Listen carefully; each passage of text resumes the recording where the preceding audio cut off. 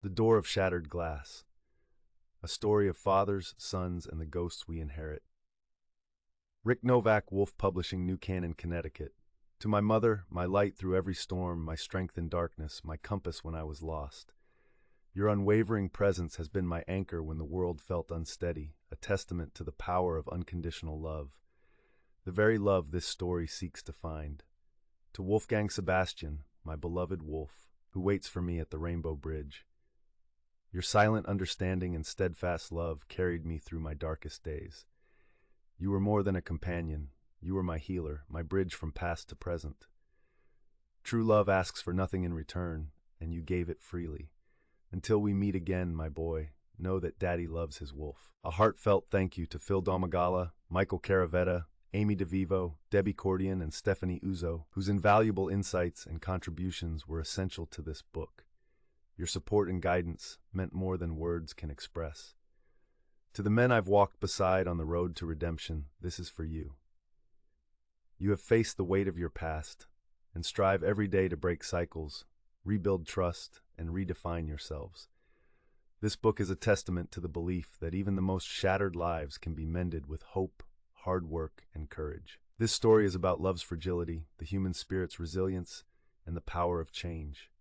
It is about finding the eye of the storm within, holding on to calm amidst chaos, and believing that even in the wreckage, something beautiful can rise. This book is for all of you who dare to believe in second chances. Prologue: The Sound of Breaking Glass. Under the dim glow of a porch light, Alex had once traced the outline of Max's tiny fingers against his palm, his son's sleepy giggle light as a breeze. For a brief moment, before the weight of history pressed in, he had believed he could be something different. He had held so much in that tiny palm. It was his own second chance, the promise that he could rewrite what had been written into him. But second chances were fragile, and Alex had never learned how to hold anything without breaking it. Now his fingers curled around something else, not Max's tiny hand, not the warmth of something worth keeping, but the cold, empty weight of a bottle. The whiskey seared its way down, hot and useless. The bottle teetered beside him, amber liquid sloshing in his unsteady grip. He let the bottle fall, the weight of it too much to hold. His pulse throbbed behind his eyes. The headlights carved long shadows across the street, stretching toward the house at the end of the cul-de-sac. Sarah's house. The house that used to be his. It looked the same, clean white siding, neatly trimmed flower beds, the porch light shining as a sentinel above the front door. But it wasn't the same for Alex. The warmth was gone, leaving behind a hollow shell of everything he'd lost. He blinked hard, trying to steady his vision. The spilled whiskey washed over everything. The porch seemed to waver in his vision as if seen through heat rising off pavement. His eyes locked dully onto the door, where the brass handle reflected the streetlight in a taunting glint. The lock, the first thing she changed, the last thing keeping him out. His fingers fumbled for the crumpled papers on the passenger seat, clumsily smoothing them over his thigh. The words blurred, but he didn't need to read them. He knew the line by heart now. I get scared when Daddy's mad. Max's words, his boy's words, his shadow, the same boy he had once tucked into bed with dinosaur stories. The child who had once wrapped tiny arms around his neck and whispered, "You're the best dad ever." Alex had wanted to believe those words so much. Now that boy was hidden from him behind lawyers and locked doors. Sarah had done this, taken Max, filed for full custody with only supervised visitation. Like he was a monster. The pain hit fresh, sharp, and sudden. The much-abused paper crinkled under his grip. His scarred knuckles stood out pale against the deep creases of the page. The word defendant stared up from the paperwork, cold and impersonal, as if he were nothing more than a case file now, an entry on a judge's docket. The bottle now on the floorboard caught his eye again, golden liquid shimmering in the low light. He twisted the cap off and took another pull. The fire spread, deliberate and slow, winding deep into his gut. He wasn't sure if he was trying to put himself out or set the whole night ablaze. You let them lock you out. The words slithered in like they always did. They always found a way back into his head. Alex stiffened. He shook his head, trying to shove the voice back into the grave where it belonged. Even after all these years, Frank Mason's rough baritone still gnawed at the edges of his mind, chewing at him like rot beneath the floorboards. Alex squeezed his eyes shut. He could even feel his father's breath right there, hot against his ear. Men don't beg, boy. The porch light quivered, its faint glow straining against the dark. For a moment, jagged shadows twisted in a brief dance, reaching, resisting, before the glow vanished with a distant click. Someone inside had shut it off. The light of the street lamp barely reached him, leaving the car in a dim, murky haze. The darkness pressed closer, not just around him, but inside him. Alex's hand clenched against his thigh. Just go. Just drive away. Just take a step back. Then Max's voice came again. I get scared when Daddy's mad. His breath caught, his jaw locked. The custody papers shook in his grip. He exhaled hard, fingers tightening, then shoved the papers onto the passenger seat. Enough. No more reading.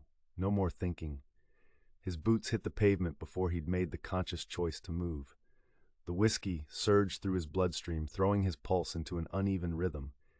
He pushed forward, past the sound of the car door slamming shut behind him, past the warning in his own head. Up the driveway. The walkway blurred beneath him, shadows stretching long and thin under the street lamp's glow. His breath hitched as the porch steps loomed, one stride, then another. His boot caught on the last step, rattling the wood beneath him as he reached the door. Sarah! His voice split the night. He slammed his fist against the wood, once, twice. Open the goddamn door! The door didn't budge, only silence. Let me see my son, his voice cracked. The night shrank around him. Everything funneled down to one thing, that damn door, unyielding. Alex seized the handle and twisted hard. The brass chilled his palm, slick with sweat. He rattled it, as if force alone might break its resolve. She's locking you out, like a child. Alex staggered back, slammed his fist into the door again. Sarah, Max needs me, you can't do this! His breathing turned ragged. His hand drifted toward the porch chair, fingertips skimming the rough wood before pulling back. A breeze stirred the porch, rustling the leaves. The house stared back, empty and indifferent. The lock held firm beneath the porch light, a silent barrier between him and everything he'd lost. His fingers gripped the chair's edge, splinters biting into his palm. Then he pivoted. Hefting the chair high, he smashed it forward with everything he had. The chair struck with a crack like a gunshot. Wood buckled and splintered. The lock jolted but held. The violent sound split the quiet street open. The door's glass cracked but didn't give. Fractures spidered across the pane in a frozen explosion, jagged lines outlining shards that hadn't fallen. A small hole gaped near the center, surrounded by cracks. But the door still stood. Alex lowered the chair, now hanging limp at his side. His chest heaved. Sweat clung to his brow despite the chill. The porch had gone still, unnaturally quiet. Movement, Max. The boy stood just inside the house in the hallway, dinosaur pajamas clinging too tight around his wrists, bare feet flat on the wood floor. His hands hung stiff at his sides. He didn't speak, didn't cry, didn't run, just stared through the broken glass, straight at his father. Alex's breath caught. Hey, buddy, he said softly. It's okay, I'm not mad, I just want to see you, that's all. Max didn't approach. His wide eyes flicked toward the hallway, quick, cautious, looking for an exit, looking for someone else. Alex's throat closed, something sharp twisted in his chest. Why does he look afraid of me? Then he saw it, in the glass.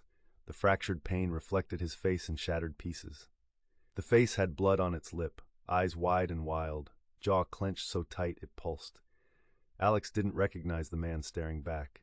The reflection didn't flinch, didn't soften. It stared back, steady and accusing. He knew that look all too well. The fury barely buried beneath the skin, the grim, hard line of the mouth. The same mouth that once shouted down a different boy, in a smaller house with cheaper walls and darker memories.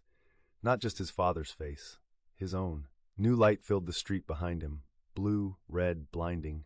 A siren burst once, sharp and electric, then cut out, leaving the cul-de-sac buzzing with its echo. Alex stood still. Then he turned slowly as two officers stepped out of the cruiser, their shadows stretching long across the lawn. Sir, one called, step away from the house. Alex's breath came ragged. Behind the broken glass, Max had vanished. You don't understand, Alex said, voice breaking. She locked me out. I just wanted to see my son. Hands where we can see them, the other officer said, hand hovering near his belt as he inched closer. Alex's fists clenched. Splinters dug deeper into his palm. I didn't break in, he insisted. I didn't. Sir, now. His chest rose and fell in uneven bursts. He didn't lift his hands. Not right away. Another step. Boots creaking on wood. Don't make this worse, the officer next to him warned. Alex shifted back. A hand closed on his shoulder, firm, controlled. Alex twisted instinctively. Get off me!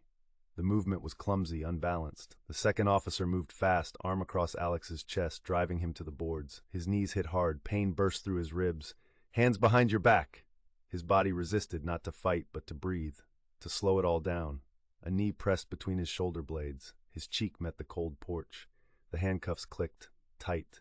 Final. The same sound his father's belt once made. Sharp. Measured. Unavoidable. Somewhere inside, Sarah's voice rose. I'm here. Maybe she was speaking to Max. Maybe to herself. Alex turned his face toward the door, toward the splintered pane of glass. There was no father there, only the jagged reflection of a man he didn't recognize. Chapter 1. Echo Training. The front door slammed, rattling the kitchen window. Alex looked up from his math homework, pencil halted mid-equation. His mother, Anna, stiffened at the stove, the wooden spoon suspended above a pot of boiling rice, steam curling around her tense fingers. Heavy footsteps filled the hall. The smell of sweat and whiskey rolled into the kitchen before the man himself appeared. Alex's father stood in the doorway, his solid frame filling the narrow space, shoulders slumped with exhaustion. His face was ruddy from the cold February wind and the bottle he'd nursed on the way home. Anna forced a smile. You're home early. His father grunted and dropped his lunchbox onto the table. It landed with a metallic thud beside Alex's notebook. He rubbed a hand across his face, the scrape of his calloused palm against his stubble the only sound in the kitchen for several long seconds. Then his bloodshot eyes shifted toward the stove. Where's dinner? Anna stirred the rice. Almost ready. Just a few more minutes. The muscles in his jaw twitched. Alex flinched inside but was careful not to let it show. Long day. He ran a hand through his dark hair, disheveling it further. Bust my ass out there for 10 hours, and you can't have a fucking meal on the goddamn table when I walk in? It's almost done, Frank, Anna said softly. Just give me a minute. Frank's fists clenched at his sides. Alex's pulse kicked against his ribs. He glanced at the clock, 6:42. He didn't know why he memorized those numbers, only that he needed something, anything, solid to hold on to. The spoon clattered against the pot as Anna turned toward the counter to reach for the salt. The motion was ordinary, harmless, but Frank exploded. He stepped forward and slapped the back of her head, hard. Anna stumbled against the counter with a small, startled cry. The pot of rice was jostled, water hissing as it splashed onto the burner. Frank's voice rose, sharp and slurred. Don't turn your back on me when I'm talking to you. She turned back toward him, muttering, I wasn't. The second slap cracked across her face, open-palmed and brutal. Her head whipped sideways, hair lashing against her cheek. She reeled back, colliding with the refrigerator, her breath rushing out in a sharp, uneven exhale. Knees buckling, she caught herself with one hand on the tiled floor, fingers splayed, trembling. The sound of it, the flat, unmistakable crack of flesh on flesh, froze Alex in place. His fingers dug into his jeans beneath the table. His breath turned shallow, the air around him thick and unsteady. Frank towered over her. You think you can ignore me? Disrespect me in front of my own son? He jabbed an unsteady finger at Alex without looking. This is what happens when you don't listen. You need to show me respect, Anna. How the hell's the boy supposed to learn if you don't? Anna cupped her cheek and nodded through silent tears. I'm sorry. Damn right. He straightened and turned to the table. His eyes landed on Alex. You watchin', boy? Alex's mouth opened, but nothing came out. His vision blurred as his eyes filled with tears. He blinked desperately, but the hot sting remained. His hands trembled beneath the table, his body shrinking instinctively into the chair. Frank's gaze sharpened when he saw the moisture in Alex's eyes. His lips curled into something that wasn't quite a smile. You crying? Alex shook his head quickly, but a traitorous tear slipped down his cheek. Frank slammed his palm against the table. Alex jumped, the pencil rolling off his notebook. You listening, boy? You want to make it in this world? You toughen up? You hear me? Alex wiped the tear away with his sleeve and gave a shaky nod. Good. Frank settled back in his chair and exhaled heavily. That's how the world works. Softness gets you hurt. You show them you're weak, they'll chew you up and spit you out. Anna knocked the spoon against the edge of the pot too loudly. Frank shot to his feet. Jesus Christ, can't you do one goddamn thing right? She raised her hands in instinctive defense as he lunged toward her. The pan slipped. Rice exploded across the tile. There was silence for the space of a breath. Then the first blow came. The sound of his father's knuckles against his mother's face cracked through the kitchen like thunder. Alex jolted from his chair. "Go to your room, Alex!" Anna screamed through a mouthful of blood. His legs wouldn't move. "Now!" The force of her voice broke through the paralysis. Alex ran. His socks slid across the tile, sending him crashing into the hallway wall before he righted himself. Behind him came the awful sound of his mother hitting the floor. Then the dull thud of his father's boots stepping over her. The hallway stretched forever, the walls seeming to bend and twist, a nightmarishly long tunnel. His bedroom door loomed ahead. He grabbed the knob, threw himself inside, and locked it. His breath was hot and ragged in the darkness. He curled beneath the bed, pressing his face into the dust-scented carpet. His heart hammered so hard it hurt. He clamped his hands over his ears, but the sound still seeped through, the crash of furniture, his mother's muted cries, his father's voice barking. Then came the footsteps. Heavy, slow, deliberate. "You think a lock can stop me?"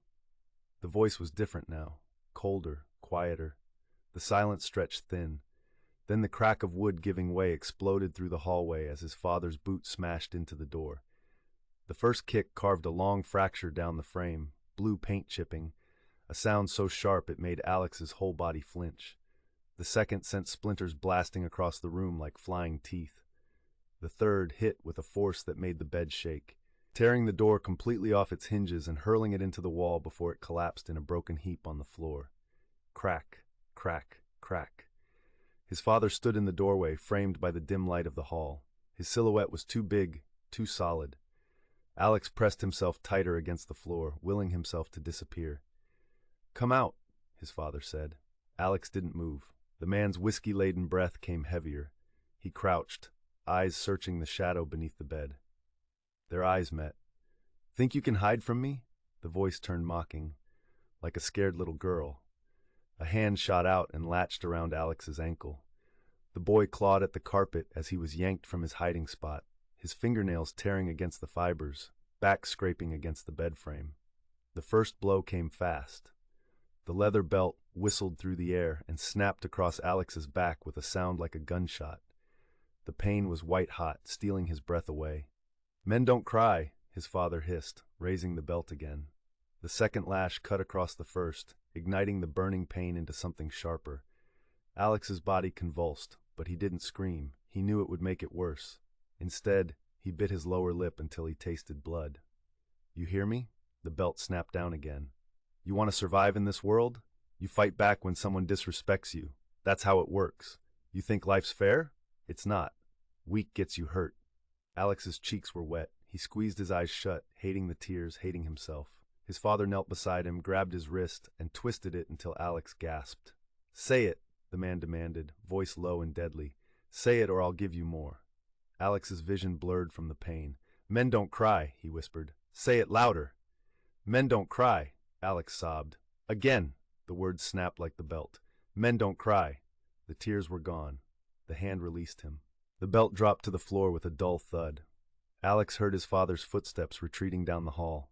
He lay on the floor, his back on fire, his wrist throbbing. He stared at the shattered doorframe, at the splinters littering the carpet, the ruins of his last safe place. From the kitchen, his mother's muffled sobs drifted down the hall. Alex wanted to cry himself to sleep, but the pain held him awake, and tears only brought more. Sleep found him. The tears never did. The next morning, the door was gone from his room, its broken remains stacked against the wall. The kitchen was clean.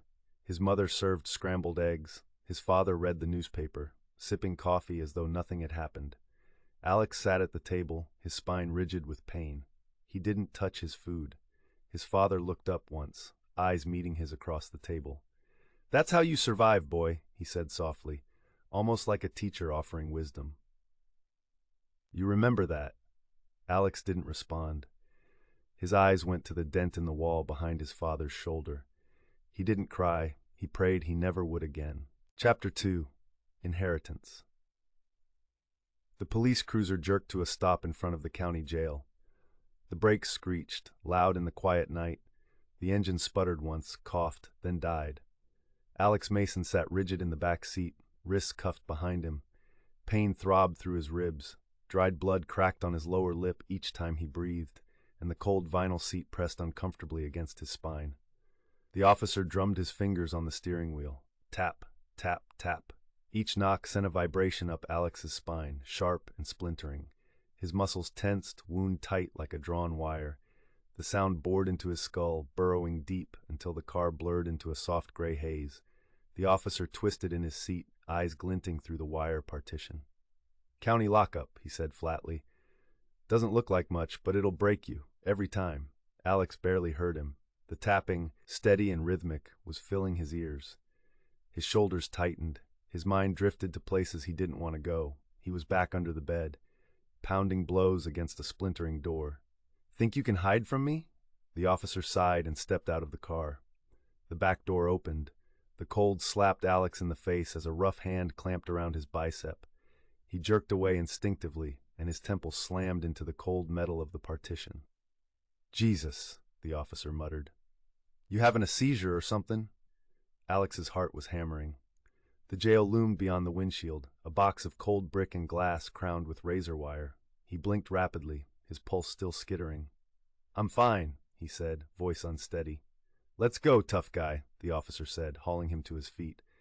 The ground tilted, and his legs threatened to buckle, but the officer held him firm and jerked his arm. "Walk." Alex stumbled forward.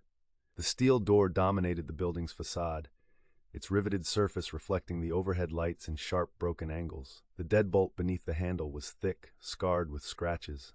The officer stopped in front of the intercom box. Alex's chest tightened.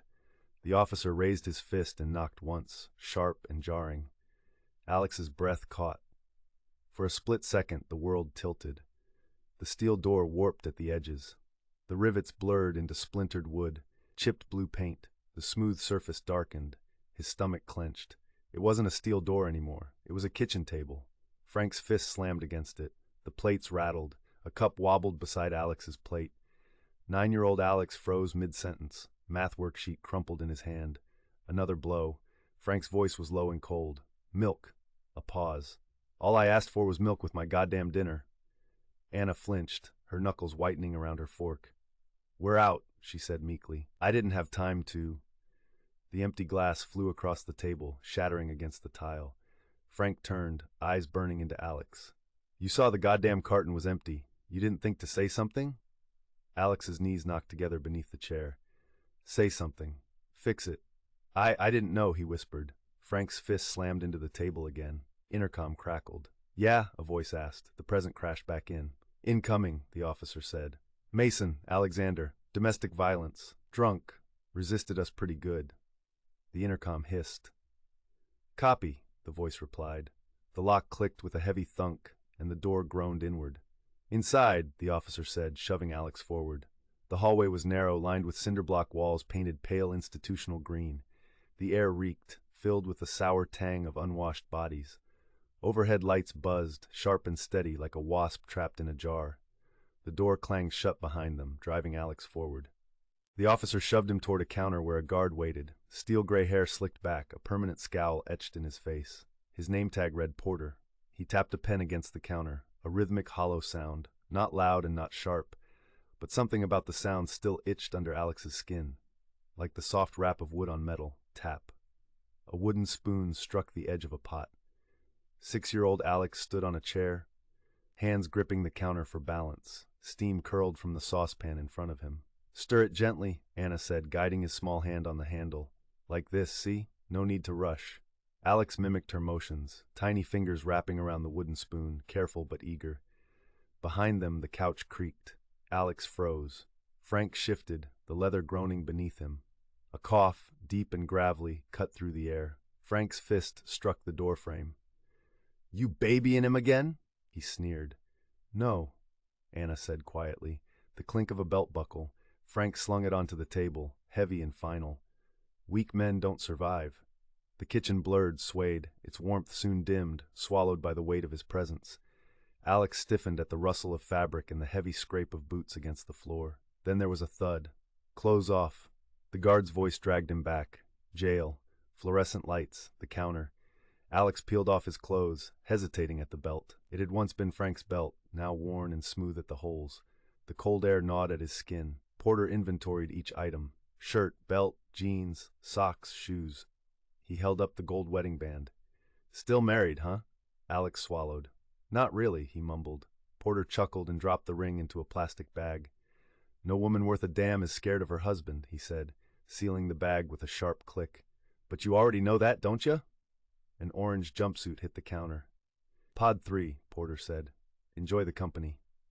He tapped the counter one last time. Crack. The hallway yawned open, endless and suffocating. At the pod door, Porter raised his baton. Alex braced himself as the lock clicked. The pod was windowless, lined with metal bunks, most of them occupied. Inmates stared as he stepped inside. The door closed. Thud. Alex shuffled to his bunk and gripped the bed frame, cold and hard and familiar. The door blurred. The steel should have been gray, but for a second, just a second, it was blue, chipped, splintered. But it wasn't his bedroom door, not this time.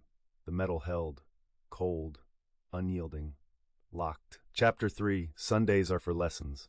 The kitchen smelled of scorched bacon grease and stale cigarette smoke. The Mason house always carried a scent like that, like something burned and bitter. The clock above the refrigerator ticked with mechanical precision, each click cutting through the silence. Its plastic face was cracked, a scar from the night Frank hurled a beer bottle at the wall. The Mason family sat in their usual places, Anna at the stove, Alex with his cereal, Frank across from him, nursing black coffee from a chipped oil-stained mug. It was Sunday morning, and Sunday mornings were for lessons. Frank's gaze locked on Alex. His eyes were pale blue and cold, like frozen water beneath thin ice. You know what today is, boy? He asked. Alex froze mid-bite. That tone meant a lesson was coming. He set the spoon down carefully, making sure the metal didn't clink against the bowl. Sunday, sir. Frank's mouth twitched, though it wasn't a smile. That's right, and Sundays are for what? Alex's throat constricted. He knew the answer, but saying it always made him feel smaller. To learn to be strong, sir. Frank tapped the edge of the table with his knuckle. The sound jolted Alex's chest, his pulse jumping. Go get your shoes on, Frank said. Alex stood so quickly his chair scraped across the tile with a sharp screech. Anna turned from the stove. Her eyes darted toward Frank, then toward Alex. She opened her mouth, then shut it again. Frank's gaze lingered on her for a second too long. She turned back to the stove, gripping the spatula hard. Eggs smoked on the pan, untouched. Alex's heart sank. He'd hoped she'd say something, anything. Anna didn't look at him as he passed. Frank tapped the table again. Crack. Go, he said. Alex obeyed. The vacant lot sat half a block from their house, its grass patchy and brittle. Beer cans, cigarette butts, and shards of broken glass littered the ground. A rusted chain-link fence stretched across the far end, sagging in places like it was too tired to stand straight. Frank stood beside him, hands buried deep in his jacket pockets, breath clouding the cold air. See that fence? He asked. Alex nodded. Go hit it. Alex blinked. Hit it? You deaf boy. Frank's voice hardened. I said hit it. Alex hesitated, stomach tight, eyeing the fence. It wasn't the first time his father had told him to hit something, but this was different. The fence didn't deserve it. It was just there. Alex shifted his weight. The fence loomed in front of him, still, silent, waiting. His fingers curled into tight knots as the cold bit into his skin. He didn't want to do this, but he knew better than to say no. What the hell are you waiting for? Frank snapped. Alex tightened his grip and swung. The impact jarred his arm. The chain link rattled with metallic protest, and pain shot through his wrist. Frank gave a curt nod. Again. Alex hit the fence again. The vibration traveled up his forearm. Harder. He hit it. The fence shivered, and the links clanged in protest. The diamond pattern cut into his skin. Pain flared across his hand. Good. Frank grabbed Alex's wrist and squeezed. The pain intensified. You feel that? Frank asked. Alex nodded silently. That's weakness leaving your body. Pain's just fear trying to stay put. You hit hard enough, long enough, and people get scared. And when people are scared of you, they can't hurt you. He squeezed tighter. Got it? Yes, sir. Frank released his wrist and clapped his shoulder. Alex's knees buckled under the force. That's how you get strong, Frank said. The skin on Alex's hands had split where knuckles met wire. Later, it would crust, scab, and tear open again the next time he swung too hard at something. The scars stayed, but the lesson stayed longer. Strength meant making others afraid. Power meant control. Pain wasn't something to endure, it was something to inflict. Frank had acquired this truth a long time ago. It was a family heirloom, cracked and blood-stained. Frank Mason grew up in a house without locks. He told Alex the story once when Alex was 10. They sat on overturned crates in the garage, surrounded by the sharp scent of motor oil and the metallic tang of old tools. My old man said locks were for cowards, Frank said, cigarette dangling from his lips. Told me if you need a lock to feel safe, you're already dead. Alex sat cross-legged on the concrete floor, watching his father's hands. Frank's fingers were thick, the skin scarred from years of fights and hard work. One night, Frank continued, I heard glass shatter in the kitchen, someone busting in. I was about your age. My mom screamed. The old man grabbed his bat and went after the bastard, broke the guy's ribs and threw him right through the screen door. Frank took a drag and exhaled slowly. Then he turned around and gave my mom a beating for screaming. His eyes narrowed as if saying something no one else could. Said her fear invited the bastard in. Alex didn't know what to say. Frank flicked ash onto the floor. Fear is like an open door, he said. Leave it open and bad things come through. You want to survive? You shut that door. You lock it from the inside. He reached out, gripping the back of Alex's neck. Not hard, just firm. The press of his fingers was warm and deliberate. You understand? Alex nodded stiffly, voice frozen in his throat. Frank tapped the side of his beer can. Alex swallowed hard. Fear was weakness. Weakness got punished. He learned that young. By the time he was 15, Alex had stopped apologizing. By 18, he had stopped hesitating. By 20, he had stopped flinching. Years later, when Alex lay on his prison bunk, gripping the cold steel bed frame, he'd remember the way Frank's fingers tightened around his wrist. He'd remember the rule. Men don't cry, men take control. Alex exhaled, slow and measured, his scarred knuckles pressed into the mattress, bloodless and stiff. The lock was his, and this time, nothing, not fists, not fear, would break through. Chapter 4. Taught to be quiet. The night air was crisp, biting against her skin. Sarah stood at the front door, one hand on the knob, unmoving. Inside, the house was silent and still. Her fingertips traced the strap of her purse in a quiet, soothing rhythm. Left, right, left. A small anchor in an unsteady world. The porch light buzzed, casting a dull glow over the doorframe. Beyond it, the house waited, and inside, memories from long ago stirred, pressing against the edges of her mind. Her father, Tom Godwin, loomed over her, broad-shouldered and unyielding. His breath reeked of beer. His knuckles curled at his sides, already pink from whatever had set him off before this. Finish setting the table, Tom said, his voice sharp.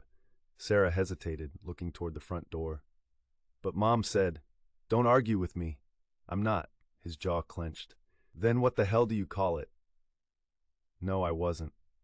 The slap came, sharp and sudden, no time to brace herself. For a second there was no pain, just a burst of white and a ringing in her ears. Something inside her broke loose, and then the heat bloomed. Tom's face twisted in disgust. What did I tell you about back talk? Sarah's 7-year-old body went rigid, her small shoulders tight with the effort of not recoiling, not showing weakness. She could still taste the word on her tongue, a single word that had set him off. No. At the stove, Mary Godwin stirred the soup. She didn't turn or react. The spoon made soft, rhythmic circles in the pot, the only sound in the room besides the faint humming of the refrigerator. Sarah's fingertips traced the cool, smooth counter in a quiet rhythm. Left, right, left. Mary had taught her that as a little girl, something small to focus on when the walls closed in. A quiet anchor when everything else shifted. She wanted to scream, to throw something, to make Mary look at her, do something. But Mary only turned off the burner, her face blank as if that was all she could do. Come sit down, Sarah. Tom sat first like nothing had happened, then Mary. Then finally Sarah. The silence stretched across the table, thick and suffocating, an unseen presence among them. Sarah's cheek throbbed, but she sat because that was the rule. You don't challenge the man of the house. You keep your voice low. You swallow your pain, and when it is over, you sit down for dinner like nothing happened. That night, Sarah lay in bed, staring at the ceiling. The ghost of the slap still lingered on her cheek, more memory than pain now. The old mattress was thin, the springs pressing into her spine, but she didn't move, didn't let herself shift too much. Shifting made noise. She traced quiet circles onto her pillowcase with her fingertip. Left, left. This time, not for comfort, but defiance. Through the thin walls, Mary's voice drifted, soft and pleading. "She's just a child, Tom." "She's a mouthy one," Tom muttered. "If she don't learn now, she never will." A pause. Then Mary's voice, even smaller. "Maybe we should." A loud clatter followed by a slammed cabinet cut her off. "You questioning me now, too?" Silence followed. Sarah's stomach clenched tight, the weight of it pressing against her ribs. The wood groaned under shifting weight as Tom's steps moved, slow and deliberate. Sarah held her breath. He stomped past her door. A minute later, Mary's door clicked shut. Anna exhaled, not relief, just waiting. Her fingertips tapped against the mattress, matching the rhythm of her heartbeat. The next morning, the house smelled like burned toast. Mary made breakfast like always, standing at the stove like nothing had happened. No one mentioned the slap. Sarah sat at the table, her fork scraping against her plate, the sound too loud in the quiet. Then, without thinking, she did something she had never done before. She stood. Tom looked up from his plate, a slow, deliberate movement. The tension snapped tight, invisible threads pulling the air thin. "Where do you think you're going?" Sarah swallowed. The inside of her mouth tasted like salt and metal. Mary's eyes widened in a silent plea to sit. Just sit. Instead, Sarah met Tom's gaze. Her voice came out steadier than she expected. "I'm full." The air in the kitchen thickened. Tom's fork scraped against his plate. "Sit down." Sarah's pulse pounded so loud she swore she could hear it. She didn't sit but turned and walked toward the hallway. Her whole body was braced for impact. She expected the hit, the slap, the fingers gripping her wrist and yanking her back. But it never came. Behind her, Mary's voice broke. "Sarah." She didn't stop. She walked to her room and closed the door. The memory peeled away, dissolving into the dim glow of the kitchen as Sarah turned the knob and stepped inside. The scent of burned toast faded, replaced by the familiar warmth of the present, soft overhead lighting, the faint smell of dish soap and garlic, the hum of the refrigerator. Max was asleep upstairs. The house was quiet. Her house. No shouting, no footsteps to brace for, no man to manage or fear. Just the kitchen, just her hands, just the breath she could finally take without flinching. She stirred the sauce and set the water to boil. Her fingertips brushed the counter. Left, right, left. The shift hadn't been clean. Like her own childhood home, this kitchen had known raised voices, shattered glass, a slammed door that never reopened. But it had also known Max's laughter, birthday candles, and late-night cocoa after nightmares. Maybe blood didn't change, but choices did. Alex was gone now, arrested, facing what couldn't be undone. And Sarah stayed. Not because she was stuck and not because she was weak, but because she refused to let the past define her home. She stirred the sauce, and she stayed. Chapter 5. When Soft Gets You Hurt. Alex Mason was 12 when he first broke someone's nose. It was behind the middle school gym, during lunch. Todd Brown had been circling him for weeks, taunting, sneering, calling him Crazy Mason and son of a drunk. That day, Todd had shoved too far. "Hey, Mason." Todd grinned, voice loud enough to draw a crowd. "Your dad teach you how to hit fences? Or just your mom?" Laughter slapped the air. Alex's pulse spiked. His hands clenched at his sides. "Respect is the foundation," his father had said. "If they don't give it, you take it." Todd started to turn away, already searching for his next victim. Heat rushed through Alex's veins and he lunged. Alex's fist cracked into Todd's jaw. The boy lurched back, but Alex kept going. Cartilage crunched. Something gave. Blood splashed on the pavement. The blow echoed, loud and final, like something that could not be taken back. Todd staggered, clutching his nose as red streamed through his fingers. Alex stood over him, breathing hard, heart pounding so fast it hurt. The other kids backed away. Their fear was unmistakable. Alex knew exactly what it looked like. The principal dragged Alex into his office 10 minutes later. Anna arrived shortly after, her face pale and pinched. "Why, Alex?" she whispered after the principal stepped out. "Why did you do this?" He stared at the blood under his fingernails. "He disrespected me." Anna flinched. Her lips parted, then pressed shut. When Frank picked him up later, he said nothing in the car. Once they got home, Frank clapped Alex on the back. "Good job," Frank said, voice filled with rare pride. "Now they'll think twice." Adolescence arrived with violence and silence. Alex grew taller and stronger, but the lessons from childhood remained unchanged.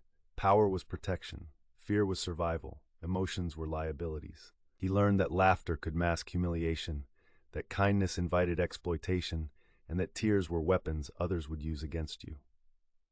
He became a master of emotional camouflage. His mother tried to reach him in rare silences, but her voice no longer carried the same weight as his father's. "Don't be like him, Alex," she pleaded one afternoon when Frank was at the bar. She sat across from him at the kitchen table, wringing her hands. "You're not your father." Alex stared at her. His knuckles rested on the table's surface, the faint scars from the fence lessons still visible against his skin. "Then why does it feel like I'm just like him?" Alex asked.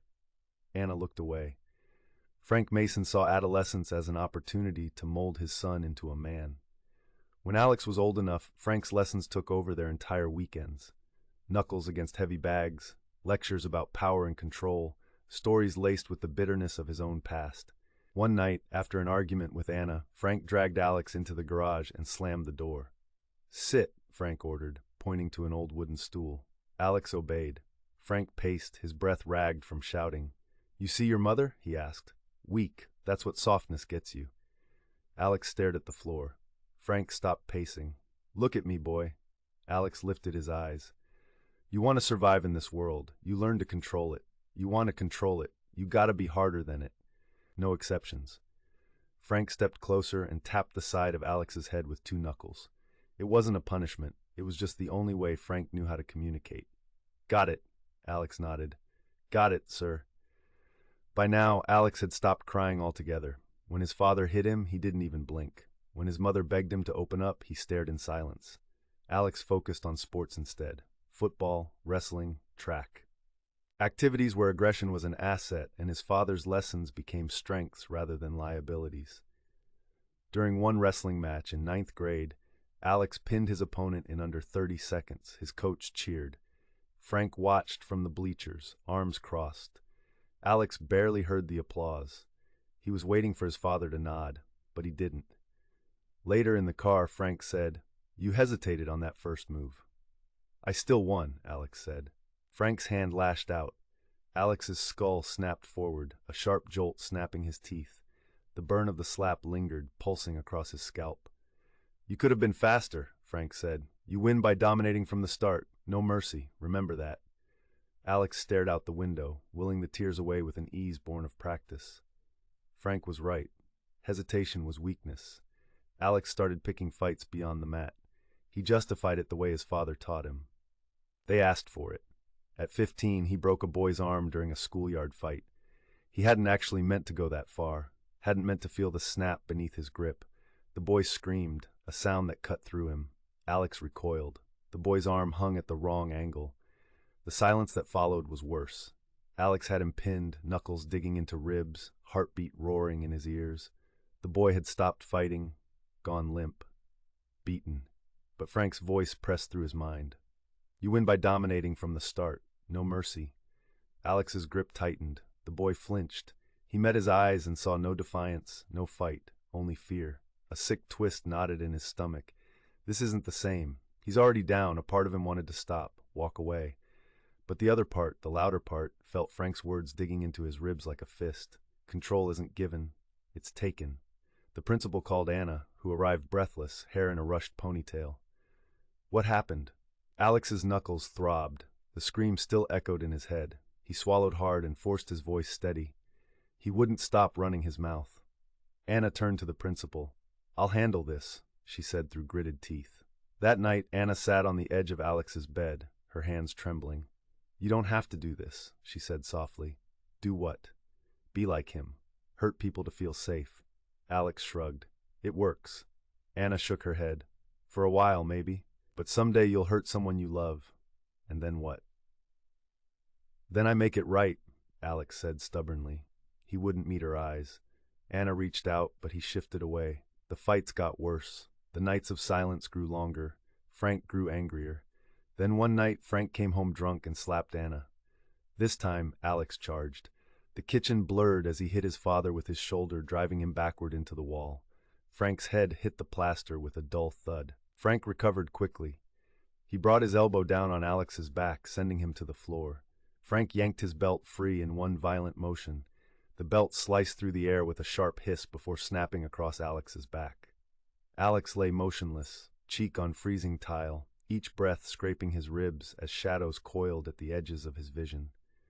For a moment, he was 5 again, a smaller body enduring what it couldn't fight. Then Frank grabbed Anna's wrist and dragged her toward the garage. Alex pushed himself up. He wasn't 5 anymore. His body screamed in protest, but he followed through the hallway, past the laundry room, into the garage where Frank was shoving Anna against the workbench. She yelped in pain and fear. Alex's eyes darted across the cluttered bench. His fingers closed around the first thing he found, a wrench. Alex swung. The wrench connected. Something crunched. Frank let out a strangled sound, half snarl and half gasp, before crumpling like a felled tree. Frank collapsed. Anna screamed. Alex stared at the blood pooling beneath his father. For the first time, he understood that Frank had been wrong. Fear wasn't control. It was just another kind of cage, and Alex had spent his whole life trapped inside it, thinking the only way out was to become the warden. But now, looking at Frank crumpled on the ground, he saw the truth. He hadn't escaped. He had only built new walls around himself. Chapter 6. Laughter waited. Alex Mason wasn't watching the girl at the corner table. Not yet. At least that's what he told himself. The cafeteria buzzed with end-of-lunch chatter, trays clattering, chairs scraping. There she was alone at the far table, swirling her straw through her chocolate milk, unconcerned that no one had invited her. She was appealingly unkempt. Her blonde ponytail was slightly crooked, her sweatshirt too big, her sneakers untied. None of that should have caught his attention, yet something about her held him still. Maybe it was the way her lips curled in a private smile, or the way her shoulders shook with a quiet, amused chuckle, as if the joke in her head was too good to keep to herself. Alex had spent years learning that laughter meant mockery. It meant kids pointing at the scars on his knuckles from the fence-punching lesson. It meant his father standing over him, sneering as his mother cowered by the stove. Laughter was a blade wielded by the cruel. But Michelle Becker laughed like it wasn't something dangerous, like she had never had to be afraid of it. She should have been. She just hadn't learned any better. "You're staring," Jason muttered from across the table. Alex forced his attention back to his untouched food. "No, I'm not." Jason tilted his head, amused. "Yeah, you are. Just go talk to her." Alex scoffed and shoved his math homework aside as if that was the problem. The last time he'd approached a girl, he'd frozen mid-sentence, stomach nodding as he imagined her realizing who he was, that he was Frank Mason's son, that his father had been arrested for beating his mother while he watched. "She's just new," Alex muttered. "Nothing special." Jason shrugged but didn't argue. Michelle's voice wove through the cafeteria noise, a quiet thread that caught and held his attention. After school, Alex was heading to his locker when he spotted Michelle struggling with hers, frustration pinching her brows as she twisted the dial in vain. He hesitated, then leaned against the locker next to hers. "They stick sometimes," he said. Michelle startled, shoulders stiffening before she turned to him. "What?" "Your lock," Alex said, nodding toward it. "They're old. You have to go left, right, left. Try it." She did. The lock clicked open. Her whole face brightened. "You just saved me from committing locker homicide." Alex allowed himself a small grin. "Happy to help." Michelle shut her locker and extended her hand. "I'm Michelle." Alex hesitated, heartbeat in his ears before shaking it. Her grip was warm, light, but sure. "I'm Alex." Her expression shifted, recognition dawning. "Wait, aren't you the guy who broke Todd Brown's nose last year?" His stomach twisted. There it was. That was all anyone remembered about him. "Yeah," he muttered. But Michelle didn't pull away. Instead, she grinned. "Good. Todd Brown's an ass." Alex blinked. "Yeah, he is." She slung her backpack over one shoulder. See you around, tough guy. Alex watched her walk away, pulse hammering. She didn't know who he really was. Not yet, but she'd seen a little and she hadn't flinched. Weeks passed. Michelle's presence was no longer just a flicker on the edge of his awareness anymore. It was something he sought out. She had this way of shaking the weight off things, making even a flat tire feel like an adventure. They walked everywhere together now, their conversations stretching between classes, across sidewalks, through the quiet pockets of town where no one cared about last names or rumors. But sometimes, when another guy made her smile, a quiet pressure settled deep in Alex's chest. At lunch once, she smirked at something Jason muttered. After school, she tossed her hair back at Drew Wallace's offhand comment near the vending machines outside the gym. It wasn't jealousy, not exactly. It was just awareness. He started walking closer, angling himself between her and other guys without thinking. He wasn't trying to be weird. It was instinct, just instinct. Protecting what was his. She never said anything. Not at first. Why should she? He was just looking out for her. Then one day, she did. You know, I can walk myself to class, she joked, nudging him with her elbow. Alex exhaled a soft laugh. I know. Michelle smiled, but it was thinner this time, like she had just now noticed his possession of the space between them. She brushed it off. He was just looking out for her. That was all. But a few days later, it happened again. Michelle had mentioned heading home, so when Alex saw her at the library instead, hunched over a book with Drew Wallace, something inside him pulled tight. He stayed quiet, walked up, and set his bag down on the table beside her. Michelle startled. Oh, hey, I didn't know you were coming. Alex shrugged, ignoring Drew as if he weren't there. I was around. Her smile flickered. Still, she closed her book and started packing up. Drew glanced between them but said nothing. Neither did Michelle. That night, Alex saw her at the gas station. She hadn't mentioned going out, but there she was near the coolers at the back of the store, shoulders loose, her laugh easy as she talked to Jason. This time, Alex didn't think. He marched inside. He headed toward the snacks, pretending to browse, but his eyes stayed locked on them. Jason looked up first, his smile faltering. Hey, man. Michelle turned, her face lighting up too bright, too quick. Hey, what are you doing here? Needed a snack, Alex said flatly. He walked past the aisle toward the coolers, stopping a few feet from them. His eyes flicked to Jason. Didn't know you two were hanging out. Michelle hesitated. Too long. Then she shrugged. We just ran into each other. Jason scratched the back of his neck. Yeah, we were just talking. Alex just stared, a second too long. Jason's voice trailed off. Michelle tucked a loose strand of hair behind her ear and glanced toward the door for just a second. Alex smiled. She didn't. You ready to go? He asked. Michelle blinked. Yeah, but Alex had already turned toward the counter. Jason looked at her. She didn't answer. She just followed Alex. 3 months later, they were at the county fair, packed in a rickety wheel carriage that swayed with every gust of wind. Michelle leaned forward. Oh, wow. You can see everything from up here. Alex's breath caught, not at the view, at an image in his mind, her foot slipping, her body tumbling, bones snapping against metal. Danger. His hand clamped around her wrist. Hard. Stop! Michelle gasped. Alex, I was just looking. The carriage rocked beneath them. Alex, you're hurting me. Alex's fingers didn't release her. Not at first. Then too late he let go. That night, Michelle sat in her room scrolling through her phone. She started typing a message to Alex, then erased it. She rubbed her wrist slowly, pressing her fingers against the faint bruises. They weren't that bad. It wasn't like he meant to hurt her. He just overreacted. He was just being protective, right? Her screen lit up with a message from Kara. Hey, you okay? You were quiet today. Michelle hesitated, then typed. Yeah, just tired. Kara replied almost immediately. Is it him again? Michelle stared at the screen. Her thumb hovered. A few weeks ago, she had told Kara just a little. How Alex got tense around other guys. How he showed up wherever she went without asking. How it didn't feel like protection anymore. She hadn't said much, just enough to plant a seed. Michelle typed, It's fine. There was a long pause. Then Kara sent another message. Sending you something. Just read it, okay? A link popped up. Michelle didn't click it right away. Her laptop sat open across the room. She copied the link and emailed it to herself. Then walked over and opened it there. The article loaded slowly.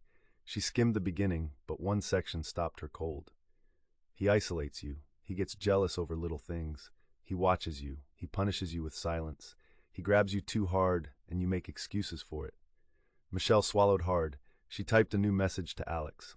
I can't do this anymore. She sent it. Alex didn't reply. Not that night, not the next morning, not ever. 3 days later, she saw he had unfollowed her and blocked her number. It was like she had never existed. She should have felt relief. Instead, she felt watched. Alex sat in his car, staring at his hands.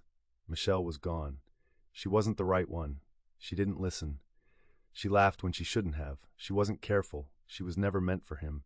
He knew that now, but someone else would be. There across the parking lot, another girl sat alone. Same quiet confidence, same distracted little smile. Alex's breath evened out. It wasn't Michelle, but it didn't have to be. She was just the next one. He simply had to find the way in. Crack. Chapter 7. False Start. The rain had stopped, but the ground was still heavy with it. Darkened earth, worms curling on the sidewalk like spilled thread. Water clung to the edge of the gym roof and dripped in slow, deliberate taps into a rusted trash can below. Alex sat on the crumbling steps out back, where the concrete was slick with rainwater and cracked from years of wear, and the sky hung low like it hadn't made up its mind about what to do next. His knuckles stung under the bandages. The skin had split again during drills. Bear crawls across the gym floor, each stride grinding old scar tissue against old pain. The floor smelled like dust and sweat and industrial cleaner. He hadn't slowed down. He never did. He didn't look up when footsteps approached. Most people knew better than to come near him, but she came anyway. Sarah's shoes whispered against the wet concrete, her soles too clean to belong in a place like this. Her jacket was too thin for the cold air, a pale corduroy thing with frayed cuffs. Her hair was pulled back in a loose knot, curls escaping in soft, stubborn spirals that stuck to her cheek in the damp. "You're bleeding," she said. Alex didn't move, not a flinch, not a nod, just a flicker in his jaw. Not what happened, not "are you okay," just a fact, like she was reporting the weather. "I've seen you fight," she added after a pause. "You don't even try to block." "I don't need to," he muttered without looking up. "Still hurts, though." There was no edge to her voice, no softness either, just a quiet recognition, like she'd learned not to speak unless she meant it. Sarah lowered herself to the step beside him, not too close, not touching, but near enough for him to catch the faint scent of soap on her skin, lemon something, artificial and a little too sharp. Her knees were scarred, pink-ringed, scabs lining the edges. She didn't try to hide them, just picked at one with her thumbnail like it was a habit she'd long stopped thinking about. "I used to come here too," she said, "before they put up the cameras." Alex said nothing. He wasn't sure where this was going. The wind lifted a corner of the chain-link fence behind the field. It rattled like bones in a loose pocket. His pulse thudded in his hands. "People see what they expect," she continued. "They don't always wait for the rest." Alex glanced at her, sideways. "And what do they see when they look at me?" She didn't look at him. "Someone who hits first. Someone who wants to be alone." "Is that what you see?" Sarah peeled off a flake of dried paint from the step between them and let it fall. "I haven't decided." Something heavy settled in the space between them. Not tension. Not quite. A bird landed on the railing a few feet away, shaking water off its wings in a quick flutter. It looked at them, decided they were unimportant, and flew off again. Sarah stood first. "Keep your hands clean," she said. "Scars are fine, but infection spreads." She didn't wait for an answer, just walked away, slow, steady steps fading into the gray. Alex stared at the empty space beside him, like heat left in a seat after someone gets up. 3 days later, he saw her again, outside the art room, perched on the low retaining wall like she belonged there. Her knees were pulled up, sketchbook propped across them, pen darting in quick strokes as if it was chasing something invisible. A breeze cut across the courtyard, carrying the sharp smell of wet leaves and sidewalk chalk. Her coat sleeves were pushed to her elbows. Purple ink smudged the inside of her wrist like a shadow. He almost kept walking, then he didn't. "Hey," he said. She didn't look up. "Guys only say that when they want something." Her tone wasn't angry, just flat, like she was giving him a test. I don't want anything, he said. He shifted, fists buried deep in his hoodie pocket. His palms were still raw, but starting to heal. I just... The rest of the sentence caught in his throat. Sarah looked up. A curl had fallen loose again, clinging to her cheek. Her eyes were rimmed with exhaustion. You just... she prompted, after he stood in silence for a moment. I thought maybe you didn't want to be alone. A beat. Then the ghost of a smile, thin, unreadable, passed through her face. She nudged the sketchbook to the side, just enough to make space. Alex sat. Silence rolled over them like fog, not empty, dense. The gauze on his palms had frayed at the edges, yellowed with old blood and gym sweat. Sarah looked over, quiet. You still haven't cleaned those properly, Alex grunted. They'll just scar. They already have, she said, but they're not healing right. His silence said enough. He just watched her with surprise as she pulled a small bottle and some gauze squares from her bag. Why do you have that stuff? Because sometimes people don't take care of themselves. He blinked. You don't have to. I know. He peeled the bandages back. The skin underneath was less angry now. Still red, still tight, but the wounds were closing. Finally, her fingers were steady as she cleaned the edges, wound the fresh wrap, pressed it into place. Her touch was steady and unflinching. You're healing, she said, I guess. She didn't let go right away. You're not what people think you are, she said. You're not even what you think you are. Alex looked at her, chest tight. I don't know what to do with that. You don't have to yet, she said. Then she let go. Sarah went back to her drawing. He watched her fingers move, sharp, sure, clean lines cut into the paper like she knew exactly what she wanted and wasn't afraid to take it. Do you always draw? He asked. Only when I'm trying not to feel something. He nodded. Is it working? She didn't answer, just kept drawing. When she shifted the book slightly, he caught a glimpse of the page. A figure, hood pulled up, body hunched, arms folded in on themselves. No face, no details, just posture and attitude. Him. Why'd you draw that? He asked. She didn't stop moving her pen. Because I know what it's like to disappear, she said, but still want someone to notice. Alex swallowed. His throat felt tight, like breathing had become a choice. I'm not good at this, he admitted. I noticed. He exhaled. Not quite a laugh, not quite a sigh. But you're still here, she said, eyes still on her page. So maybe I'll stay this time. And with that, he left. They never planned anything. They just kept ending up in the same place. Mostly behind the storage shed, where the vents hummed warm air into the cold and the gravel muted their steps.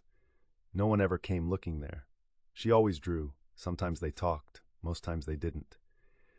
Alex watched her hands more than her face. There was a steadiness in the way she moved, like each mark had already existed before she touched the page. She wasn't creating. She was remembering. Things didn't shift all at once.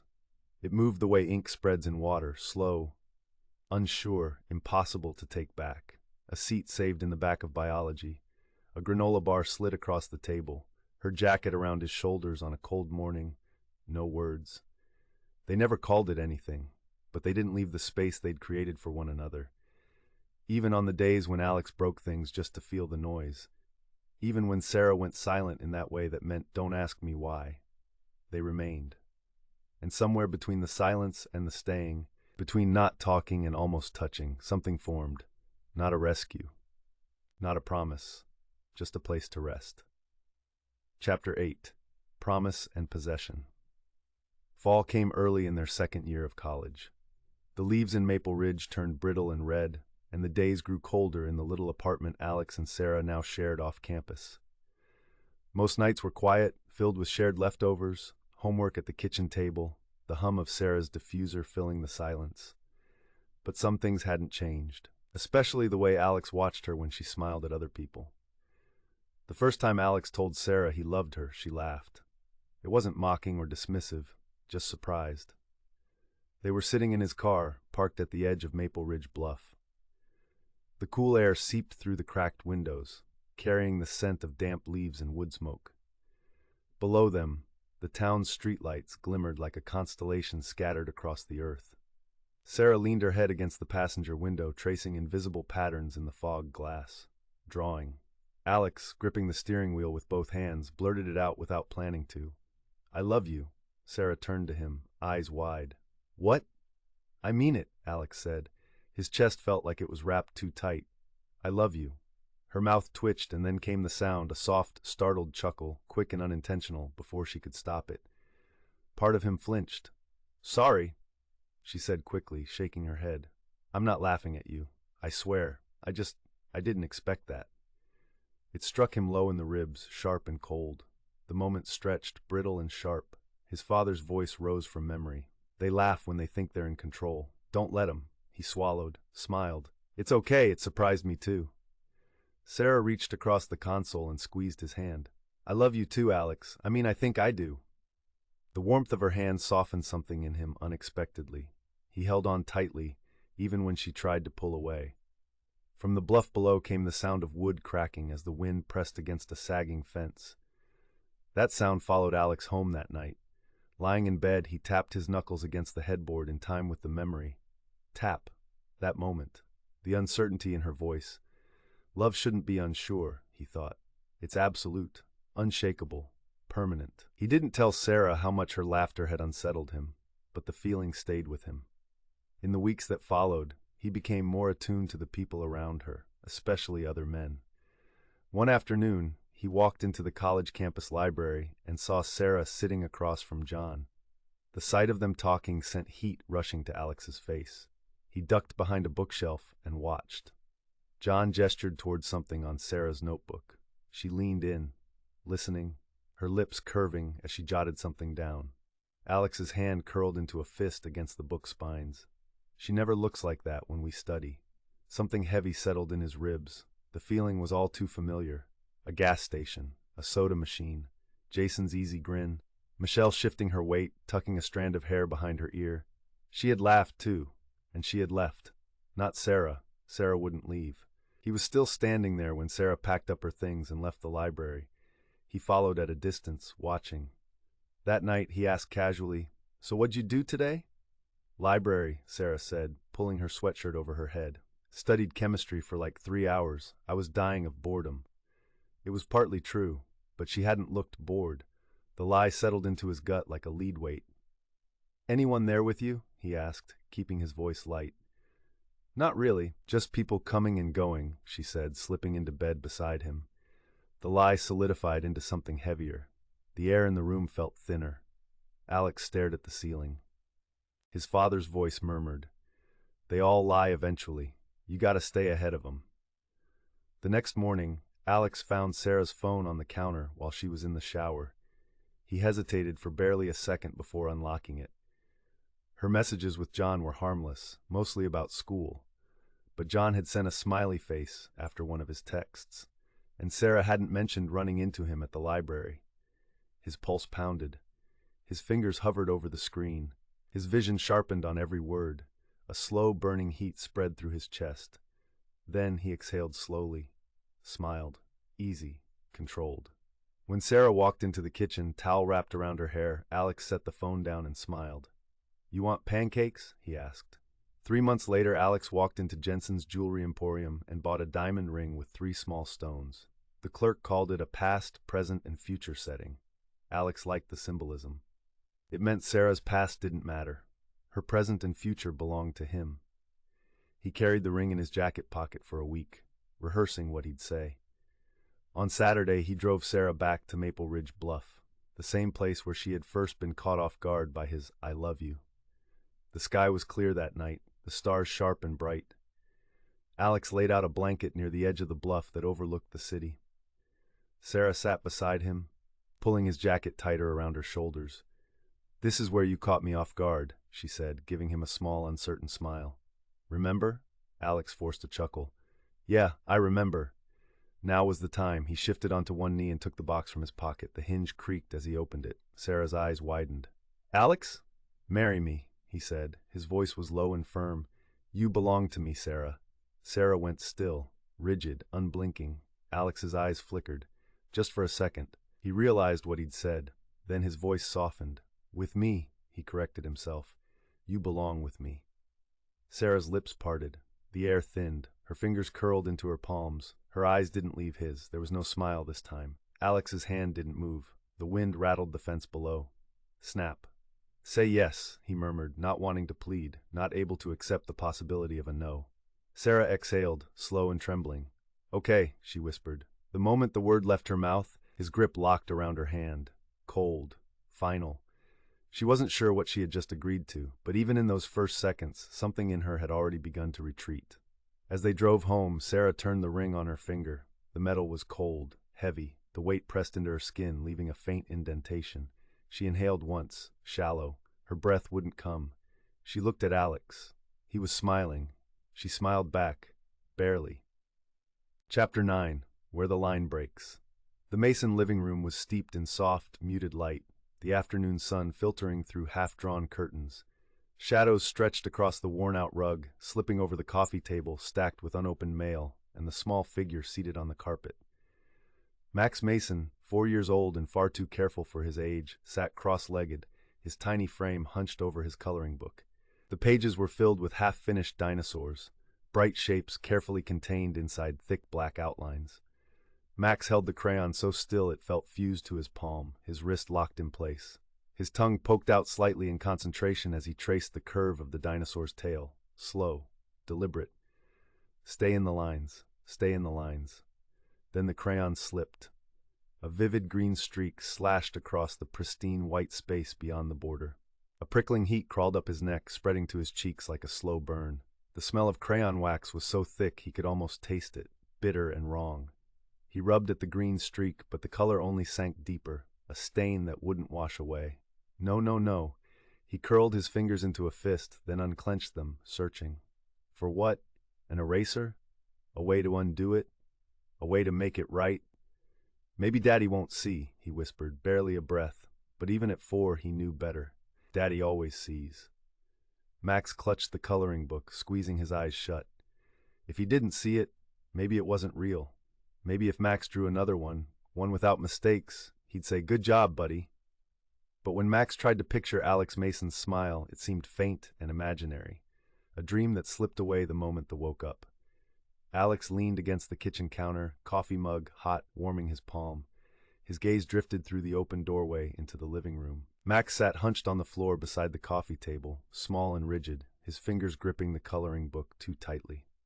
"Daddy doesn't like messes," Alex heard his boy mutter frantically. The words cut deep, precise, unavoidable. They sounded innocent and light, but landed heavy, pressing into his chest like a steel beam.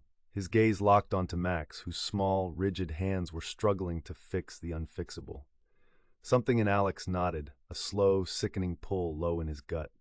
For a second, the room felt off, tilted, stretched, like a picture hanging just slightly askew. His grip hardened around the mug, ceramic smooth and unyielding beneath his fingers. The heat should have burned. It didn't. He was somewhere else just for a moment. It's just a crayon, just a drawing, just a kid coloring on the floor. But the old voice, Frank's, creeping in from the past, wrapped around him, thick and suffocating like the stale burn of cigarette smoke that never really fades. Weakness starts small. Not his words. They never were. They had been hammered into him long ago, each syllable landing sharp, like the snap of a belt.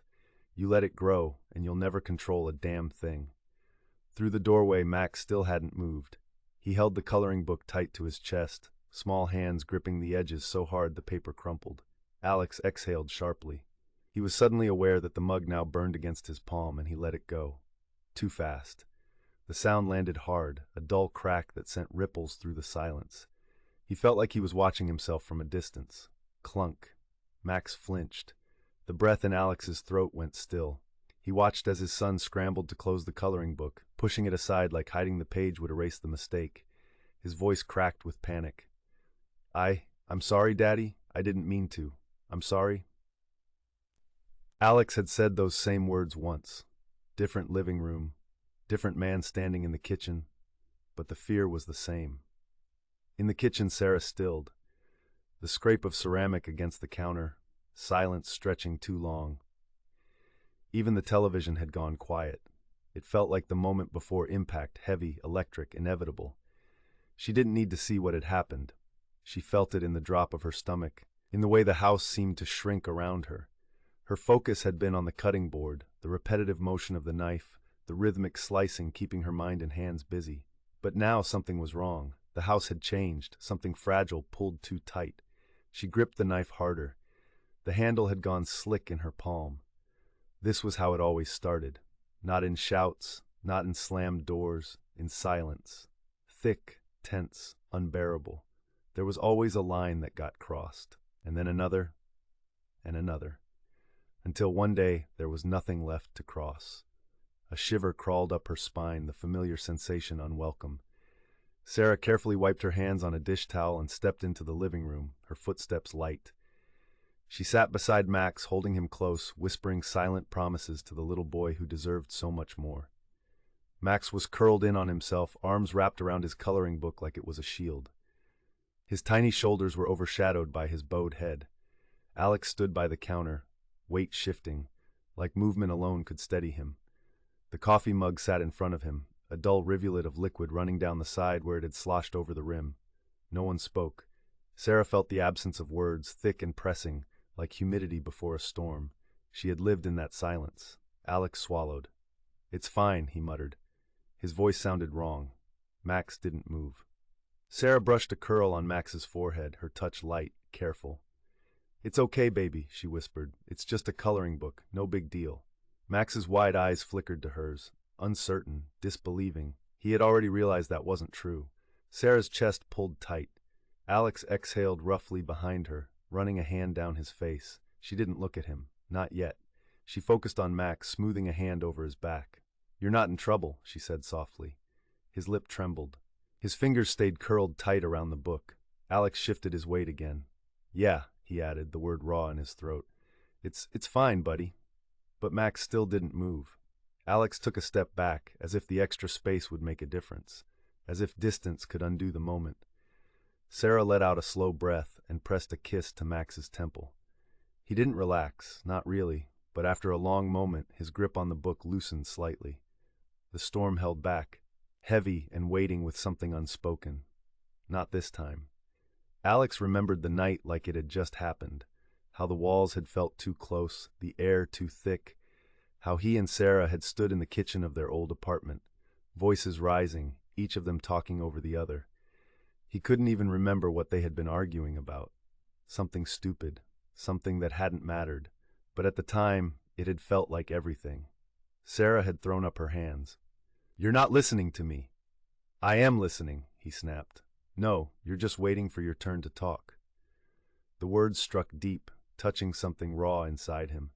His body moved before he realized it. The beer bottle in his hand moved before he could stop it. It hit the wall with a sharp crack. Glass rained onto the tile. Sarah flinched. For one awful second, silence swallowed everything. The worst part wasn't the mess. Not the sting in his knuckles or the reek of alcohol. It was her eyes. Wide, measured, like she wasn't sure if the bottle had been meant for the wall or for her. A sickening jolt twisted in his gut, a flash of awful recognition. Frank Mason's son, standing in his own kitchen with broken glass at his feet. "Fuck," the word rasped out, barely audible. His pulse slammed in his ears. He exhaled sharply, dragging a hand over his face. "I didn't mean that." Sarah nodded too quickly. "I know," and she did. She'd stepped carefully around the glass. "Let me get the broom." Alex caught her wrist before she could move. Not tight, not rough, but firm enough that a shallow gasp escaped her lips. Her pulse fluttered beneath his fingers. She looked up at him, searching, and he saw it, the moment she measured the risk and chose silence instead. Slowly, much too slowly, he let go. The next morning, he bought her flowers, kissed her forehead, told her he was sorry, told her he loved her, and Sarah had believed him, because she had wanted to, because love was supposed to mean forgiveness, because he wasn't his father. But later that night, as she lay beside him in the dark, she could still feel the ghost of his fingers around her wrist. She hadn't mentioned it to him. She never told anyone, because it wasn't that bad, not yet. The present wrapped around Alex like smoke. Max was still sitting at the coffee table, his movements too careful. He was lining up his toy cars in a neat row, one by one, slow, precise. Alex's pulse was relentless. The fear in his son's posture, the careful way he moved, he knew it. He had lived it, decades ago. A different living room, a different little boy. The rug beneath Alex's small legs had itched against his skin, coarse and scratchy like it wanted him gone, the air wash-heavy with the gluey scent of something sour he couldn't name. He kept his breathing shallow, like taking up less space might make him invisible. Maybe today Frank wouldn't notice. Maybe if he just kept lining up the cars, red, blue, yellow, perfect, he wouldn't ruin something. A shadow fell over him. The acrid smell of alcohol filled Alex's nose before Frank Mason spoke. It clung to the air, a menacing odor, sinking into the walls like it belonged there. "Play normal, boy. You're lining them up like a damn girl." Alex's fingers stilled. The red car balanced between his thumb and forefinger. The plastic felt slick with sweat, the tiny wheels pressing indentations into his palm. I just like them neat." The beer bottle in Frank's grip tilted, liquid sloshing inside. He let out a low, humorless chuckle. "Neat don't matter when the world crushes you, son. Life ain't fair. You think you can control everything? You think you can make things perfect? You're gonna fail, and when you do..." The bottle slammed onto the table, making Alex jump. "Don't come crying to me." Alex stayed frozen, fingers curled around the red car, the cheap plastic biting into his palm. He hadn't let go. Not even when Frank left the room. Not even when his vision blurred. The past crashed into the present again, sharp-edged and inescapable. Alex jolted, too fast, too much. His lungs burned, ribs locking tight. He knew he wasn't in that house. He wasn't that boy anymore. But his body hadn't gotten the message. Frank's voice still lingered, old and unshakable, pressing against his ribs like a weight he couldn't shake. The pressure built, the walls shifting just enough to feel wrong. A sound, low and familiar, itched at the edge of his mind. The hum of the television, the faint creak of floorboards. A child's breath, quick and unsteady, not his. Alex blinked. The world snapped back into place. Then a toy truck tumbled off the table and hit the floor. Crack. Max sucked in a sharp breath, his hands clenched into fists at his sides. "No, no, no." His voice was a whisper, trembling, barely there. He didn't move. His eyes were fixed on the toy as if it had betrayed him. Alex swallowed hard. His throat felt tight, raw, as if he'd been yelling. His son's tiny shoulders braced for something. Waiting, preparing, holding his breath just like Alex used to. Alex knew that stance, felt it in his bones. It was the stance of a child who learned that love had rules, mistakes had consequences. No, he wouldn't be that man. He had to turn away. He walked toward the front door, gripping the handle so tightly his knuckles ached. He needed air, space, distance. The door creaked as it opened. The hinges groaned, deep and uneven, as if resisting. The wood pressed against his palm, rough and splintered from years of neglect. It felt like the whole world had sharp edges. He stepped outside and leaned against the wall, dragging a shaking hand through his hair. He lit a cigarette with unsteady fingers. The smoke curled around him, thick and suffocating. "Control everything," Frank's voice whispered, "or you'll lose it all." Alex closed his eyes. Sarah sat beside Max again, holding him close, whispering silent promises to the little boy who deserved so much more. She pressed a kiss to his temple, then slowly pulled away. Her legs felt stiff as she stood. She hesitated for a second, then walked into the kitchen. Her gaze landed on the calendar pinned to the fridge. There was a date circled in red, a deadline, a decision, a way out. She reached up, hesitated, then dragged the pad of her thumb over the circle. The ink smeared, bleeding into the page. Slowly, deliberately, she reached for a pen and traced over it, pressing harder this time, darker, permanent. Exhaling softly, she turned and walked back into the living room. "Come on, baby," she murmured, smoothing Max's hair. "Let's put your cars away." Sarah crouched and offered her hand.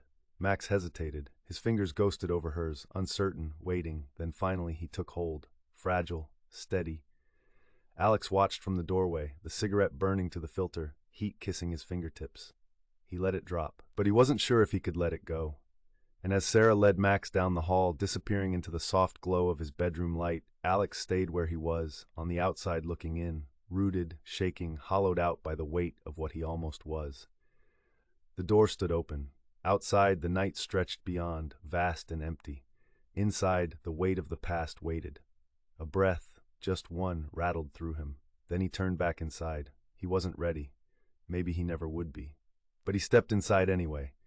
And in the spaces between love, fear, and control, the fragile, shifting lines blurred, too fragile to hold forever. Chapter 10. Fault Line. The kitchen breathed warmth, filled with the scent of garlic and butter that lay heavy as a wool blanket draped over every surface. The air shimmered slightly above the stove where a pan hissed, its golden pool of melted butter popping softly. The rich aroma curled into the wooden cabinets, settled into the grooves of the tiled floor, clung to Sarah's skin like the ghost of something familiar and unshakable. She stood at the counter, her knife moving in precise rhythmic strokes. Each slice of onion released a sharp bite into the air, making her eyes sting, not enough to water, but just enough to blur her vision at the edges. She normally found comfort in the simple act of chopping, in the steady, predictable motion of the blade, but instead her grip had turned rigid. The handle bit into her palm, her knuckles white. The blade thunked against the cutting board, again and again, a slow, methodical cadence. Crack. The sound was no different from the one before it, yet it struck something inside her like a dropped glass fracturing against tile. The air felt suddenly too thick, pressing against her chest. She inhaled sharply, forcing herself to focus on the knife, on the vegetables in front of her. Not here. Not now. Across the room, Max sat on the kitchen floor, his small frame swallowed by the dim glow of the overhead light. The light above them flickered, just once, barely noticeable, but enough to cast a quick, strange shift in the shadows. The soft blue of the evening bled in through the window over the sink, stretching long and cool across the tile. Max's tiny fingers, still tacky from the apple she had given him earlier, worked with practiced patience as he meticulously lined up his marbles in the bed of his toy dump truck. Each one gleamed under the warm glow of the kitchen light, miniature, captured worlds of swirling color. He tipped the truck's bed slightly, too much. The marbles balanced on the edge for a brief, weightless moment before they tumbled free. They scattered across the floor in a shower of tiny collisions of glass on tile. Clink against the fridge, tink against the leg of the table. One small green orb rolled away in a slow arc and disappeared into the shadows beneath the cabinets. Max giggled, the sound small, like it had been pressed between his lips before being allowed to escape. A test, a flicker of joy. Then, almost immediately, his eyes darted toward the door. He didn't move, didn't speak, just listened. Sarah's chest ached. She forced herself to keep slicing, though her grip tightened, her wrists stiffening.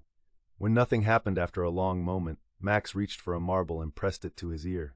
He looked like he was holding his breath, his small fingers turning the glass sphere in slow circles against his skin.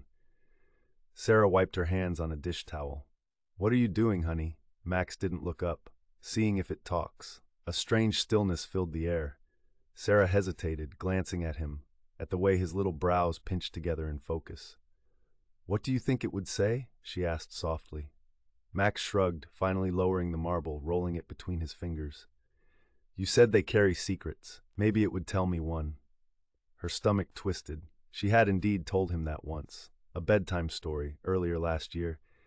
She could still hear her own voice, whispering the words against the shell of his tiny ear, tucking the idea into his mind like a secret only they shared, back when his world had been simpler, safer. Before she could say anything else, the front door creaked open with a hollow groan of wood and metal. Her knife froze mid-slice. Her breath caught. 1, 2, 3. The boots on the hardwood followed. Heavy, measured. Max didn't move. His fingers hovered just above the last remaining marble. Sarah wiped her hands again, though they were already dry. Alex stepped into the kitchen. The air shifted. His presence filled the space before he even spoke. He moved like a force pressing inward, the edges of the room folding just slightly under the weight of him. He smelled of sweat and sawdust, of the cool night air still clinging to his jacket. His baseball cap sat low over his brow, casting his face in shadow, obscuring the sharpness of his jawline, carrying a tension that almost never went away. His keys hit the counter with a careless flick of his wrist. They skidded off the edge, tumbled, hit the floor, crack. Sarah's breath caught. Max flinched. She forced herself to smile, thin and breakable as spun sugar. "You're home early." Alex's jaw tightened even more. His voice was clipped, sharp. "Foreman screwed up the schedule, could have lost my job." His eyes flicked downward. Max, marbles scattered across the floor. Sarah saw it then, the way Max's small hands curled protectively around his toy truck, surrounded by marbles, as if it might shield him from whatever mood came through the door. Alex's lip curled. Not quite a sneer, not quite a smile, just something colder. "What's all this?" Max hesitated. He didn't answer right away. Sarah knew why. He was weighing his words, evaluating the tension, waiting for the right moment to speak. Finally his voice came, small and uncertain. "Playing trucks." Alex exhaled, shaking his head. "Looks like you're trashing the kitchen." Max hunched his shoulders. "Sorry, Daddy." Alex's knuckles drummed against the fridge, slow, deliberate. Not a loud sound, not sharp or forceful, but very deliberate. Sarah's pulse ticked up. "Clean it up," Alex said. "Now." Max froze, his hands hovering over the scattered marbles. His fingers trembled, his small chest rising and falling too fast. He reached for the nearest marble, his grip unsteady, his breath shallow. Sarah didn't think. She moved. She bent down, scooping up the same marble Max had been reaching for, rolled it between her fingers, didn't hand it to Max, didn't hand it to Alex, just held it. The kitchen went silent. "Alex," she said, not a plea, but a warning. "He's just a kid. This isn't a big deal." Alex's jaw clenched. "Not a big deal?" His voice was quieter now, but no less dangerous. "Today, it's marbles and trucks. Tomorrow, it's a kid who doesn't listen." Sarah didn't break eye contact. Slowly, deliberately, she placed the marble back down, not with Max, not in the truck, but in front of herself. The message was clear. Max froze, his small fingers curling around the last marble. Sarah watched as he made himself small, shoulders rounding, chin dipping downward. No. She bent down, her movements deliberate, picking up the last of the scattered marbles. Then, slowly, she placed them back down in front of Max, in the truck. Max looked at her, wide-eyed, uncertain. She held his gaze, steady, unwavering. "Max," she said, voice even, "go play in the living room." Max hesitated. His gaze flickered to Alex, then back to Sarah. Then he grabbed his truck and hurried away. The moment he was gone, Sarah straightened, exhaled through her nose. She turned to Alex. "You scared him." Alex twisted the cap off his beer with a quick, sharp hiss, not seeing or not wanting to see the change in the atmosphere between them. "Good," he muttered. "Maybe next time he'll listen." Sarah didn't back down. She didn't blink. Her voice stayed quiet but unyielding. "Is that what your dad used to say?" Alex's breath paused, his shoulders tensed, his entire body locking in place as if bracing for a blow that never came. The shift was almost imperceptible. But Sarah saw it, felt it ripple through the air between them. For a split second, something flickered behind his eyes. Anger, hurt, something else. Then it was gone. "Don't start, Sarah," she said nothing. Max was watching from the hallway, his small face half hidden in the dim light. Sarah forced a soft smile. Max disappeared into the shadows. That night, Sarah lay in bed, staring at the ceiling. The room was cloaked in shadows, the faint glow of the street lamp outside filtering through the thin curtains. The light pooled in soft, uneven patches across the ceiling, stretching and shifting as a car passed, headlights cutting through the dark. She looked at the cracks, hairline fractures in the paint, fine as spiderwebs. She traced them with her eyes, following their crooked paths across the plaster, wondering if they had always been there or if they were getting worse, deepening in the silence. Beside her, Alex's breathing was steady even. Too even. It wasn't the slow, drifting breath of true sleep. It was too even, too steady, a rhythm that mimicked rest but never fully surrendered to it. She knew because she had spent too many nights listening to it, waiting for it to shift. Her body tensed involuntarily as she focused on the space between them, the emptiness of it. The bed felt cold, the blankets unmoving, stiff with silence, the sheets stretched too tight. Then, tap, tap, tap. His fingers drummed against the nightstand. Sarah stiffened. The sound was soft, almost insignificant, yet it landed like a blow, sending a shiver crawling over her skin. It wasn't just the noise, it was what it meant. The tapping was thoughtless, subconscious. A thing Alex probably didn't even realize he was doing. A thing he had learned. She closed her eyes. The rhythm of it lingered, as if it had sunk into the walls, the mattress, the air itself. A dull ache built behind her temples, pressing down with an invisible weight.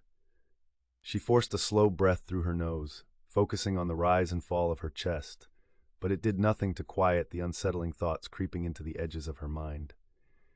Max's laughter used to bubble out of him uncontained. Now it came slower, tested, as if he had to measure each sound before letting it escape. Sarah's fingers curled into the sheets, gripping the fabric so tight it barely gave beneath her touch. He's forgetting how to be happy. A sharp pang twisted in her chest, the kind that came not from a singular moment, but from an accumulation of them, tiny, quiet heartbreaks stacked one on top of the other. She turned away from Alex, her body shifting toward the edge of the mattress. A few inches, a little more. Her back faced him now, the warmth of his presence still there but distant, separated by something invisible and unmovable. Her arms curled inward, pulling the blanket higher around her shoulders. She opened her eyes again, staring bleakly into the dimly lit hush of the bedroom. The clock on the nightstand cast a faint orange glow, its numbers stark and unrelenting. She exhaled slowly, pressing her lips together as if to keep something from escaping. Behind her, Alex shifted slightly, his fingers twitching once more. Then, crack, Sarah squeezed her eyes shut. Another night, another silence. When Sarah finally drifted off, Alex slipped out of bed. In the living room, the television flickered, casting an uneven wash of shifting blues and shadows that stretched and contracted across the walls. The glow pulsed against the window, reflecting faintly in the glass before vanishing with each new scene that flicked across the screen. A beer bottle sat in Alex's palm, slick with condensation, his grip barely tight enough to keep from dropping it. A single droplet of water slipped down the side, tracing a slow, winding path before pooling on the wooden surface of the coffee table. The house was silent. Then a sound broke the silence. Soft, muffled, fragile. A whimper. Alex's shoulders tensed, his fingers curled slightly around the bottle. The noise had come from down the hall, from Max's room. A chill traced its way up Alex's spine, slow and insidious. He exhaled, rolling his shoulders as if to shake it off, but the tension had already settled deep, digging into his muscles like it belonged there. His father's voice slithered through his mind, smooth as oil, thick as tar. Men don't flinch, boy. Men fight. His jaw tightened. Without realizing, his knuckles tapped the side of the glass. Crack. He set the bottle down. The moisture from the condensation left a perfect ring on the table, a faint imprint that would dry and disappear, as if nothing had been there at all. His breath felt heavier as he pushed himself upright. The hallway stretched before him, dark except for the sliver of dim light bleeding from Max's cracked door. The wooden floor creaked under his weight, an old sound, familiar and worn. The air in the house felt still, unmoving. Alex hesitated at Max's door. For a moment he considered turning back, letting the silence swallow whatever nightmare had stirred his son. But then he heard it again. A small, broken sound. Alex pushed the door open just enough to see. Inside, Max lay curled beneath a tangled mess of blankets, his small frame swallowed by the fabric. Alex stood there a moment, watching the slow rise and fall of his son's back. Then he spoke. "What were you dreaming about, buddy?" His voice was soft, muted, cautious. Max stirred slightly. His little fingers clutched the edge of his pillow, his breathing uneven as he shifted, rolling onto his side. His lashes fluttered, still caught somewhere between sleep and waking. For a moment Alex thought Max wouldn't answer. Then an answer came, barely above a whisper. "The door." Alex frowned. "What door?" "The broken one." Alex went rigid. The words landed in his chest like a weight thrown into deep water, dragging him under. His father's voice echoed in his skull, between gritted teeth wrapped in whiskey and rage. "Doors don't break on their own, boy." His breath felt unsteady. His pulse kicked up. Max didn't know that story. Alex swallowed hard, his throat dry. "What broken door?" he asked, in a voice that strained to sound normal. But Max was already turning away, pulling the blankets tighter around himself. Retreating. Alex suddenly felt too big, too heavy for the doorway. Silence settled between them, thick and unmoving.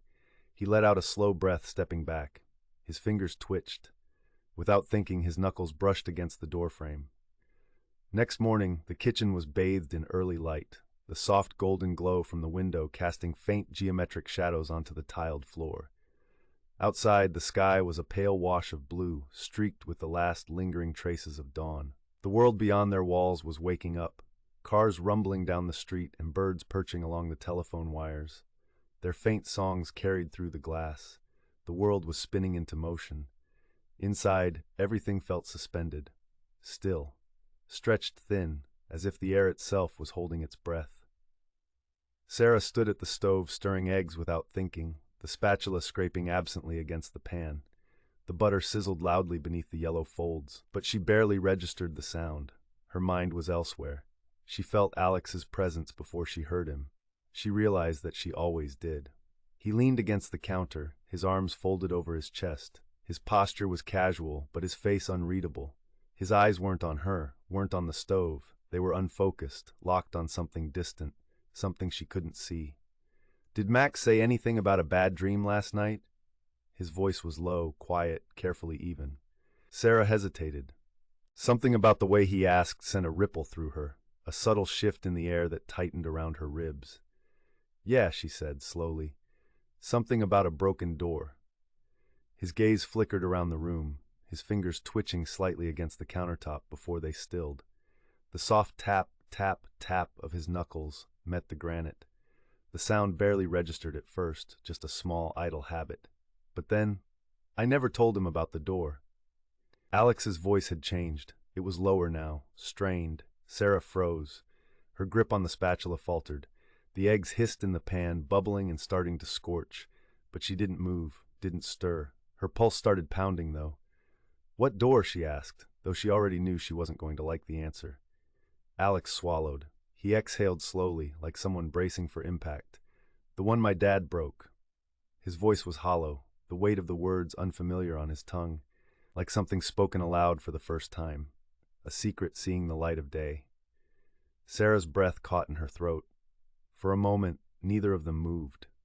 The world inside the kitchen, inside the house, shifted. It wasn't just the words, it was the way he said them, the weight behind them, the quiet dread threading through his voice like something fragile and breaking. The spatula slipped from Sarah's fingers, hitting the stove with a dull clang. She didn't reach for it. "That's not possible," she whispered. But Alex didn't answer. He wasn't looking at her anymore. He wasn't looking at anything anymore. His gaze had dropped, fixed onto the countertop, but he wasn't seeing it. He was somewhere else. All he could see was splintered wood, jagged and raw. His father's shadow looming in the dim hallway, the sound of a doorframe snapping beneath the weight of a rage too big to be contained. Max had never heard that story. No one had. Alex exhaled again, the sound hollow, like something emptied out. "I know," he said. "That's what scares me."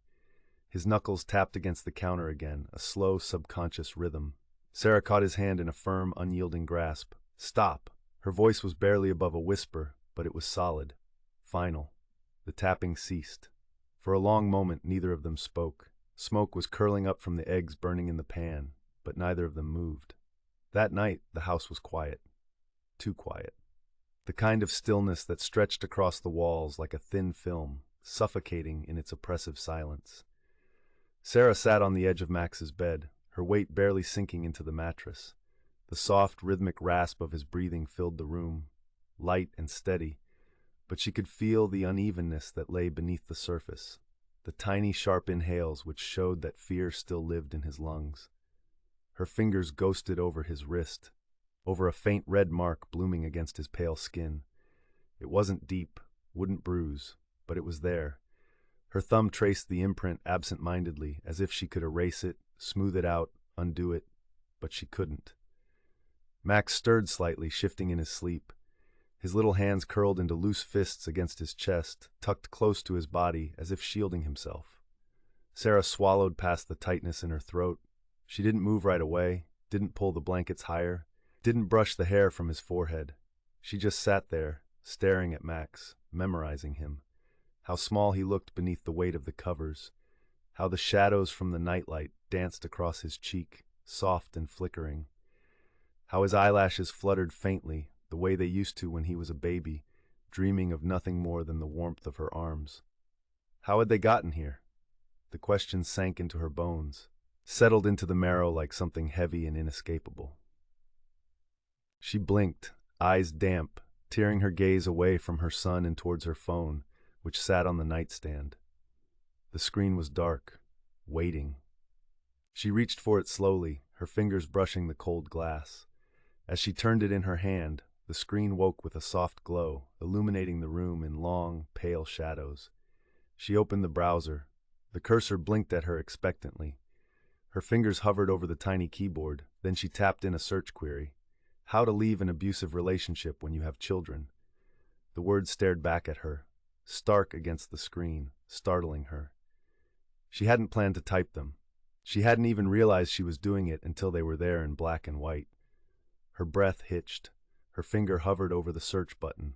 Everything inside her locked up, the weight of that one small motion pressing against her like gravity suddenly tripling in force. If she pressed it, if she searched, if she looked, it would mean something irrevocable. A fracture in the foundation, a line drawn, a step she couldn't take back. Max shifted again, his body curling deeper into the blankets. Sarah's vision blurred for a moment. She exhaled, pressed it. The screen blinked, loading a list of results as easily as if she'd entered a search for a local restaurant.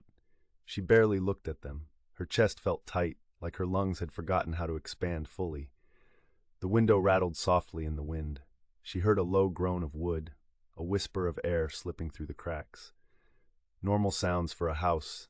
But in this home, none of the sounds felt normal. Sarah's fingers trembled slightly as she placed the phone back down on the nightstand, screen down so she wouldn't have to look yet.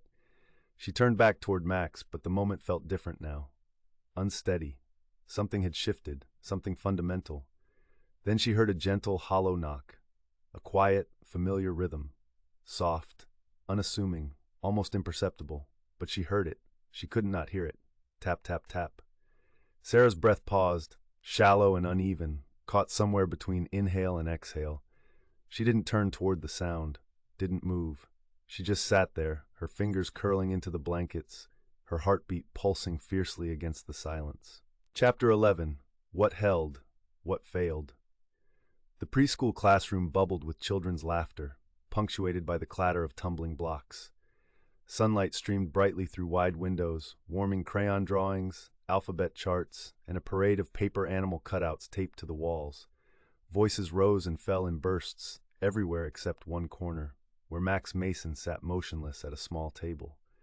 At almost 5 years old, Max should have been in the thick of things, racing with friends or stacking mismatched blocks into wobbly towers. Instead, he hunched over his paper, dragging a black crayon in heavy strokes. His tongue poked out in concentration, his grip too tight. The blunt, waxy tip pressed deep into the page, the lines building darker and darker until they felt as heavy as what sat in his chest. His drawing showed 3 stick figures. One towered over the others, its outline thick, dark, swallowing the space around it. The 2 smaller figures were faint, barely there, thin lines sketched so lightly they looked like they could vanish if he breathed wrong. Max's brows drew together as he traced the large figure again, widening its shadow, making sure it was big enough, making sure it couldn't be ignored. "Max?" The voice was soft and extremely careful. He still flinched. Miss Bennet knelt beside him, her hands folded neatly in her lap. Her smile was small and steady, the kind grown-ups used when they didn't want to scare you, like she already knew something. "That's a very good picture, Max," she said. "Can you tell me about it?" His fingers tightened around the crayon. He should have hidden the drawing. He hastily scanned the room. No one was looking, but that didn't mean they wouldn't. He curled his shoulders inward, heels pushing against the floor. Then, barely above a whisper, "That's my daddy." Snap. The crayon broke between his fingers, the sharp sound echoing in his chest. Too loud. Too much. He stared at the pieces, unmoving, his heart lurching in panic, hoping that if he stayed still enough, Miss Bennet wouldn't notice. She did. He felt the tiny hesitation in her breath, but she didn't say anything about the crayon. "And who are these 2? His voice scraped out even smaller. "Me and Mommy." He traced the faint lines of the smaller figures with the lightest possible touch, as if pressing too hard might erase them. "We're little." Miss Bennet's voice softened. "Why are you so little compared to your daddy?" Max's shoulders rose in a small, tight shrug. The broken crayon sat between them. "Daddy gets really loud," he murmured. Miss Bennet's heart clenched. She had seen fear show up in children's drawings before, but something in Max's rigid posture, his white-knuckled grip, the way he shrank into himself, pressed deeper, setting off alarm bells inside. "Do you get scared when Daddy's loud?" He nodded, barely a movement. His gaze stayed glued to the paper. "I get scared when Daddy's mad." A burst of laughter from another table rose behind them, children blissfully unaware of the tense moment unfolding here. Miss Bennet placed a gentle hand on his shoulder. He stiffened, then slowly allowed the touch. "Does that happen a lot, sweetie?" Max swallowed, his fingers curling toward the paper's edge. "Mommy gets scared too." The ache that settled in Miss Bennet's chest was immediate. This wasn't just fear. This was a household rhythm. She gently squeezed his shoulder, warm and deliberate. "Thank you for telling me, Max. I promise, it's going to be okay." Max didn't nod. He didn't speak. He sat still, the way children do when they don't trust the promise. It was the kind of thing Mommy said when she didn't know what else to say. Soft words, careful smiles, touches meant to make him feel safe, even when they couldn't make the words true. He risked a glance at Miss Bennet, waiting for the shift. Grown-ups always changed after moments like this. First came the quiet, then the sigh, then the tightening around the mouth. The same tightening Daddy had before the yelling started. He waited, but Miss Bennet didn't frown or sigh. She didn't tell him he was wrong or being dramatic. She just listened. That didn't mean the shift wouldn't come. Daddy didn't always get mad right away either. Sometimes it was later. Sometimes it was so much later that Max already forgot what he did wrong. And that was worse. His stomach clenched. Miss Bennet wasn't supposed to see. Same as Daddy wasn't supposed to see when he colored outside the lines. Max's fingers hovered toward the page, ready to flip it over, hide it. If she couldn't see it, it couldn't get him in trouble. But Miss Bennet reached out first. She picked up the broken crayon and set it gently on the desk, not like it was ruined, but like it still had a purpose. Max blinked up at her. It was a nice thing to do. But nice didn't always mean true. Will it? Will it really be okay? He remembered the nights Daddy wasn't loud, when he laughed, when he put Max on his shoulders and let him touch the ceiling, when he built forts and didn't care if Max knocked them over. He missed that Daddy. That Daddy never stayed long. If he was really good, maybe that Daddy would come back. Maybe Miss Bennet's quiet wouldn't stay either. Maybe she was just waiting. The worst kind of mad was the kind that came after waiting. He stared at the drawing again, at the thick black lines, at how big Daddy was. He wondered if Mommy would see it, if she'd understand. Somewhere far from Max's quiet classroom, a phone began to ring. Sarah's hand trembled around her cell phone, the preschool's number glowing on the screen. She listened to Miss Bennet recount Max's confession in a gentle, steady voice. When the call ended, silence closed around her like a fist. Sarah stared at the phone, Max's words ringing in her ears. "I get scared when Daddy's mad. Mommy gets scared too." Her fingers tightened around the phone. No, Max shouldn't think that. He shouldn't know that. But he did. And it wasn't the first time. The memory hit fast. Max had spilled his cereal. A splash of milk, loops of color rolling across the tile. The accident was small, harmless. Alex's reaction was anything but. His fist drove into the wall beside the table, a violent blow that tore through drywall. The impact rattled dishes, the cereal bowl skidded. The sound hit Sarah like a shockwave, deep, splintering, impossible to shake. Crack. Max had burst into tears, curling his whole body into her shirt. She whispered reassurances into his hair, but her own heart was hammering wildly, her breath thin and shaking. Later that night, after Max finally slept, Sarah sat in the kitchen alone in the dark. The hole in the wall stared back at her. A wound, raw, a physical manifestation of the invisible cracks growing inside their home.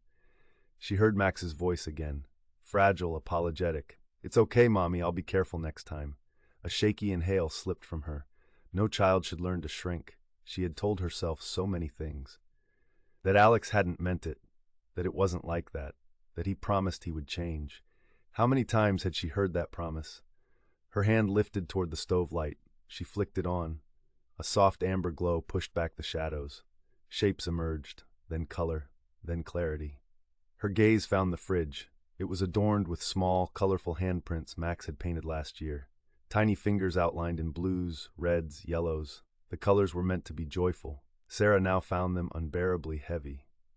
She traced one with her fingertip. Her breath wavered. She had spent so long convincing herself the good moments outweighed everything else. Max's laughter on Alex's shoulders, the rare gentle nights, the promises, the idea that love, even broken, was still enough. But she had come to realize that fear left deeper marks than kindness, and Max, tiny, careful Max, was already learning to live small. Her stomach twisted. Her eyes drifted upward to the calendar pinned above the handprints. The red circled date stared back, the ink pressed too hard, bleeding at the edges. Weeks ago that circle had been a safety net. A what if? Max's voice echoed again. Mommy gets scared too. Her breath shook. Not what if, not someday, now. I get scared when Daddy's mad. The sound of Max's voice echoed deep within her. In a different place, weeks later, in the dim quiet of the garage, those same words echoed like a curse Alex couldn't outrun. Alex had been served. His hands trembled, the document seeming to sear into his fingers. His breath stalled. His grip on the divorce papers tightened, the edges warping. No, Max didn't mean that. He couldn't. But the words kept ringing. I get scared when Daddy's mad. His own father's voice seeped in, slick and poisonous. Men don't beg, boy, they take control. Alex shook his head. You let a woman walk out, she'll make you weak. You gonna let her lock you out, like a dog? His pulse thudded against his skull, each beat sharper than the last. The words on the page blurred. I get scared when Daddy's mad. Only weak men let their women take what's theirs. The papers sagged in his grasp. His hands felt unsteady. His breath came shallow. No, no, no. He wiped his palms on his jeans and read the papers again, the letters cutting like glass. Petition for dissolution of marriage. His chest went tight. Sarah was leaving him. No. His breath came faster. Crack. It couldn't be real, but the words remained unforgivingly sharp. He squeezed the papers harder, fighting the rising heat flooding his veins. Panic, rage, and disbelief all twisted into something electric. The garage spun around him. Tools, shelves, the smell of oil. A world he recognized but couldn't anchor to. She can't leave me. She can't take Max. His fingers brushed the cool steel of a wrench, steady, solid, something real. A dark and familiar feeling flickered across his mind, unasked for and unwelcome. He thought of Max's laughter dancing through the walls of his home, light, innocent, too pure for this moment. I'm not like him. I'm not Frank. But the crumpled papers said otherwise, in unfeeling black and white, the complex language of an unfriendly legal system. A memory surged, unwanted, thick as smoke. Alex at 12 pressed to the wall, Frank's rage boiling over, his mother's shaking hands, the rip of paper, divorce papers, then, crack. Frank's belt slammed into the wall. His mother sobbed and Frank laughed. Alex's fingers tightened around the wrench, knuckles going white. She thought she could leave me? His father's voice twisted inside him. Never let them take what's yours. Alex braced himself as if battered by a hurricane, a whirlwind of thoughts roiling inside. Present and past collided, indistinguishable. Sarah's taking Max. She's turning him against me. The garage seemed smaller, the air too heavy to breathe. Tools lined the walls, no longer impartial but witnesses to a moment that nobody should see. She's making me the bad guy. She's taking everything. Alex squeezed his eyes shut. The acrid smell of whiskey, the crack of the heavy leather belt, the mocking laughter. This isn't then. I'm not him. But the doubt sat there, waiting. Crack. A phantom sound. The belt again. And in the spaces between the ugly sound of the leather striking, his own breath, small and frightened. When he opened his eyes, the world was still trembling. He flipped through the pages, eyes skipping from section to section. One line stopped him cold. Request for emergency protective order. Granted. His stomach dropped. A restraining order. Against him. Against his seeing Max. His pulse pounded in his ears.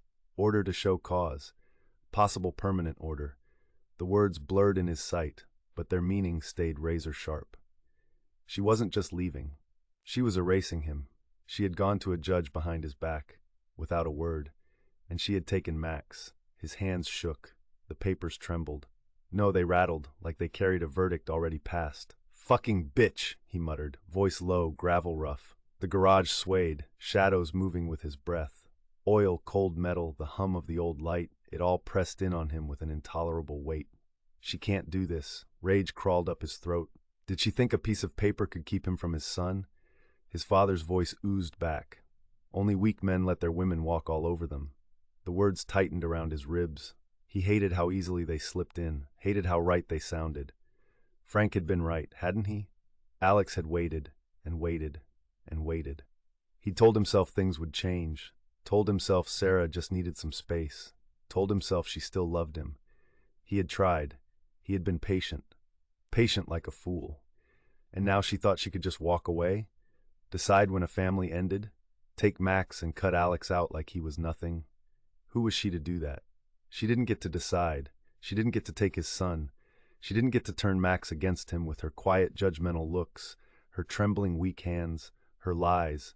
She didn't get to erase him. Not after everything he'd given them. Not after everything he suffered. Not after everything he was owed. No. His grip loosened. The papers nearly slipped from his grasp, but he caught them before they fell, fingers tightening. His feet had started moving before his mind caught up, his body snapping rigid, pulled forward like a wire drawn tight, spurred into action. Sarah was not taking Max. He folded the papers once, hard, and shoved them into his jacket pocket. The motion felt final. Then he stormed outside through the side door, barely noticing the sound of it slamming behind him. The papers pressed sharply against his chest with every step, a crumpled reminder of why he was here, why he was done waiting, why nothing mattered except Sarah. His boots moved across the floor in heavy, deliberate thuds, through the hallway, into the kitchen.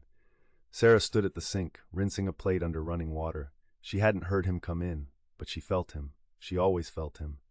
Her shoulders stiffened, a tiny, involuntary pull. Alex saw it. She knew. She turned, slow and cautious. Their eyes met, and something in the room shifted.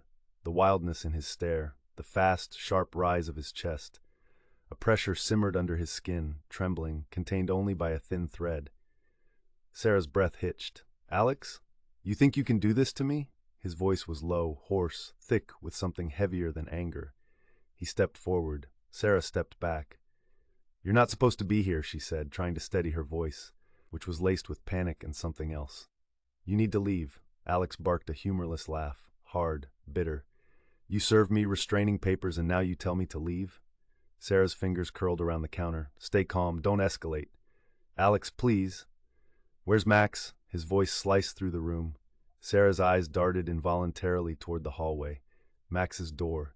Alex's stomach clenched. She's trying to get to him first. Something twisted in his chest, hot and electric. His hand hit the counter, hard. Sarah flinched.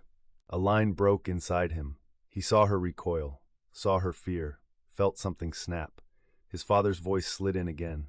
"Show him who's in control." Alex moved before he could stop himself. His hand struck her cheek. Smack. The world fell silent. Sarah stumbled back, hand flying to her mouth. Blood bloomed on her lip. Her body locked, rigid with shock. She looked at him, wide-eyed, disbelieving. Alex's hands hung uselessly at his sides, still shaking, still burning. He had hit her. No, his stomach lurched, sick and sharp. But then, "She made me do it."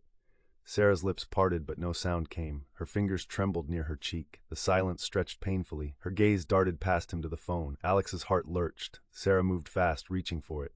Cold panic shot through him. Immediate. Blinding. No, no, no, no. She lunged for the phone. So did he. He was faster. He grabbed her wrist hard, yanked. Sarah stumbled into him with a gasp. Her free hand pushed against his chest. "Let me go," she choked. She clawed at him. Nails tore painfully into his arm. He hissed but didn't release her. Then a door creaked open. "Mommy?" Max stood in the hallway, clutching his stuffed dinosaur, eyes wide and glassy. Alex's stomach dropped. Sarah suddenly pulled free, cradling her wrist. She scooped Max into her arms, holding him tight. Alex took a step back, then another. "What have I done?" Sarah's voice trembled, but her words were sharp. "Get out, Alex!" Max buried his face in her shoulder, fingers gripping her shirt. Alex recoiled, horror creeping through him. His son was afraid of him. In the reflection of the microwave door, another face stared back, Frank. Sarah's hand shot toward the phone again. This time, Alex didn't try to stop her. He stumbled backward. Then he turned and ran. He didn't look back. Sarah didn't move. Max clung to her. It was just them now. A small voice whispered into her shirt, "He's not coming back, right?" She exhaled slowly, holding him close. "Yeah, baby, he's gone." Crack, crack, crack. Chapter 12. The lock changed first. The courtroom felt colder than Alex expected. The defendant's table gleamed under fluorescent lights, a harsh shine that did nothing to soften the weight pressing on his chest. His clammy hands rested in his lap, metal biting his wrists. He focused on a tiny scratch in the varnish, willing it to swallow everything else. Paper shuffling, the hum of the ceiling fan, shallow breaths. All of it blurred into a dull roar in his ears, but not loud enough to drown out Frank's voice. Weakness is a crack. Let it grow, and it breaks you. All rise. Alex stood, the chains at his ankles clinking softly. He didn't look up, didn't want to see their faces. Alexander Mason, the judge began, their voice steady and deliberate. This court has considered the evidence presented, the testimony of the victims, and the nature of the charges against you. Alex clenched his fists, nails digging deep. His skin felt taut. He forced himself to take slow, shallow gulps of air, but the room pressed in, thick, suffocating. From the corner of his vision, he saw Sarah gripping the edge of the wooden bench. She looked tired, exhausted really, but her eyes were steady. Max sat much too still for a little boy, hands folded in his lap, eyes darting around but never landing on Alex. Alex swallowed, but the lump stayed. He'd braced for this moment for months, but still, some part of him held on, some last, desperate hope that the judge wouldn't say it, that all this wasn't real. The court finds you guilty of third-degree assault, endangerment of a minor, criminal mischief for the destruction of property, risk of injury to a minor for exposing your son to acts of violence, and violation of a lawful protection order, all committed in a domestic context involving a demonstrated pattern of coercive control, the judge announced. The words did not come all at once. They arrived one by one, deliberate and measured, impossible to interrupt. They sliced through the silence like a knife. Alex flinched. He knew it was coming, but hearing it still felt like a blow to the gut. For these offenses, the judge continued, this court imposes a total effective sentence of 10 years of incarceration, execution suspended after 5 years, followed by a period of supervised release. The courtroom remained still. Upon release, the judge said, you will reside in a structured halfway house, approved by this court, and will be subject to strict parole supervision.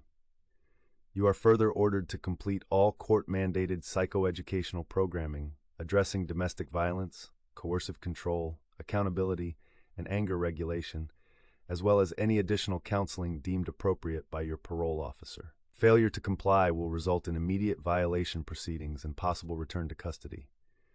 10 years, 5 served, the words barely registered. He told himself he deserved it, but a part of him still whispered, what if I don't? His jaw clenched, his breath caught. Frank was right. Weakness gets you caught. No, screw that. This wasn't about weakness. This was something else. A sentence handed down long before today. A cell he'd been locked in long before the bars. But if it wasn't weakness, then what was it? The gavel slammed down. The sound echoed. It was the snap of Frank's belt buckle. It was Alex's fist pounding on Sarah's door. It was everything breaking at once. Crack, crack, crack. Gasps rippled through the gallery. Alex didn't move. He felt Sarah's gaze on him, a look filled with relief, sadness, maybe even pity. He wanted to meet her eyes, to say something, anything. Instead, he turned away from Sarah's eyes, from everything that might break him, but not fast enough to miss Max's face. Wide eyes, trembling lips, fear. After the sentencing, they led Alex back downstairs. The holding cell was cramped, the air thick with sweat and piss. He sat uncomfortably on the hard bench, wrists still cuffed, ankles still chained. Hours passed. No clock, no way to tell how long. Not that it mattered, just the occasional shuffle of feet, the murmur of guards, the distant echo of another door slamming shut. Dinner came at some point. If a lump of mashed something could be called that. He didn't touch it. Somewhere in the back of his mind, he thought of Max, thought of Sarah, thought of Frank. Time crawled. Then, finally, Mason.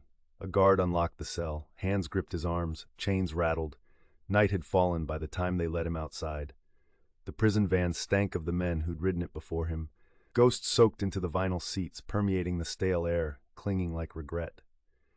Alex sat rigid, the cold cuffs chafing his wrists, the chain between his ankles rattling with every jolt. 9 other men were crammed in beside him. All were silent, unmoving, staring at nothing. The van lurched forward. Every bump sent a sharp jolt through his bones. He tried to focus on the rhythmic growl of the engine, but Frank's voice came through anyway. You let them see it, and they'll tear you apart. A tight wave rolled through his chest, sharp and sudden. He shifted, not to escape, just to move. The chain dragged along the floor, loud in the silence. No, it wasn't about what they saw. It was about what he did. His own damn hands. His own choices.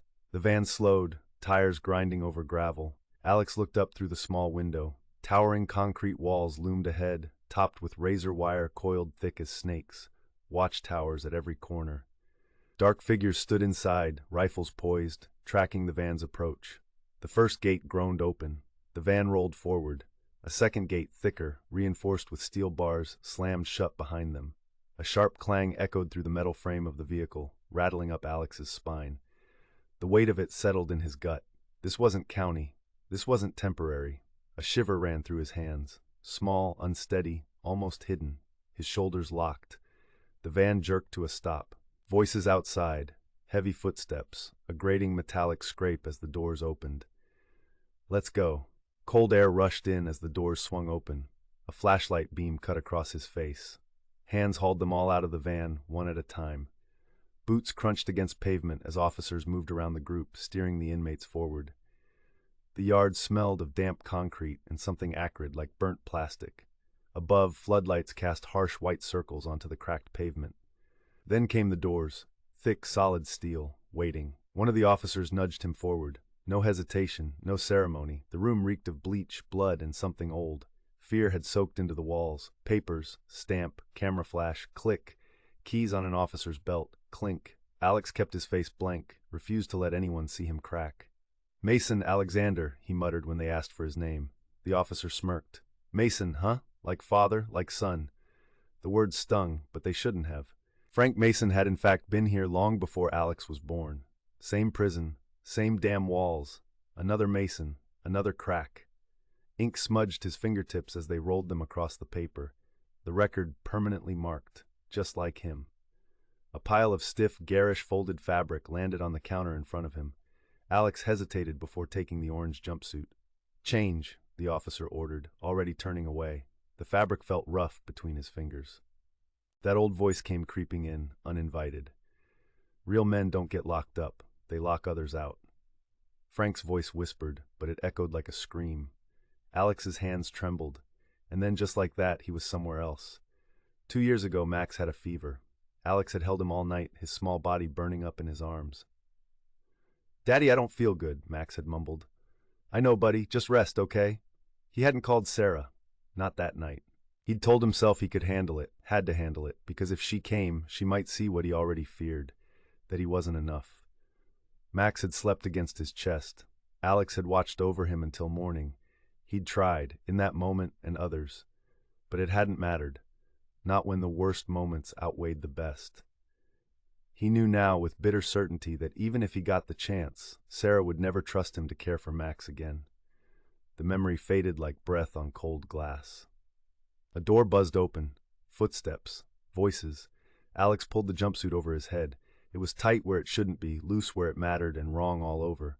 "Move." A firm hand clamped down on his arm, yanking him forward before he could brace himself. Another door. More hands. Down the hall. The cell door groaned open. Metal bed frame, thin mattress, exposed toilet. The door clanged shut behind him. Slammel. Absolute. Alex sat, fingers hesitantly tracing the cold bed frame. The walls pressed in, indifferent. The faint scent of bleach lingered, mixing with something rank and buried. Old fear that had nowhere left to hide. He closed his eyes, but Max's voice filled the silence. "I get scared when Daddy gets mad." A weight twisted deep in his gut, like the drop before impact, like standing at a graveside, staring into a hollow grave, knowing nothing will ever fill it. Max had barely looked at him in the courtroom, his small hands folded, his body too still, like he was bracing for something.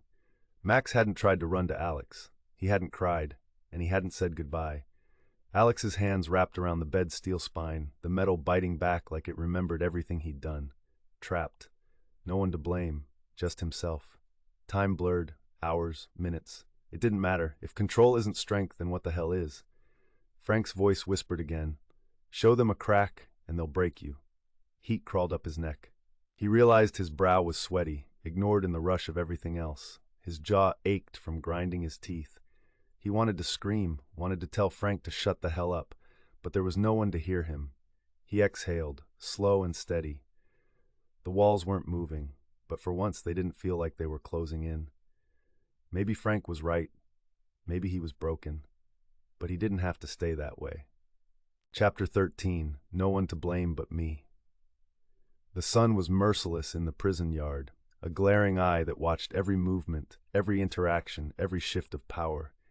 The concrete stretched endlessly, cracked and uneven, with patches of dirt and sparse tufts of grass clinging to life along the edges of the fence line. The heat pressed down on Alex Mason like a weight he couldn't shake. His skin prickled with sweat beneath the rough fabric of his prison uniform, which stuck uncomfortably to his back. He stood near the perimeter, leaning against the coarse concrete wall, eyes scanning the yard with the precision of a soldier surveying a battlefield. He had learned quickly that every cluster of inmates was its own kingdom, defined by silent codes and unspoken rules. The older prisoners, their faces etched with lines from years behind bars, sat near the fence in the shade, their conversations hushed but deliberate. The younger ones, loud and restless, gathered near the basketball court, the rhythmic thud of the ball echoing through the yard. Others, solitary like Alex, stayed on the fringes, observing carefully but never fully engaging. Alex's hands curled into fists, then loosened again, a quiet tell Frank had taught him to hide in plain sight, a nervous tick dressed up as control. A wolf baring its teeth to hide the quivering in its bones. The cracked concrete beneath his feet felt all too familiar. His fingers tapped against his thigh. Crack. It was not just a nervous habit, it was a warning, a reminder that everything, his body, his control, his life, could shatter in an instant. Weakness here isn't punished with words, Alex thought, his jaw tight. It's punished with fists. The thought didn't comfort him. It grated against his mind, an uncomfortable truth that felt much too familiar. He shifted his weight from one foot to the other, eyes flicking from one group to another, constantly cataloging threats, noting alliances. It was necessary. If someone disrespects you, you hit first. Frank's voice hissed in his mind, as unshakable as his own shadow. A bead of sweat rolled down his temple, and Alex wiped it away with the back of his hand, his muscles taut with the effort to appear calm. But calm wasn't what he felt. The yard was too open, too exposed. Vulnerability gnawed at him, a sensation he despised but couldn't suppress. In the distance, an old, rusted bench stood empty, its paint chipped and peeling. Alex wondered how many men had sat there before him, feeling the same weight that he did now. He didn't move toward it, just watched it, like a relic. It was too exposed, too central. Prison wasn't just walls and bars. It was a mirror that forced you to confront the parts of yourself you tried to bury. Then his eyes locked onto a single figure across the yard. He didn't know the guy's name, not yet, but he'd seen him before. A jagged scar ran across the man's temple, ugly and sharp, like whatever made it hadn't finished the job. His eyes were cold, calculating. And when they met Alex's, a smirk followed, barely there, just enough to sting. It wasn't a smile, it was a promise, a challenge. The air between them crackled with unspoken tension, a silent acknowledgement that this wouldn't end until one of them broke. Alex's fists clenched tighter. Frank's lessons echoed louder. If they hit you once, you hit them twice. Control isn't given, it's taken. But beneath that, a quieter voice whispered, uncertain and fragile. And where did that get you? The sun beat down harder, but Alex barely felt it.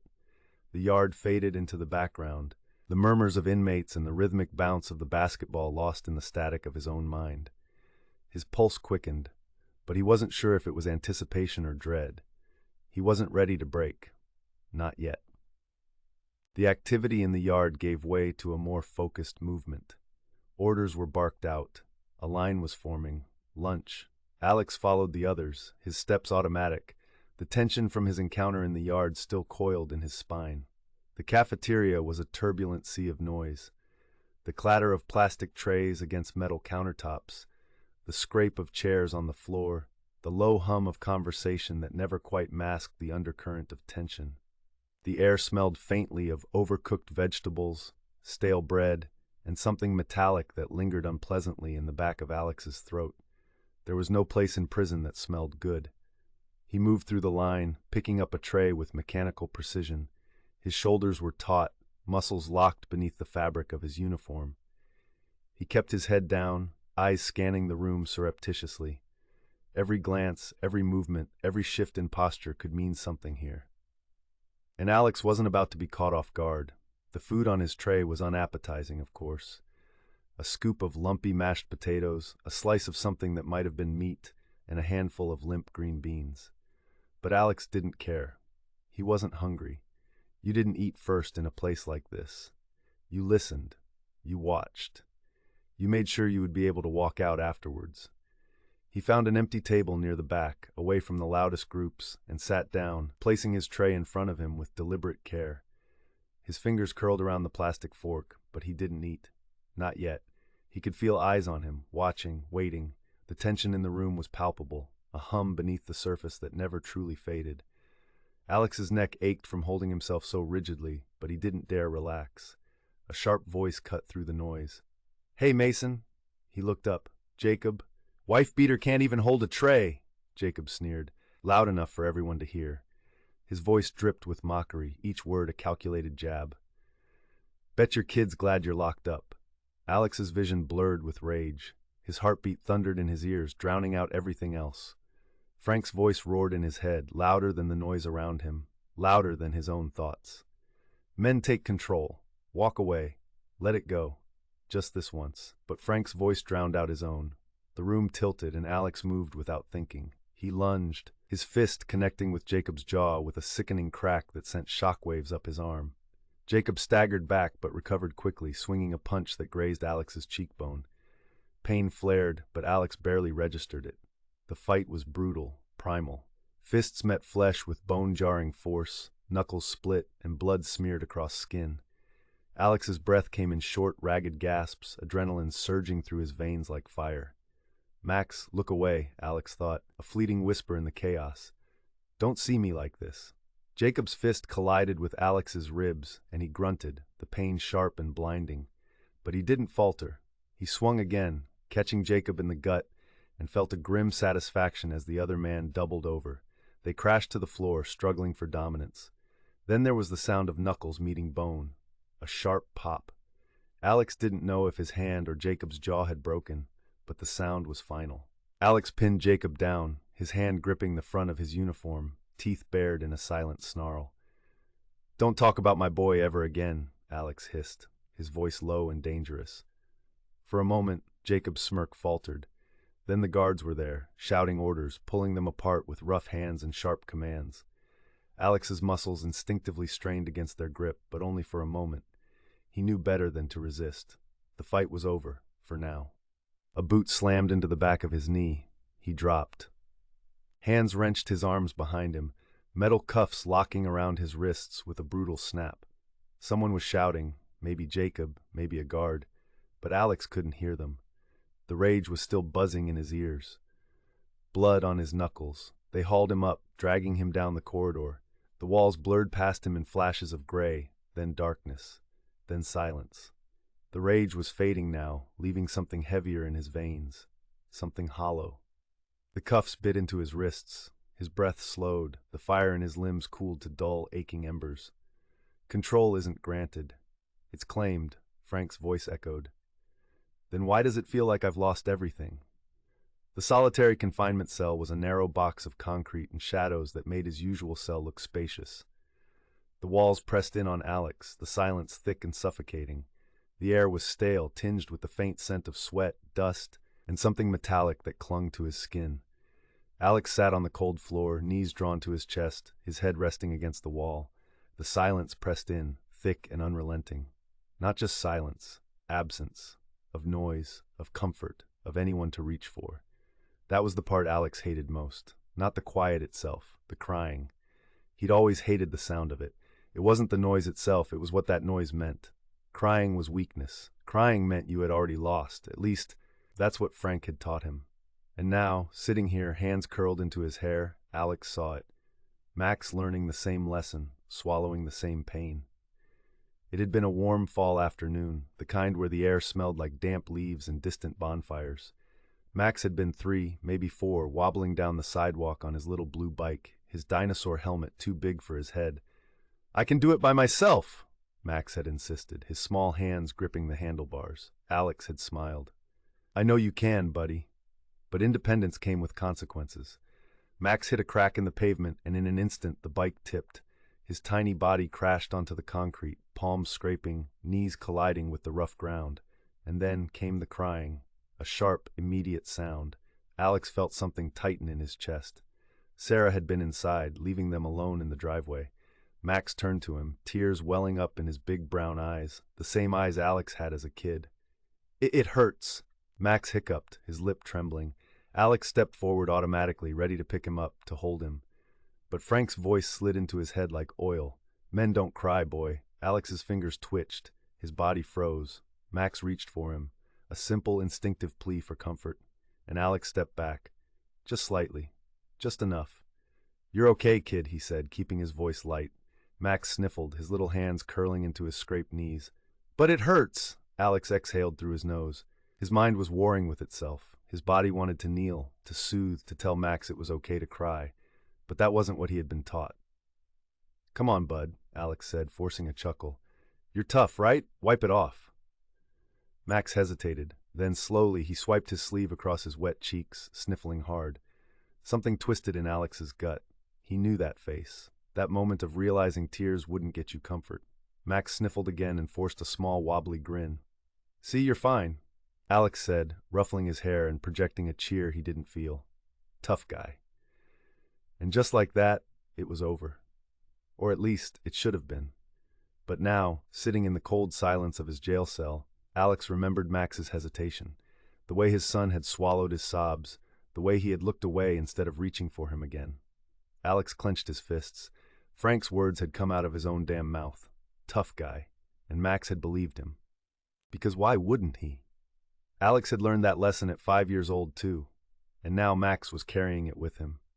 Alex tapped a knuckle against the concrete in a soft, rhythmic pattern, a sound just loud enough to prove he was still here. It hurt to do so. His knuckles throbbed, raw and split, dried blood crusting over the cuts. The skin had torn open again, the same place it always did. The old scar from the fence reopened, something that had healed. Or pretended to, like him. It was just another break, another place that wouldn't stay closed. Time lost meaning in solitary.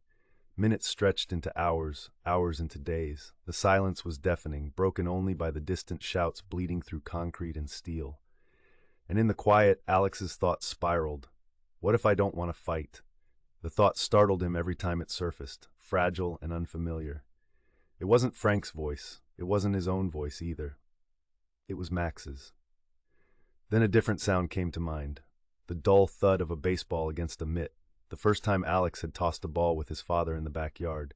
For 10 whole minutes, Frank had been patient, guiding Alex's grip, showing him how to throw straight. Alex had felt something unfamiliar, approval, until he missed a catch. And just like that, it was gone. That flicker of pride vanished, a bruise without a blow.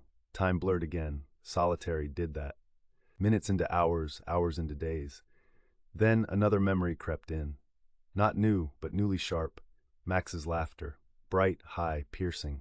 It didn't just cut through the summer air. It cut through Alex. Hold on, buddy, he'd called, his breath ragged, his legs aching to keep up. Max's little hands were white-knuckled on the handlebars, face tight with focus, teetering, recovering his balance. I'm doing it, Daddy, that voice. So full of joy, of belief. Alex remembered how it had felt to smile without guilt, to cheer for something that hadn't already slipped through his fingers. For a second, the world had held still, but perfection never stayed. The memory blurred, blending into the dark. Somewhere between thought and exhaustion, Alex drifted. The cell door unexpectedly creaked open. Alex jolted awake, wincing at the sudden flood of light. He blinked rapidly, his vision struggling to adjust. The memory slipped away, leaving behind a sharp ache in his chest that felt almost unbearable. Not from the cold, not from the cell, from the knowledge that Max had believed in him, and he'd taught his son to bury his pain. Frank's lessons didn't prepare me for survival, he realized bitterly. They chained me to violence. A guard grunted, gesturing for him to move. Alex stepped forward. His body was stiff, knuckles still raw. The air outside the cell felt thinner, colder, like it belonged to someone else. Then there was movement, a shadow shifting against the far wall, watching, waiting. First day, first fight, the man said. Predictable. Alex's shoulders tensed, his body instinctively bracing. He turned toward the voice. The man didn't flinch. He just smirked, arms crossed, eyes sharp with something unreadable. Alex scowled. What do you want? Maybe to help, the man shrugged, his expression unreadable. Maybe not. Haven't decided if you're worth saving yet. Alex's glare was sharp, but the man seemed unbothered. Greg, he nodded once. Measured, unreadable. Fists don't make you strong. Surviving your own demons does. Sounds like a fairy tale you tell yourself to sleep at night, Alex muttered. Greg chuckled softly. Maybe, or maybe I've already faced mine. Those words lingered for some reason. Alex pressed his thumb against his palm, the old habit returning. But this time, it wasn't about control. It was hesitation. Back in his cell, Alex stared at the ceiling. For the first time, there were other words louder than Frank's in his head. What if fear isn't weakness? What if it's just human?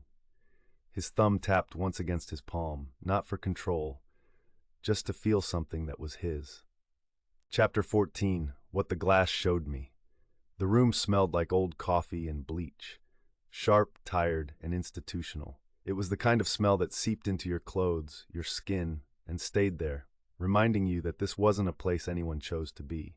Overhead, the fluorescent lights buzzed with a low, sickly hum, casting a flickering glow that made everyone's skin look like paper. The chairs were all wrong, too low, too hard, spaced just far enough apart to keep you from forgetting you were alone, a circle pretending to be a safe place. But Alex knew better. There weren't any in here. The only attempt at decoration was a warped, laminated sign on the far wall, curling at the corners. Healing starts with honesty. Sure, and pain starts with remembering. The floor had been scrubbed 1,000 times and still looked dirty. Years of restless feet and scuffed boots had carved patterns into the linoleum. Lines Alex's eyes kept tracing. They reminded him of the cracks in the prison yard pavement, the broken varnish on the courtroom table, the fractures inside himself. He sat slouched in his chair, arms folded, eyes low. Every session was the same. Some state-mandated shrink pushing self-awareness on men who'd learned a long time ago that silence was safer. Accountability, growth, change. What bullshit. Next to him, Greg sat with the ease of someone who'd already been cracked open and stitched back together. Legs stretched out, chair tilted just enough to piss off the guards if they were looking. He didn't posture, didn't check corners, just watched. Alex didn't get it. Greg didn't look like a man who had anything to prove. Just one who remembered what it cost. Dr. Wells leaned forward, his hands folded loosely in front of him.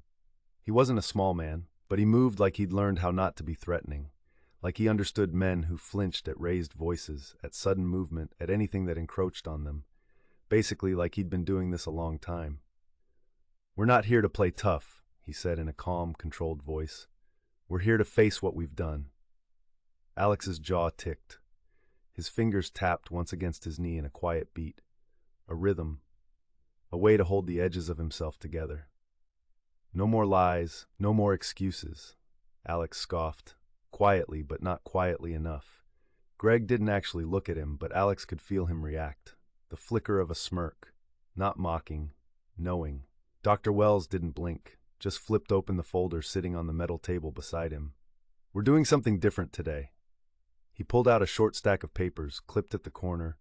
"These are victim impact statements." An uncomfortable reaction ran through the room. Subtle, but it was there.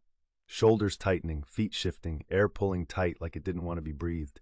Dr. Wells slowly flipped through a few pages, deliberate, then held a page up. "Alex Mason." Alex didn't move. "This one's yours." The paper hung there, suspended like a sentence. "You'll read it," Dr. Wells stated. Not a threat, not a request, just a line he wasn't going to step back from. Alex's name sounded different here. Not soft, not loving, not the way Sarah used to say it, not the way Max used to giggle it. It sounded stripped, judged. "Pass," he muttered. Dr. Wells didn't blink. "Then you'll sit here until you do." The silence that followed wasn't blank. It had teeth. Alex reached forward and snatched the paper from him. His grip crumpled the edge. "Men don't apologize. Men don't beg," sneered Frank's voice. "Fine. Let's get it over with." Alex stared at the paper like it might bite him. Then, with no ceremony, he read in a monotone. Flat. Mechanical. Like he wasn't really there. "I never knew which Alex I'd get. The one who made Max laugh, or the one who punched holes in walls." The words landed like fists, one after the other. Alex's grip tightened on the page. Max always stayed close to the door, just in case. His voice caught on the last word like it was a splinter he couldn't swallow. The room didn't move. Neither did he. But inside Alex, something did. A storm cracked open in his chest, every memory thundering back at once. He saw Max, small and still, watching from the hallway with wide, unblinking eyes. One little hand curled tight around the doorframe, like it was something solid, something safe. A way out. Alex blinked, but the image held. Then he saw him again, Max, cross-legged on the carpet. Crayons scattered around him, drawing quietly. Not because he was focused, not because he was happy, because quiet was the safest sound in the house. Alex's hand trembled, just a little, like an old fault line waking up beneath the surface. The paper seemed to buzz between his fingers, and then the room, the chairs, the circle of men, the low hum of the lights, faded. He was back in the old house, the hallway. The thick smell of beer and motor oil soaked into the floorboards. His back pressed against the bedroom door, knees drawn to his chest. A plastic dinosaur clenched so tightly in his palm it left tiny ridges in his skin. "Shh, baby, just be still." His mother's voice was just a whisper bleeding through the thin wall. Frank's boots thudded in the hallway, slow, deliberate, like he had all the time in the world. The doorknob rattled. "You locking me out, boy?" Alex's breath vanished. He heard the sound of a belt sliding from a loop, metal scraping leather. "Think a lock makes you safe?" His eyes squeezed shut. He heard the crack of the doorframe as it buckled. His body curled tighter, trying to fold smaller, quieter, invisible. He didn't even breathe. Little boys who hide behind doors, that's weak. Alex's stomach twisted, not from hunger, from something older, deeper, a nausea that lived in his bones. And then, without meaning to, his voice slipped into the present, into the bleak room with the uncomfortable chairs and more uncomfortable silence, a whisper not meant to be heard. "No, I'm not him. Just that. Nothing else." There was no build-up, no confession, just truth, uninvited. The paper slipped from his hands and floated to the floor like it was done with him. He didn't reach for it.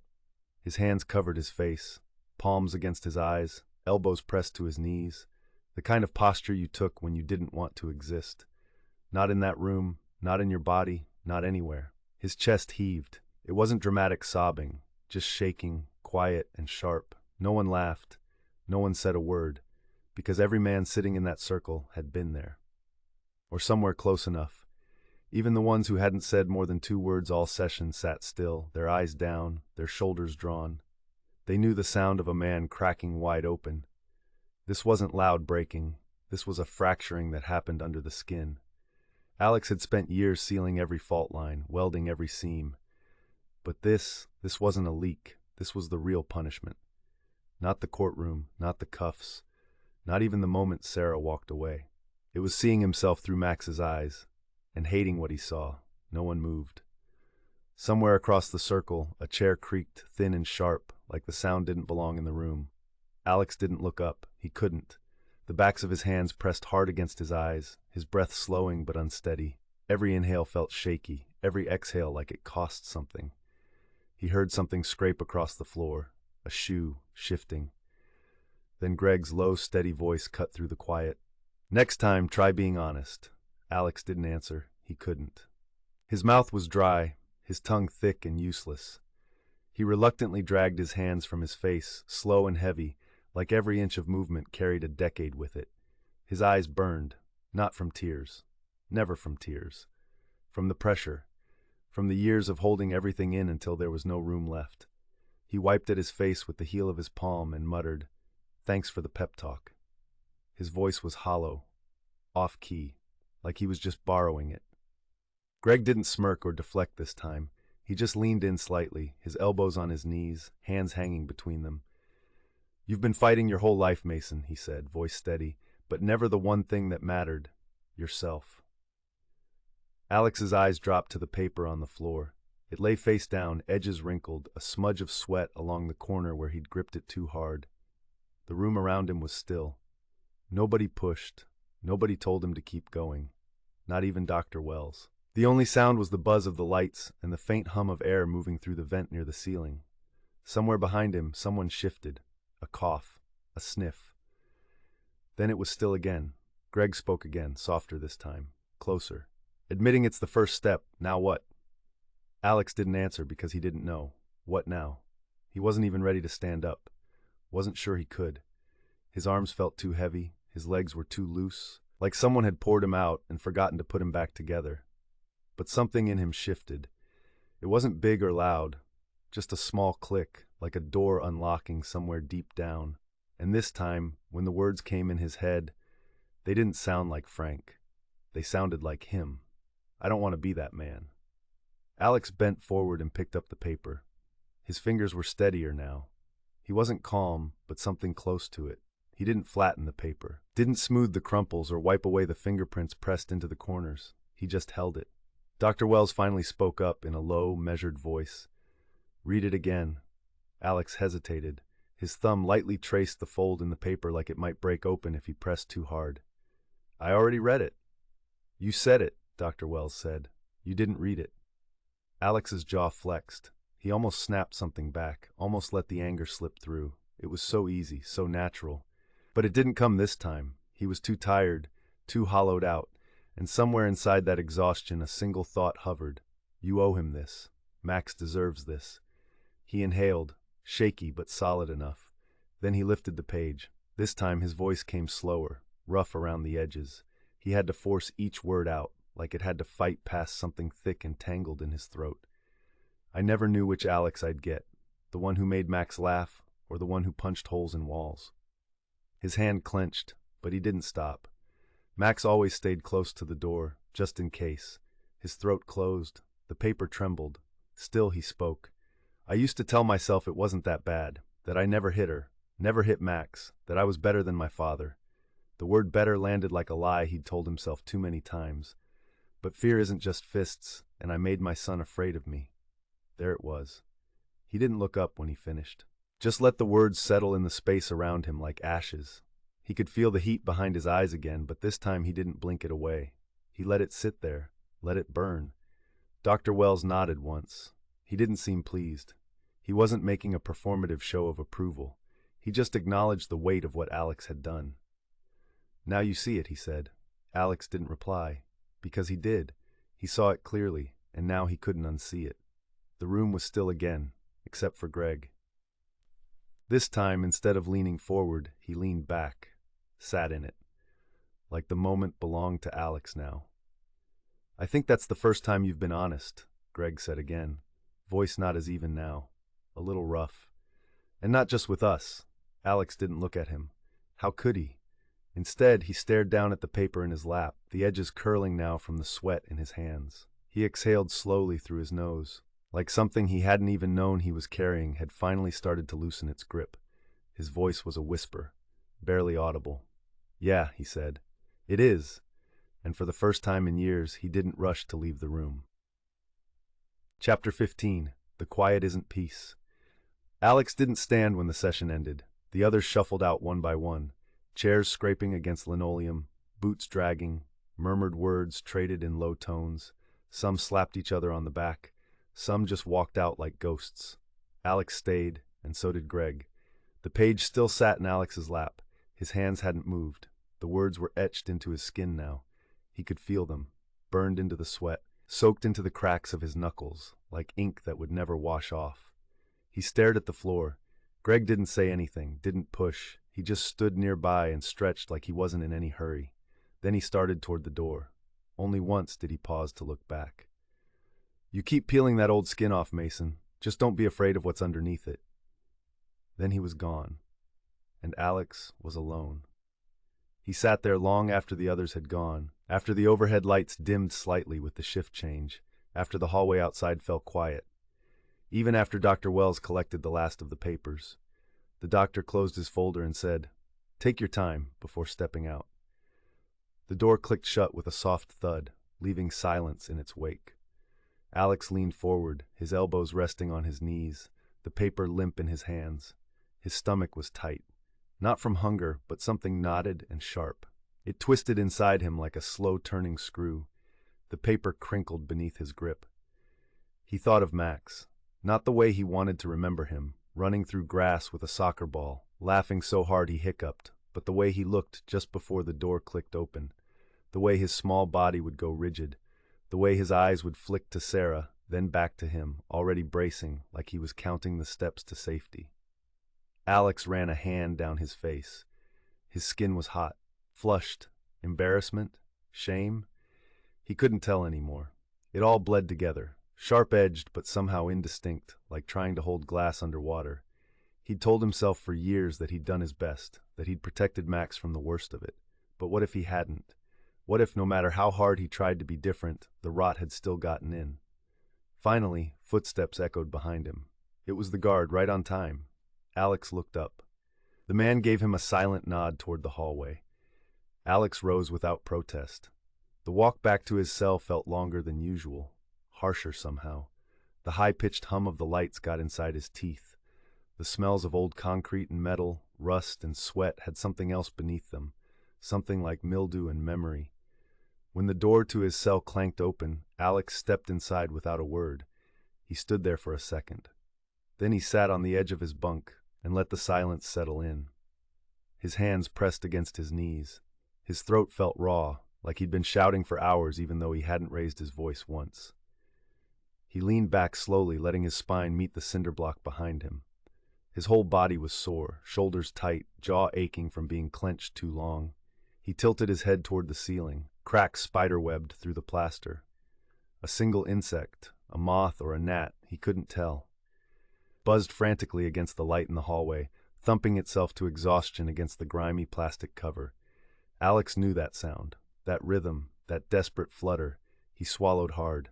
Greg's question echoed again. Now what? He didn't have an answer, but he knew one thing. If he didn't do something with this pain, if he didn't get it out of him, somewhere, somehow, it would take root again. It would wait. It would twist inside him. He stood and moved toward the desk. The notebook they'd handed him the first week was still there, buried under a deck of cards and a dull pencil. He brushed the dust off the cover with his sleeve. The spine cracked when he opened it. The first page was still blank. Alex stared at it for a long time. The pen felt heavy in his hand, like a tool he wasn't qualified to use, hovering over the page. Alex stared at the blank space like it might judge him, like it already knew. His hands shook, not violently, but just enough to feel it in the muscles. The kind of tremor that came from exhaustion you couldn't sleep off, the kind that came from fear you'd never say out loud. The overhead light flickered in the hallway again. There was a long pause, then a buzz. It was as if the building itself was holding its breath with him. He put the pen down, sat back. What the hell am I even doing? The notebook stared at him. It was still open, waiting. And in that silence, that thin veil of night where even the guards walked quieter, Alex let himself feel the edge of something he hadn't dared to name. Grief. Not just for Max, for the kid he had been. The kid who had curled up behind that locked door with nothing but a plastic dinosaur digging into his hand and a hope that maybe, just maybe, this time the door would hold. He swallowed hard and picked up the pen again. He didn't plan the words. He just let them bleed. Max, I don't know if you'll ever read this. Maybe it's better if you don't. I used to think silence was strength, that as long as I didn't raise my hand, I was different from him, that if I could just grit my teeth and keep it inside, it wouldn't spill over. But you know better now, don't you? I saw it in your eyes, the way you watched the door, the way you stayed near the edges of the room like you were calculating your escape. You were too young to understand why you felt afraid. But I wasn't. I knew what I was doing. I just didn't want to look at it. You deserved a father who softened when you were scared. I was trying to be that man, but trying isn't the same as being. And love isn't supposed to make you flinch. I'm not asking you to forgive me. That's not what this is. That's not your job. This is just me finally saying it out loud. You didn't deserve the weight I put on your shoulders. You were a child, and I made you brace like a soldier. I'm trying to change that, even in here, even if it's too late. I won't ask you to believe in me, but I'll keep showing up if you ever want me to. That's all I've got. Love, Dad. When it was done, Alex stared at the page until the ink dried. His heart beat hard in his chest, not fast, but forceful, like something had finally broken loose. To his surprise, he realized that his hands were steady now. He closed the notebook with a slow breath and slid it back into the small locker beside his bed. He wasn't burying it out of sight or hiding it. He just placed it there, like something set down carefully after being carried too long. Then he climbed back into the bunk, pulled the scratchy sheet over his body, and lay flat, staring up into the dark. The quiet didn't suffocate him the way it used to. It wasn't exactly peace. Not yet. But it was space, and that was something. Greg's voice came back to him again, not like a challenge this time, but like a thread. You keep peeling that old skin off. Don't be afraid of what's underneath it. Alex didn't know what it was underneath yet, but tomorrow the gates would open, and the world would feel too wide, too bright, too much. He knew that already, but for tonight, the weight in his chest had shifted. It wasn't gone, it wasn't any lighter. It just moved a bit. Something inside him whispered, "Start here." Chapter 16, Freedom with a Leash. The gates of the state prison slid open with a slow, mechanical groan. Alex stepped forward, squinting into the morning sun. It hit like a spotlight. The light wasn't warm, it was interrogative, like it wanted something from him. His boots hit the pavement. The ground felt wrong, too open, too clean. This wasn't freedom. Not really. Just a different kind of confinement. No bars, no counts, no clanging doors. But there were still plenty of rules. The eyes watching him were more subtle, but they were still there. He knew somewhere that the halfway house was waiting. 5 years behind walls, now 5 more on a leash. Someone would always be holding the other end of the line. The small canvas bag slung over his shoulder held everything he owned. A set of clothes, a toothbrush, a cheap razor, some legal papers, a folded letter from Greg. Frank's belt. That was it. 5 years, boiled down to less than 5 pounds. Even the air outside seemed different, too alive, sharp with exhaust and pollen, sunlight and grass clippings. A breeze tugged at his collar like it was trying to get under his skin. His lungs pulled it in greedily anyway. Real air, real sky. No hum of recycled vent systems, no bleach, no metal. But the space was too big. He'd spent so long shrinking into corners, moving under the radar, folding himself in. Now there was nothing to fold into. His pulse ticked in his throat. Every step sounded loud, not just in his ears, but in his chest. His shoulders twitched like someone was about to call him back, tell him it was a mistake. Part of him waited for a voice to tell him to turn around and walk back inside. He rolled his shoulders once, hard, adjusted the strap. One step at a time, he moved. Crack. Not under his feet, not in the pavement, in his head, in his past. His father's voice came back instantly, as if it had been waiting at the edge of the gates. Out there, you're on your own. No one to keep you in line. Let's see how long you last. He was 18 again. Frank in the garage, half drunk, hands gripped around Alex's college acceptance letter like it was a threat. You think you're too good for this house? You think you'll make it out there without someone yanking your leash? Alex hadn't answered, just walked. But the voice had followed him. It still did, through every missed chance.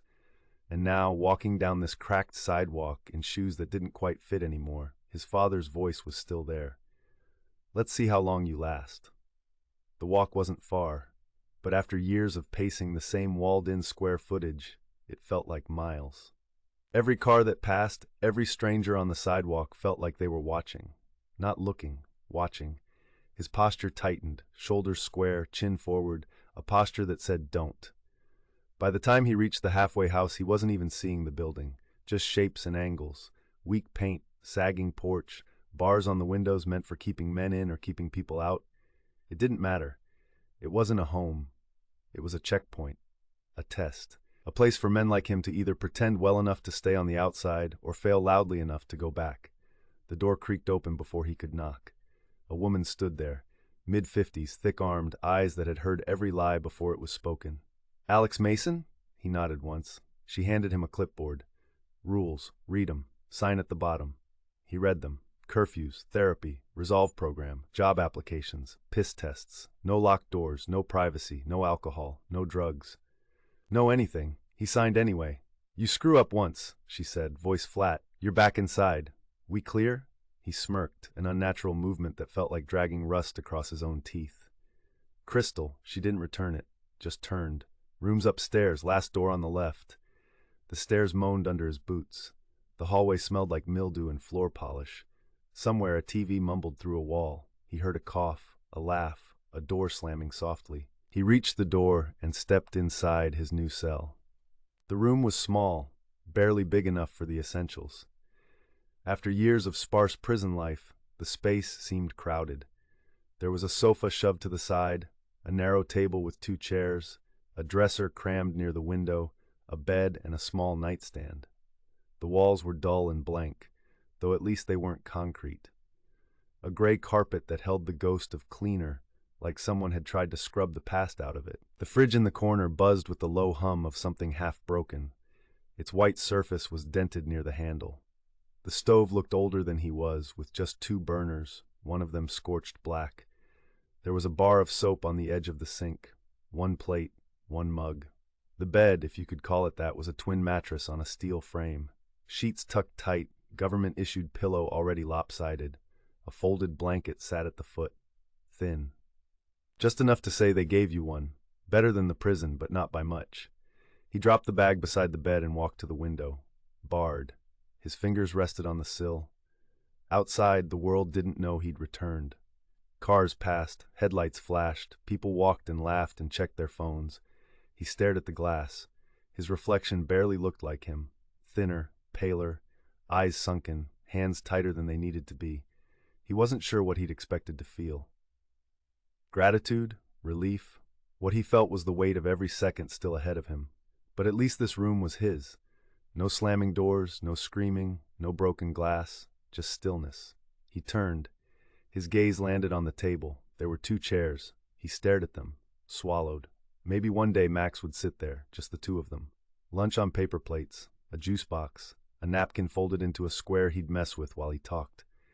Maybe they'd talk about dinosaurs, or which superhero could beat the others, or a dumb joke he told in class that made him laugh too hard to finish. Nothing big, just something real. A moment that didn't ask for anything. That's what he wanted. Not forgiveness. Just that.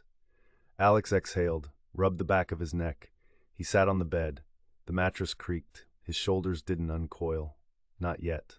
The silence pressed in, but it left room for a second chance. And for now, that was enough. Chapter 17. A stranger's son. Time passed. Alex hadn't moved. He'd leaned back slightly, legs stretched, one heel bouncing on instinct, but his body still sat in that same half-braced posture. Bent, but not resting. The kind of position you held when your nervous system hadn't gotten the memo that the war was over. The room hadn't changed, but something in him had shifted just enough for him to notice the quiet, the sort of quiet that you never found in a prison. He looked over at the table in the corner. 2 empty chairs. He felt the shape of that thought trying to come back. Max, sitting across from him, legs swinging, talking about something dumb and bright. He turned away from it. That kind of hope was too much weight to carry on a day like this. He leaned back again, farther this time. The bed creaked under him.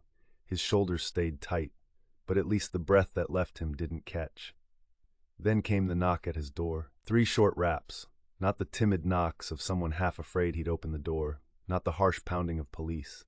Just efficient, firm knocks. Alex reflexively sat up straighter. He moved to the door and opened it. It was a simple action he hadn't done for 5 years.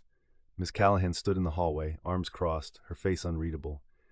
"Your parole officer's downstairs. Intake meeting." He blinked once. "Now, I just got here." "Now," she said. "Room A, don't keep him waiting."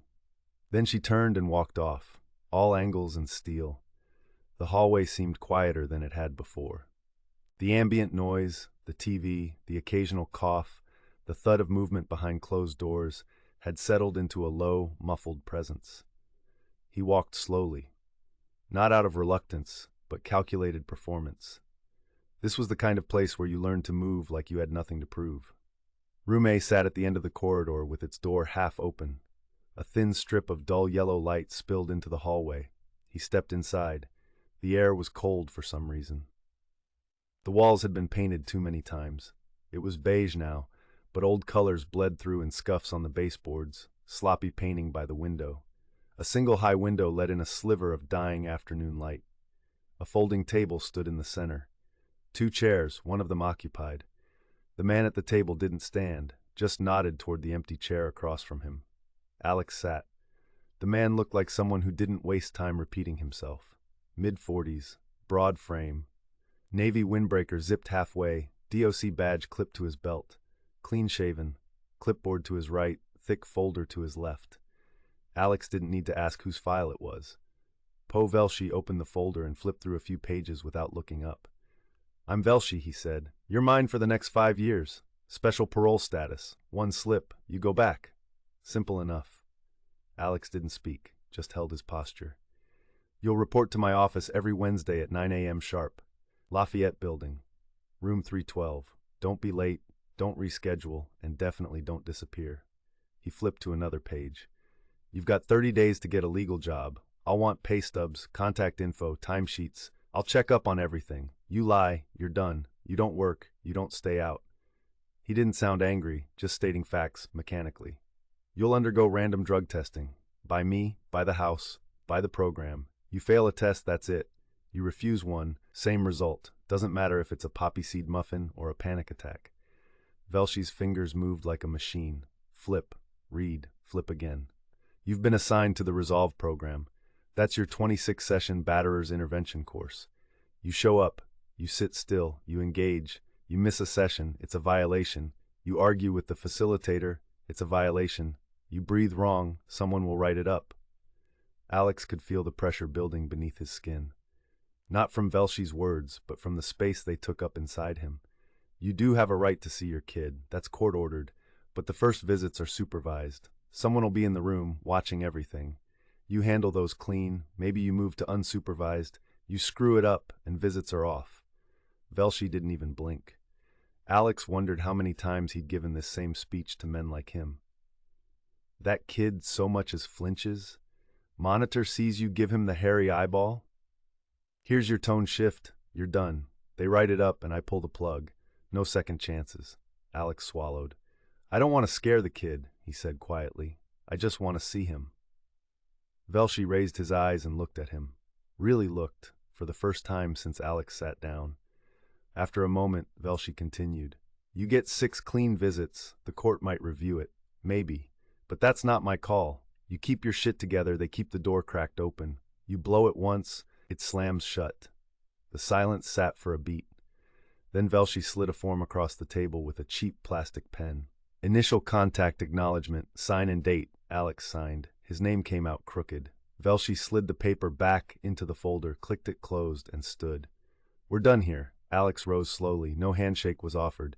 He made it halfway to the door before Velshi spoke again. "One last thing." Alex turned his head slightly.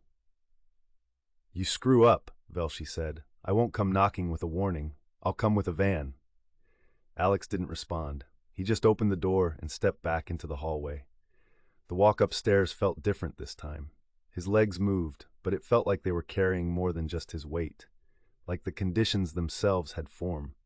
Like he was weighed down by every rule Velshi had just listed, every time bomb. It felt like the conditions of his parole were stitched into his sleeves, his cuffs, the seams of his jeans. He reached his room, closed the door, sat back on the bed. The 2 chairs were still where he'd left them, still empty. But the thought of Max sitting in one of them was still there too, just as far away, just as impossible, but maybe not forever. And for now, that was enough. Chapter 15. The Quiet Isn't Peace. Alex didn't stand when the session ended. The others shuffled out one by one, chairs scraping against linoleum, boots dragging, murmured words traded in low tones. Some slapped each other on the back. Some just walked out like ghosts. Alex stayed, and so did Greg. The page still sat in Alex's lap. His hands hadn't moved. The words were etched into his skin now. He could feel them, burned into the sweat, soaked into the cracks of his knuckles, like ink that would never wash off. He stared at the floor. Greg didn't say anything, didn't push. He just stood nearby and stretched like he wasn't in any hurry. Then he started toward the door. Only once did he pause to look back. "You keep peeling that old skin off, Mason. Just don't be afraid of what's underneath it." Then he was gone, and Alex was alone. He sat there long after the others had gone, after the overhead lights dimmed slightly with the shift change, after the hallway outside fell quiet, even after Dr. Wells collected the last of the papers. The doctor closed his folder and said, Take your time before stepping out. The door clicked shut with a soft thud, leaving silence in its wake. Alex leaned forward, his elbows resting on his knees, the paper limp in his hands. His stomach was tight, not from hunger, but something knotted and sharp. It twisted inside him like a slow-turning screw. The paper crinkled beneath his grip. He thought of Max, not the way he wanted to remember him, running through grass with a soccer ball, laughing so hard he hiccuped, but the way he looked just before the door clicked open, the way his small body would go rigid, the way his eyes would flick to Sarah, then back to him, already bracing like he was counting the steps to safety. Alex ran a hand down his face. His skin was hot, flushed, embarrassment, shame. He couldn't tell anymore. It all bled together, sharp-edged but somehow indistinct, like trying to hold glass underwater. He'd told himself for years that he'd done his best, that he'd protected Max from the worst of it. But what if he hadn't? What if, no matter how hard he tried to be different, the rot had still gotten in? Finally, footsteps echoed behind him. It was the guard, right on time. Alex looked up. The man gave him a silent nod toward the hallway. Alex rose without protest. The walk back to his cell felt longer than usual, harsher somehow. The high-pitched hum of the lights got inside his teeth. The smells of old concrete and metal, rust and sweat had something else beneath them, something like mildew and memory. When the door to his cell clanked open, Alex stepped inside without a word. He stood there for a second. Then he sat on the edge of his bunk and let the silence settle in. His hands pressed against his knees. His throat felt raw, like he'd been shouting for hours even though he hadn't raised his voice once. He leaned back slowly, letting his spine meet the cinder block behind him. His whole body was sore, shoulders tight, jaw aching from being clenched too long. He tilted his head toward the ceiling, cracks spiderwebbed through the plaster. A single insect, a moth or a gnat, he couldn't tell, buzzed frantically against the light in the hallway, thumping itself to exhaustion against the grimy plastic cover. Alex knew that sound, that rhythm, that desperate flutter. He swallowed hard. Greg's question echoed again.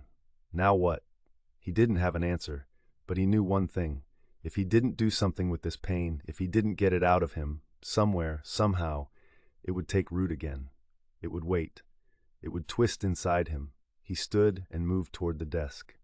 The notebook they'd handed him the first week was still there, buried under a deck of cards and a dull pencil. He brushed the dust off the cover with his sleeve. The spine cracked when he opened it. The first page was still blank. Alex stared at it for a long time. The pen felt heavy in his hand, like a tool he wasn't qualified to use, hovering over the page. Alex stared at the blank space like it might judge him, like it already knew. His hand shook, not violently, but just enough to feel it in the muscles. The kind of tremor that came from exhaustion you couldn't sleep off, the kind that came from fear you'd never say out loud. The overhead light flickered in the hallway again. There was a long pause, then a buzz. It was as if the building itself was holding its breath with him. He put the pen down, sat back. What the hell am I even doing? The notebook stared at him. It was still open, waiting. And in that silence, that thin veil of night where even the guards walked quieter, Alex let himself feel the edge of something he hadn't dared to name. Grief. Not just for Max, for the kid he had been. The kid who had curled up behind that locked door with nothing but a plastic dinosaur digging into his hand and a hope that maybe, just maybe, this time the door would hold. He swallowed hard and picked up the pen again. He didn't plan the words. He just let them bleed. Max, I don't know if you'll ever read this. Maybe it's better if you don't.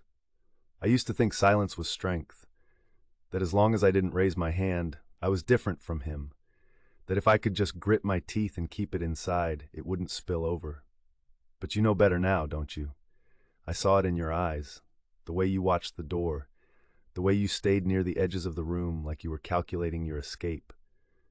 You were too young to understand why you felt afraid. But I wasn't. I knew what I was doing. I just didn't want to look at it. You deserved a father who softened when you were scared. I was trying to be that man, but trying isn't the same as being. And love isn't supposed to make you flinch. I'm not asking you to forgive me. That's not what this is. That's not your job. This is just me finally saying it out loud. You didn't deserve the weight I put on your shoulders. You were a child, and I made you brace like a soldier. I'm trying to change that, even in here, even if it's too late. I won't ask you to believe in me, but I'll keep showing up if you ever want me to. That's all I've got. Love, Dad. When it was done, Alex stared at the page until the ink dried. His heart beat hard in his chest, not fast, but forceful, like something had finally broken loose. To his surprise, he realized that his hands were steady now. He closed the notebook with a slow breath and slid it back into the small locker beside his bed. He wasn't burying it out of sight or hiding it. He just placed it there, like something set down carefully after being carried too long. Then he climbed back into the bunk, pulled the scratchy sheet over his body, and lay flat, staring up into the dark. The quiet didn't suffocate him the way it used to. It wasn't exactly peace. Not yet. But it was space, and that was something. Greg's voice came back to him again, not like a challenge this time, but like a thread. You keep peeling that old skin off. Don't be afraid of what's underneath it. Alex didn't know what it was underneath yet, but tomorrow the gates would open, and the world would feel too wide, too bright, too much. He knew that already. But for tonight, the weight in his chest had shifted.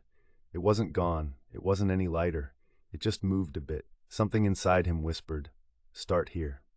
Chapter 16, Freedom with a Leash. The gates of the state prison slid open with a slow, mechanical groan. Alex stepped forward, squinting into the morning sun. It hit like a spotlight. The light wasn't warm. It was interrogative, like it wanted something from him. His boots hit the pavement. The ground felt wrong, too open, too clean. This wasn't freedom. Not really. Just a different kind of confinement. No bars, no counts, no clanging doors. But there were still plenty of rules. The eyes watching him were more subtle, but they were still there. He knew somewhere that the halfway house was waiting. 5 years behind walls, now 5 more on a leash. Someone would always be holding the other end of the line. The small canvas bag slung over his shoulder held everything he owned. A set of clothes, a toothbrush, a cheap razor, some legal papers, a folded letter from Greg. Frank's belt. That was it. 5 years, boiled down to less than 5 pounds. Even the air outside seemed different, too alive, sharp with exhaust and pollen, sunlight and grass clippings. A breeze tugged at his collar like it was trying to get under his skin. His lungs pulled it in greedily anyway. Real air, real sky. No hum of recycled vent systems, no bleach, no metal. But the space was too big. He'd spent so long shrinking into corners, moving under the radar, folding himself in. Now there was nothing to fold into. His pulse ticked in his throat. Every step sounded loud, not just in his ears, but in his chest. His shoulders twitched like someone was about to call him back, tell him it was a mistake. Part of him waited for a voice to tell him to turn around and walk back inside. He rolled his shoulders once, hard, adjusted the strap. One step at a time, he moved. Crack. Not under his feet, not in the pavement, in his head, in his past. His father's voice came back instantly, as if it had been waiting at the edge of the gates. Out there, you're on your own. No one to keep you in line. Let's see how long you last. He was 18 again. Frank in the garage, half drunk, hands gripped around Alex's college acceptance letter like it was a threat. You think you're too good for this house? You think you'll make it out there without someone yanking your leash? Alex hadn't answered, just walked. But the voice had followed him. It still did, through every missed chance. And now, walking down this cracked sidewalk in shoes that didn't quite fit anymore, his father's voice was still there. Let's see how long you last. The walk wasn't far, but after years of pacing the same walled-in square footage, it felt like miles. Every car that passed, every stranger on the sidewalk felt like they were watching. Not looking, watching. His posture tightened, shoulders square, chin forward, a posture that said don't.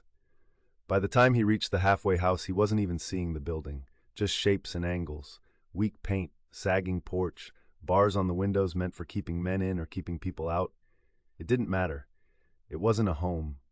It was a checkpoint, a test, a place for men like him to either pretend well enough to stay on the outside or fail loudly enough to go back. The door creaked open before he could knock. A woman stood there, mid-50s, thick-armed, eyes that had heard every lie before it was spoken. Alex Mason? He nodded once. She handed him a clipboard. Rules. Read 'em. Sign at the bottom. He read them. Curfews, therapy, resolve program, job applications, piss tests, no locked doors, no privacy, no alcohol, no drugs. No anything. He signed anyway. You screw up once, she said, voice flat. You're back inside. We clear? He smirked, an unnatural movement that felt like dragging rust across his own teeth. Crystal, she didn't return it, just turned. Room's upstairs, last door on the left. The stairs moaned under his boots. The hallway smelled like mildew and floor polish. Somewhere a TV mumbled through a wall. He heard a cough, a laugh, a door slamming softly. He reached the door and stepped inside his new cell. The room was small, barely big enough for the essentials. After years of sparse prison life, the space seemed crowded. There was a sofa shoved to the side, a narrow table with 2 chairs, a dresser crammed near the window, a bed and a small nightstand. The walls were dull and blank, though at least they weren't concrete. A gray carpet that held the ghost of cleaner, like someone had tried to scrub the past out of it. The fridge in the corner buzzed with the low hum of something half broken. Its white surface was dented near the handle. The stove looked older than he was, with just 2 burners, one of them scorched black. There was a bar of soap on the edge of the sink, 1 plate, 1 mug. The bed, if you could call it that, was a twin mattress on a steel frame. Sheets tucked tight, government-issued pillow already lopsided. A folded blanket sat at the foot, thin. Just enough to say they gave you one. Better than the prison, but not by much. He dropped the bag beside the bed and walked to the window. Barred. His fingers rested on the sill. Outside, the world didn't know he'd returned. Cars passed, headlights flashed, people walked and laughed and checked their phones. He stared at the glass. His reflection barely looked like him. Thinner, paler, eyes sunken, hands tighter than they needed to be. He wasn't sure what he'd expected to feel. Gratitude? Relief? What he felt was the weight of every second still ahead of him. But at least this room was his. No slamming doors, no screaming, no broken glass, just stillness. He turned. His gaze landed on the table. There were 2 chairs. He stared at them, swallowed. Maybe one day Max would sit there, just the 2 of them. Lunch on paper plates, a juice box, a napkin folded into a square he'd mess with while he talked. Maybe they'd talk about dinosaurs, or which superhero could beat the others, or a dumb joke he told in class that made him laugh too hard to finish. Nothing big, just something real. A moment that didn't ask for anything. That's what he wanted. Not forgiveness. Just that. Alex exhaled, rubbed the back of his neck. He sat on the bed. The mattress creaked. His shoulders didn't uncoil. Not yet. The silence pressed in, but it left room for a second chance. And for now, that was enough. Chapter 17. A stranger's son. Time passed. Alex hadn't moved. He'd leaned back slightly, legs stretched, one heel bouncing on instinct, but his body still sat in that same half-braced posture. Bent, but not resting.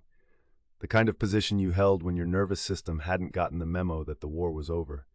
The room hadn't changed, but something in him had shifted just enough for him to notice the quiet, the sort of quiet that you never found in a prison. He looked over at the table in the corner. 2 empty chairs. He felt the shape of that thought trying to come back. Max, sitting across from him, legs swinging, talking about something dumb and bright. He turned away from it. That kind of hope was too much weight to carry on a day like this. He leaned back again, farther this time. The bed creaked under him. His shoulders stayed tight, but at least the breath that left him didn't catch. Then came the knock at his door. 3 short raps. Not the timid knocks of someone half afraid he'd open the door. Not the harsh pounding of police. Just efficient, firm knocks. Alex reflexively sat up straighter. He moved to the door and opened it. It was a simple action he hadn't done for 5 years. Miss Callahan stood in the hallway, arms crossed, her face unreadable. Your parole officer's downstairs. Intake meeting. He blinked once. Now, I just got here. Now, she said. Room A, don't keep him waiting. Then she turned and walked off, all angles and steel. The hallway seemed quieter than it had before. The ambient noise, the TV, the occasional cough, the thud of movement behind closed doors had settled into a low, muffled presence. He walked slowly, not out of reluctance, but calculated performance. This was the kind of place where you learned to move like you had nothing to prove. Room A sat at the end of the corridor with its door half open. A thin strip of dull yellow light spilled into the hallway. He stepped inside. The air was cold for some reason. The walls had been painted too many times.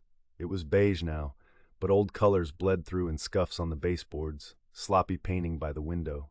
A single high window let in a sliver of dying afternoon light. A folding table stood in the center. 2 chairs, one of them occupied. The man at the table didn't stand, just nodded toward the empty chair across from him. Alex sat. The man looked like someone who didn't waste time repeating himself. Mid-40s, broad frame, navy windbreaker zipped halfway, DOC badge clipped to his belt. Clean-shaven, clipboard to his right, thick folder to his left. Alex didn't need to ask whose file it was. Poe Velshi opened the folder and flipped through a few pages without looking up. "I'm Velshi," he said. "You're mine for the next 5 years. Special parole status. One slip, you go back." Simple enough. Alex didn't speak, just held his posture. "You'll report to my office every Wednesday at 9 a.m. sharp. Lafayette Building. Room 312. Don't be late, don't reschedule, and definitely don't disappear." He flipped to another page. "You've got 30 days to get a legal job. I'll want pay stubs, contact info, timesheets. I'll check up on everything. You lie, you're done. You don't work, you don't stay out." He didn't sound angry, just stating facts mechanically. "You'll undergo random drug testing. By me, by the house, by the program. You fail a test, that's it. You refuse one, same result. Doesn't matter if it's a poppy seed muffin or a panic attack." Velshi's fingers moved like a machine. Flip, read, flip again. "You've been assigned to the Resolve program. That's your 26-session batterer's intervention course. You show up, you sit still, you engage. You miss a session, it's a violation. You argue with the facilitator, it's a violation. You breathe wrong, someone will write it up." Alex could feel the pressure building beneath his skin. Not from Velshi's words, but from the space they took up inside him. "You do have a right to see your kid, that's court-ordered, but the first visits are supervised. Someone will be in the room, watching everything. You handle those clean, maybe you move to unsupervised, you screw it up, and visits are off." Velshi didn't even blink. Alex wondered how many times he'd given this same speech to men like him. "That kid so much as flinches? Monitor sees you give him the hairy eyeball? Here's your tone shift, you're done. They write it up and I pull the plug. No second chances." Alex swallowed. "I don't want to scare the kid," he said quietly. "I just want to see him." Velshi raised his eyes and looked at him. Really looked, for the first time since Alex sat down. After a moment, Velshi continued. "You get 6 clean visits, the court might review it. Maybe. But that's not my call. You keep your shit together, they keep the door cracked open. You blow it once, it slams shut." The silence sat for a beat. Then Velshi slid a form across the table with a cheap plastic pen. "Initial contact acknowledgement, sign and date," Alex signed. His name came out crooked. Velshi slid the paper back into the folder, clicked it closed, and stood. "We're done here." Alex rose slowly. No handshake was offered. He made it halfway to the door before Velshi spoke again. "One last thing." Alex turned his head slightly. "You screw up," Velshi said. "I won't come knocking with a warning. I'll come with a van." Alex didn't respond. He just opened the door and stepped back into the hallway. The walk upstairs felt different this time. His legs moved, but it felt like they were carrying more than just his weight. Like the conditions themselves had form. Like he was weighed down by every rule Velshi had just listed, every time bomb. It felt like the conditions of his parole were stitched into his sleeves, his cuffs, the seams of his jeans. He reached his room, closed the door, sat back on the bed. The 2 chairs were still where he'd left them, still empty. But the thought of Max sitting in one of them was still there too, just as far away, just as impossible, but maybe not forever. And for now, that was enough. Chapter 17. A Stranger's Son. Time passed. Alex hadn't moved. He'd leaned back slightly, legs stretched, one heel bouncing on instinct, but his body still sat in that same half-braced posture. Bent, but not resting. The kind of position you held when your nervous system hadn't gotten the memo that the war was over. The room hadn't changed, but something in him had shifted just enough for him to notice the quiet, the sort of quiet that you never found in a prison. He looked over at the table in the corner, 2 empty chairs. He felt the shape of that thought trying to come back. Max, sitting across from him, legs swinging, talking about something dumb and bright. He turned away from it. That kind of hope was too much weight to carry on a day like this. He leaned back again, farther this time. The bed creaked under him. His shoulders stayed tight, but at least the breath that left him didn't catch. Then came the knock at his door. 3 short raps. Not the timid knocks of someone half afraid he'd open the door, not the harsh pounding of police, just efficient, firm knocks. Alex reflexively sat up straighter. He moved to the door and opened it. It was a simple action he hadn't done for 5 years. Miss Callahan stood in the hallway, arms crossed, her face unreadable. "Your parole officer's downstairs, intake meeting." He blinked once. "Now, I just got here." "Now," she said. "Room A, don't keep him waiting." Then she turned and walked off, all angles and steel. The hallway seemed quieter than it had before. The ambient noise, the TV, the occasional cough, the thud of movement behind closed doors had settled into a low, muffled presence. He walked slowly, not out of reluctance, but calculated performance. This was the kind of place where you learned to move like you had nothing to prove. Room A sat at the end of the corridor with its door half open. A thin strip of dull yellow light spilled into the hallway. He stepped inside. The air was cold for some reason. The walls had been painted too many times. It was beige now, but old colors bled through in scuffs on the baseboards, sloppy painting by the window. A single high window let in a sliver of dying afternoon light. A folding table stood in the center. 2 chairs, one of them occupied. The man at the table didn't stand, just nodded toward the empty chair across from him. Alex sat. The man looked like someone who didn't waste time repeating himself. Mid-40s, broad frame, navy windbreaker zipped halfway, DOC badge clipped to his belt, clean-shaven, clipboard to his right, thick folder to his left. Alex didn't need to ask whose file it was. Poe Velshi opened the folder and flipped through a few pages without looking up. "I'm Velshi," he said. "You're mine for the next 5 years. Special parole status. 1 slip, you go back. Simple enough." Alex didn't speak, just held his posture. "You'll report to my office every Wednesday at 9 a.m. sharp. Lafayette Building, room 312. Don't be late, don't reschedule, and definitely don't disappear." He flipped to another page. "You've got 30 days to get a legal job. I'll want pay stubs, contact info, timesheets. I'll check up on everything. You lie, you're done. You don't work, you don't stay out." He didn't sound angry, just stating facts mechanically. "You'll undergo random drug testing. By me, by the house, by the program. You fail a test, that's it. You refuse one, same result. Doesn't matter if it's a poppy seed muffin or a panic attack." Velshi's fingers moved like a machine. Flip, read, flip again. "You've been assigned to the Resolve program. That's your 26-session batterer's intervention course. You show up, you sit still. You engage, you miss a session, it's a violation. You argue with the facilitator, it's a violation. You breathe wrong, someone will write it up." Alex could feel the pressure building beneath his skin, not from Velshi's words, but from the space they took up inside him. "You do have a right to see your kid. That's court-ordered, but the first visits are supervised. Someone will be in the room, watching everything. You handle those clean, maybe you move to unsupervised. You screw it up, and visits are off." Velshi didn't even blink. Alex wondered how many times he'd given this same speech to men like him.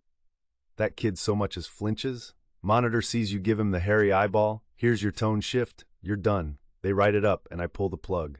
No second chances." Alex swallowed. "I don't want to scare the kid," he said quietly. "I just want to see him." Velshi raised his eyes and looked at him. Really looked, for the first time since Alex sat down. After a moment, Velshi continued. "You get 6 clean visits. The court might review it, maybe, but that's not my call. You keep your shit together, they keep the door cracked open. You blow it once, it slams shut." The silence sat for a beat. Then Velshi slid a form across the table with a cheap plastic pen. "Initial contact acknowledgement, sign and date." Alex signed. His name came out crooked. Velshi slid the paper back into the folder, clicked it closed, and stood. "We're done here." Alex rose slowly. No handshake was offered. He made it halfway to the door before Velshi spoke again. "One last thing." Alex turned his head slightly. "You screw up," Velshi said. "I won't come knocking with a warning. I'll come with a van." Alex didn't respond. He just opened the door and stepped back into the hallway. The walk upstairs felt different this time. His legs moved, but it felt like they were carrying more than just his weight, like the conditions themselves had form. Like he was weighed down by every rule Velshi had just listed, every time bomb. It felt like the conditions of his parole were stitched into his sleeves, his cuffs, the seams of his jeans. He reached his room, closed the door, sat back on the bed. The two chairs were still where he'd left them, still empty. But the thought of Max sitting in one of them was still there too, just as far away, just as impossible. But maybe not forever. And for now, that was enough. Chapter 18. Held between lives. A few days had passed since his release. Long enough for the novelty to wear off, but not long enough for anything to feel normal. Outside, the air was warm, the last stretch of afternoon sun dragging long shadows across the cracked sidewalk.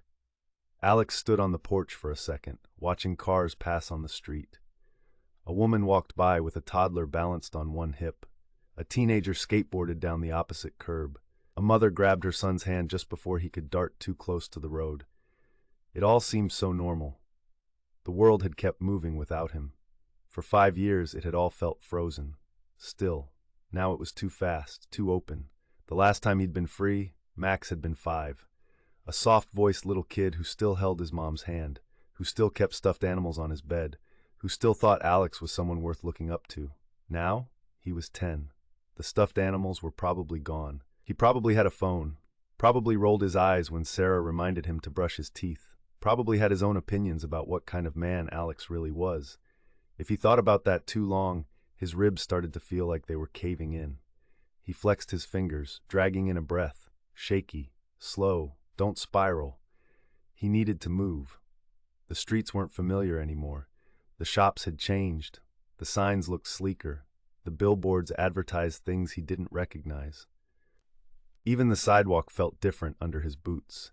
He passed a group of teenagers sitting on a stoop, laughing at something on a phone screen. Man, those things were everywhere. They didn't look up, didn't even register him. For a moment, he felt like a ghost, not invisible, irrelevant. He stopped at the corner of the next intersection, shoving his hands deep into his pockets. The city pulsed around him, honking horns, voices rising and falling, the deep mechanical breath of buses rolling through the streets. Life continued like he had never existed. I don't belong here. The thought hit fast.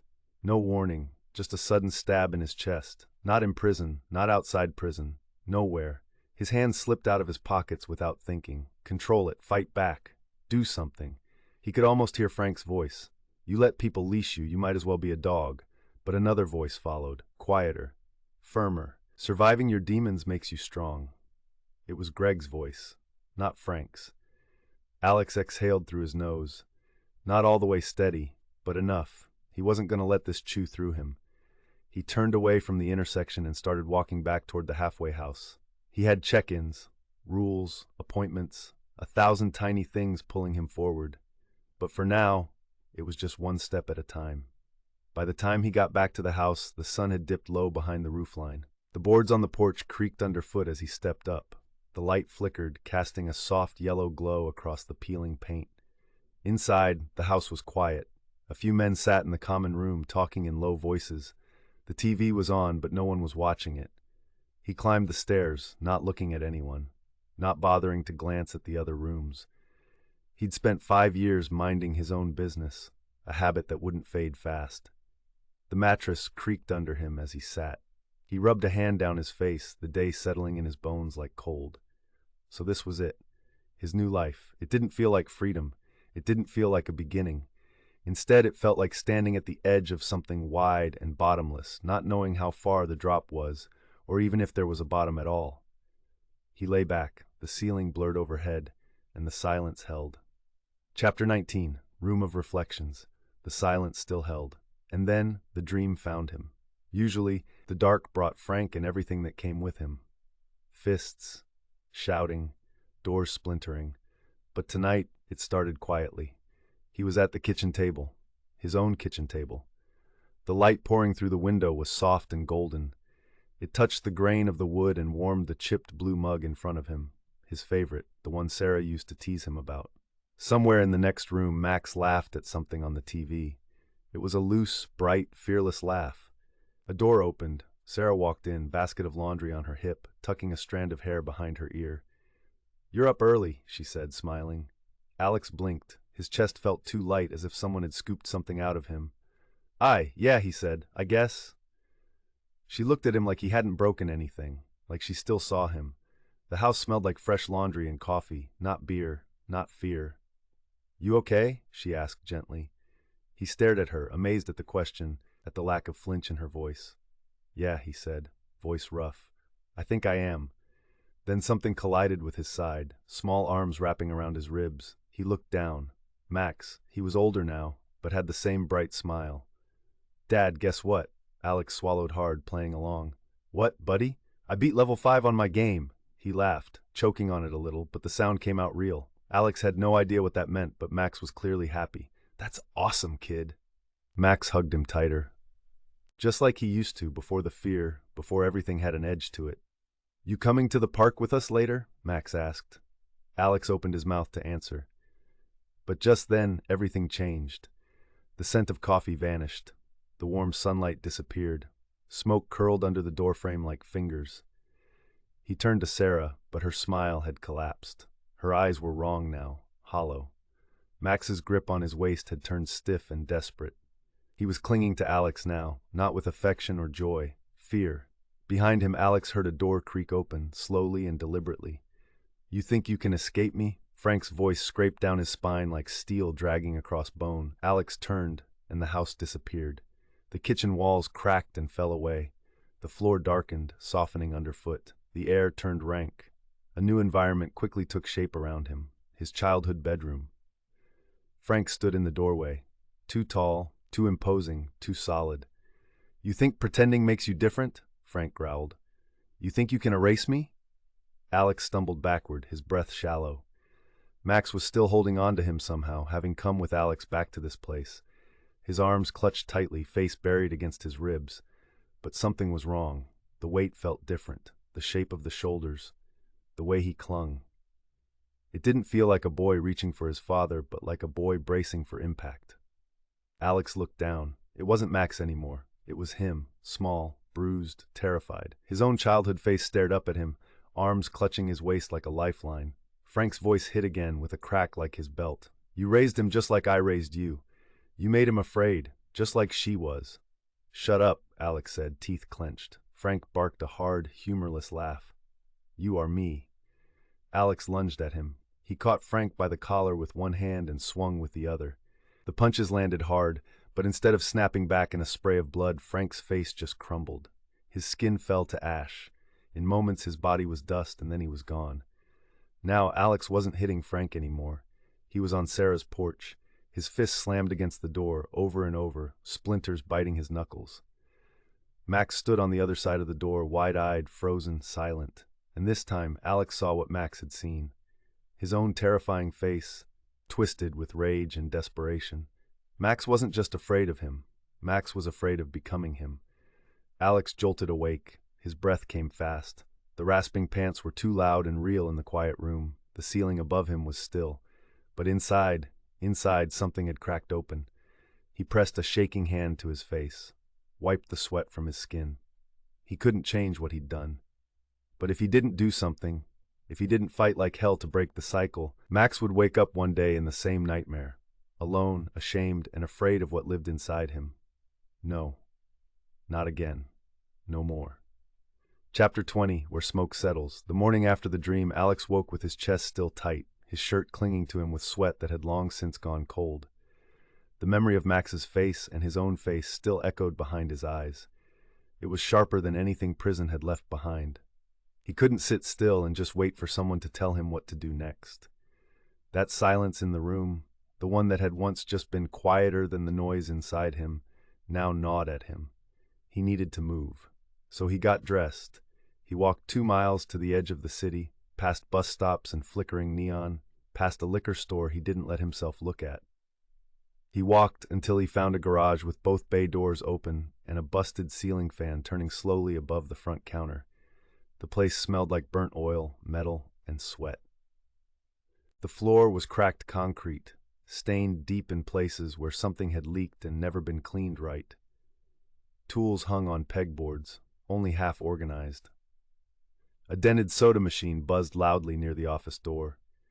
One of the mechanics wiped his hands on a filthy rag that looked older than Alex's sentence. The radio in the back was playing a Zeppelin song, beneath the pulse of impact wrenches and the sharp clang of dropped tools.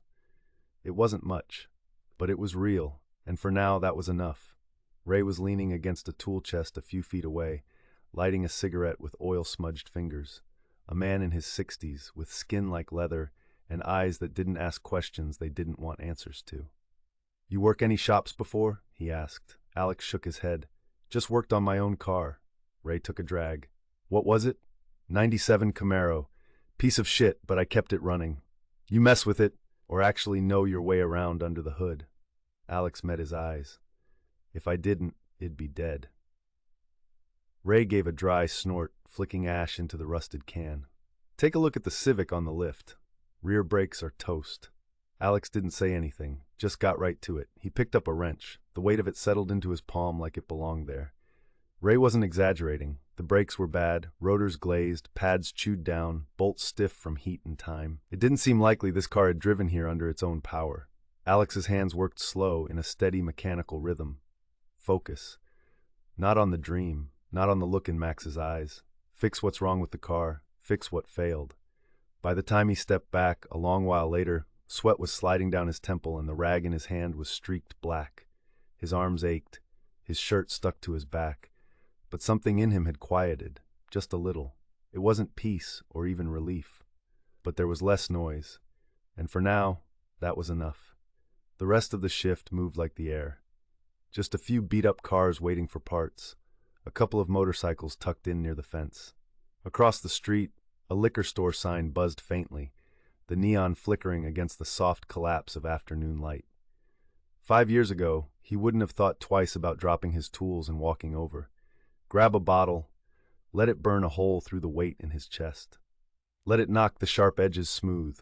If he did that now, his parole officer would have him back in a cell before the bottle even hit the floor. He exhaled slowly, watching the smoke lift and twist lazily into the heavy summer air. The door creaked open behind him. "Didn't peg you for a smoker," Ray said, stepping outside. Alex glanced over. "Figured it was mandatory in this line of work." Ray smirked, pulling out his own pack. "Fair point." They stood in silence, smoking and watching the street. "You work hard," Ray said eventually. "Most guys like you." He hesitated, tapping his cigarette against the wall. "Most guys don't." Alex didn't flinch, didn't argue. He knew what Ray meant. Most guys like him, the ones with records, with stories they couldn't scrub clean, showed up late. They made excuses and drifted.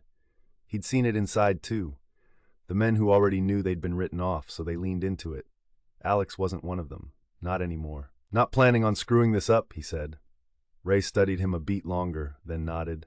"Good, then keep showing up." He flicked his cigarette stub into the street and stepped back inside. Alex stayed, finishing his smoke, letting the quiet settle around him. Keep showing up. He could do that. By the time his shift ended, the sun had dropped low, casting long streaks of orange and gold across the cracked pavement.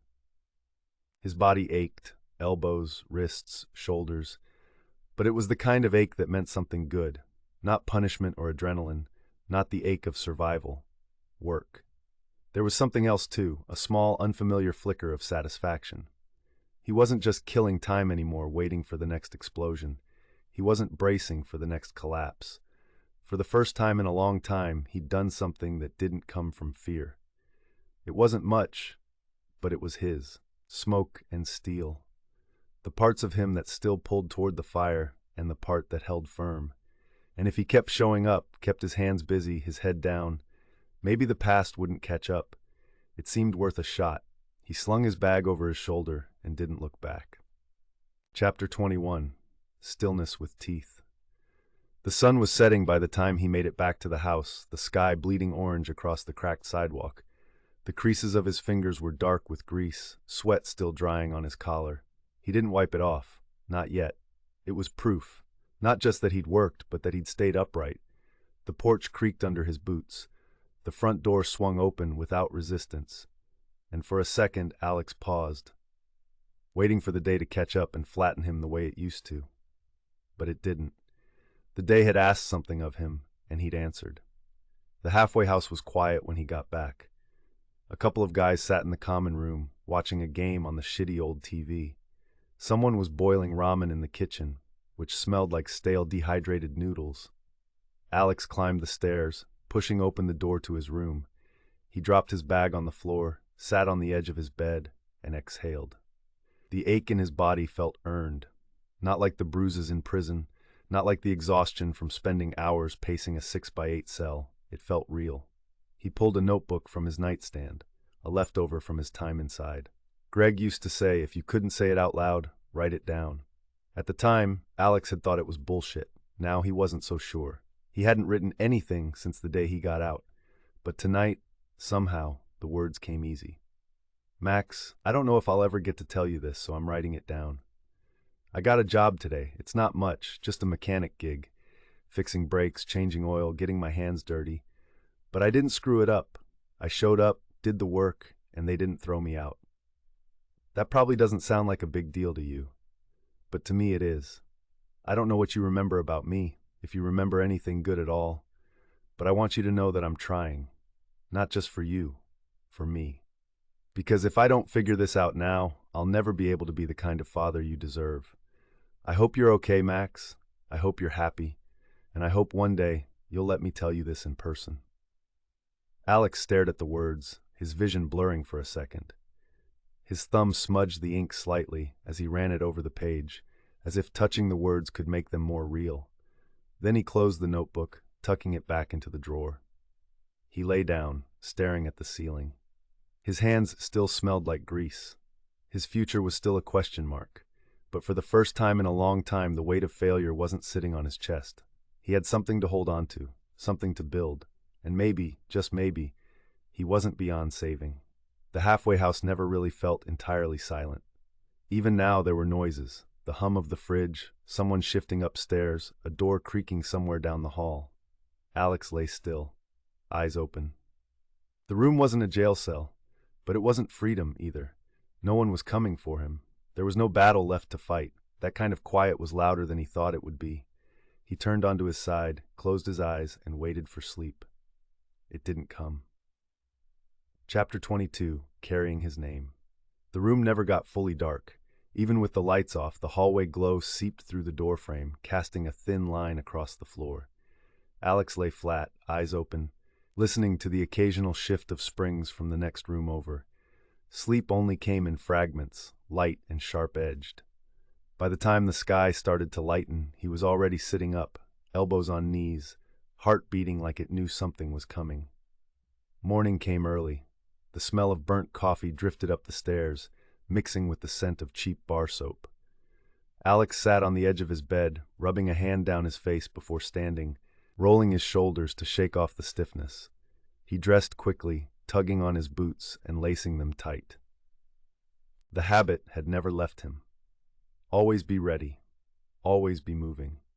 Downstairs, a few of the other men sat around the table in the kitchen. Some were eating, and some were staring blankly at their coffee like it might give them the answers they were looking for.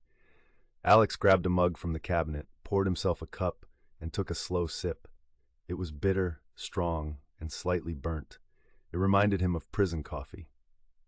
Therapy starts in 20. One of the guys muttered, more to himself than to anyone in particular.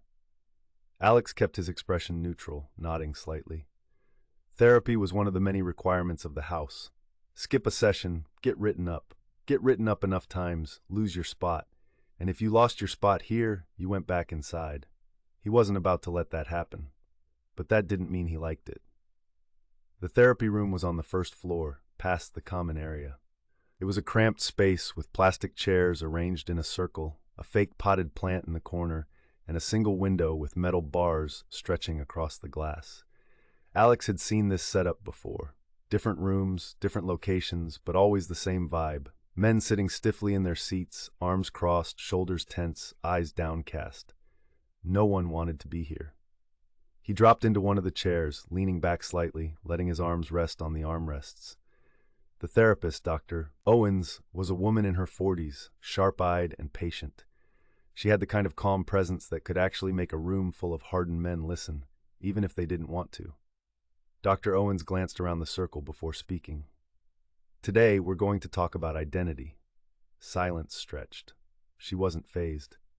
I know a lot of you spent years inside. I know a lot of you had to become someone else just to survive that time.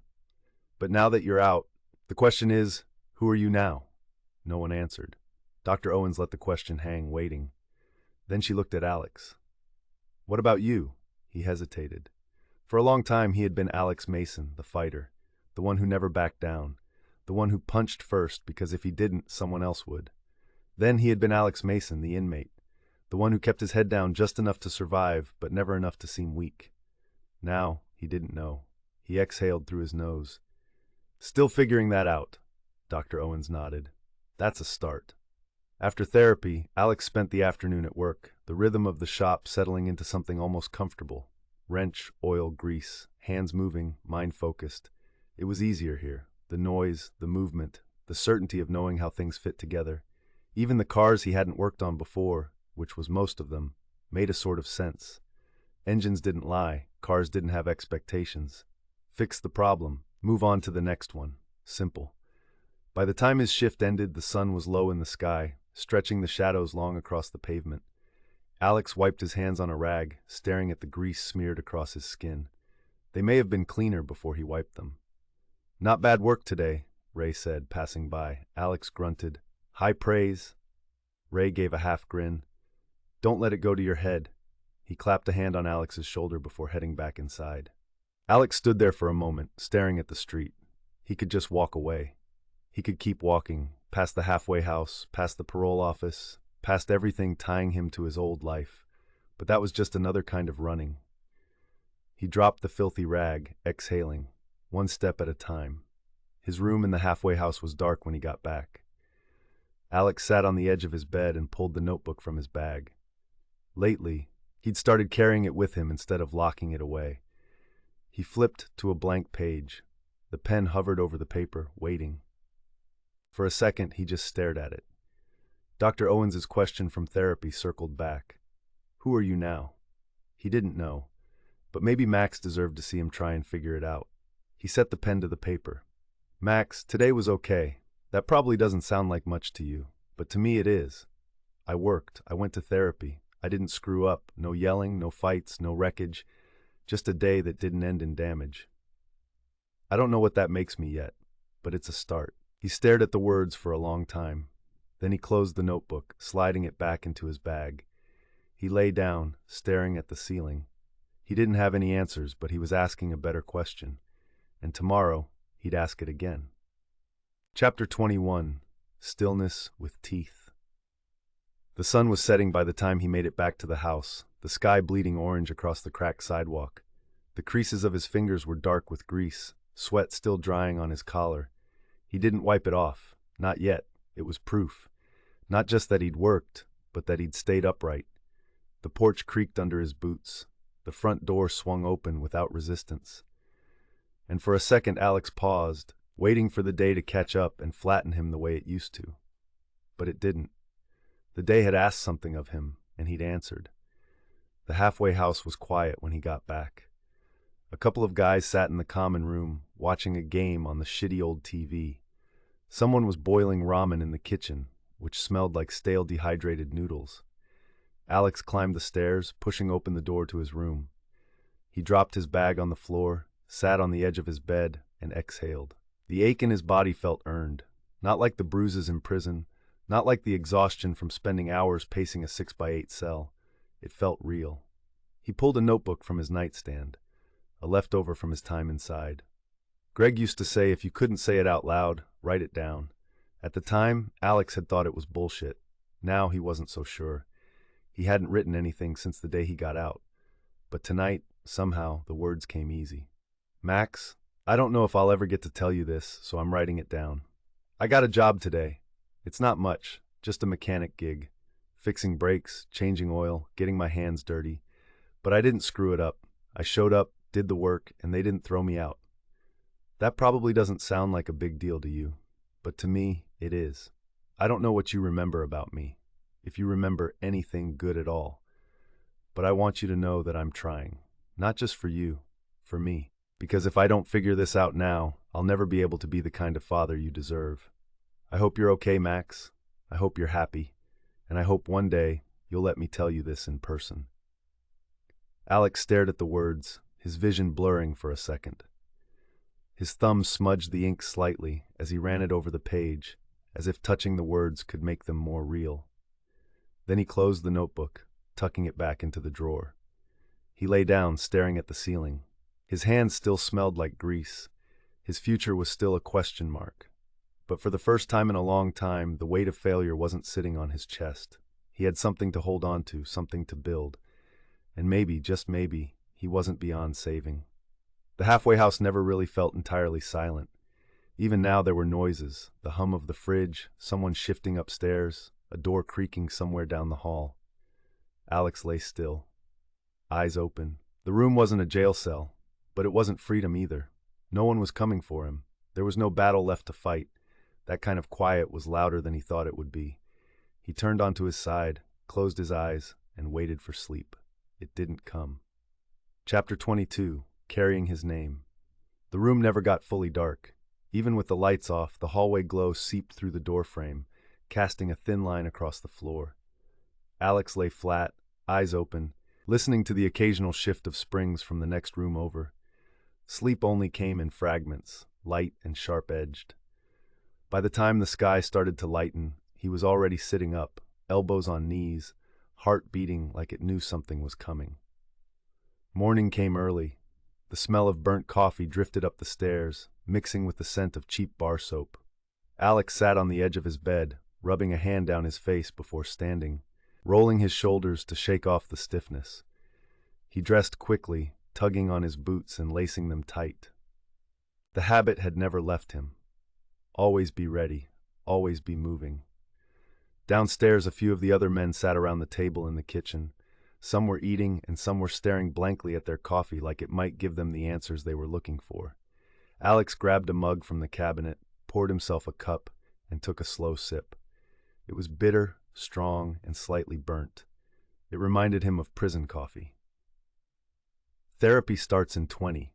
One of the guys muttered, more to himself than to anyone in particular. Alex kept his expression neutral, nodding slightly. Therapy was one of the many requirements of the house. Skip a session, get written up enough times, lose your spot, and if you lost your spot here, you went back inside. He wasn't about to let that happen, but that didn't mean he liked it. The therapy room was on the first floor, past the common area.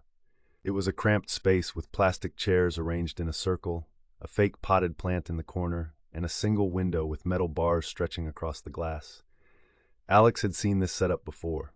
Different rooms, different locations, but always the same vibe. Men sitting stiffly in their seats, arms crossed, shoulders tense, eyes downcast. No one wanted to be here. He dropped into one of the chairs, leaning back slightly, letting his arms rest on the armrests. The therapist, Dr. Owens, was a woman in her 40s, sharp-eyed and patient. She had the kind of calm presence that could actually make a room full of hardened men listen, even if they didn't want to. Dr. Owens glanced around the circle before speaking. Today we're going to talk about identity. Silence stretched. She wasn't fazed. I know a lot of you spent years inside. I know a lot of you had to become someone else just to survive that time. But now that you're out, the question is, who are you now? No one answered. Dr. Owens let the question hang, waiting. Then she looked at Alex. What about you? He hesitated. For a long time, he had been Alex Mason, the fighter, the one who never backed down, the one who punched first, because if he didn't, someone else would. Then he had been Alex Mason, the inmate, the one who kept his head down just enough to survive, but never enough to seem weak. Now he didn't know. He exhaled through his nose. Still figuring that out. Dr. Owens nodded. That's a start. After therapy, Alex spent the afternoon at work, the rhythm of the shop settling into something almost comfortable. Wrench, oil, grease, hands moving, mind focused. It was easier here. The noise, the movement, the certainty of knowing how things fit together. Even the cars he hadn't worked on before, which was most of them, made a sort of sense. Engines didn't lie, cars didn't have expectations. Fix the problem, move on to the next one. Simple. By the time his shift ended, the sun was low in the sky, stretching the shadows long across the pavement. Alex wiped his hands on a rag, staring at the grease smeared across his skin. They may have been cleaner before he wiped them. Not bad work today, Ray said, passing by. Alex grunted. High praise. Ray gave a half grin. Don't let it go to your head. He clapped a hand on Alex's shoulder before heading back inside. Alex stood there for a moment, staring at the street. He could just walk away. He could keep walking, past the halfway house, past the parole office, past everything tying him to his old life. But that was just another kind of running. He dropped the filthy rag, exhaling, one step at a time. His room in the halfway house was dark when he got back. Alex sat on the edge of his bed and pulled the notebook from his bag. Lately, he'd started carrying it with him instead of locking it away. He flipped to a blank page. The pen hovered over the paper, waiting. For a second, he just stared at it. Dr. Owen's question from therapy circled back. Who are you now? He didn't know.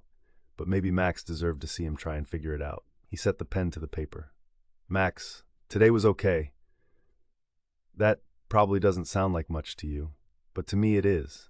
I worked. I went to therapy. I didn't screw up. No yelling, no fights, no wreckage. Just a day that didn't end in damage.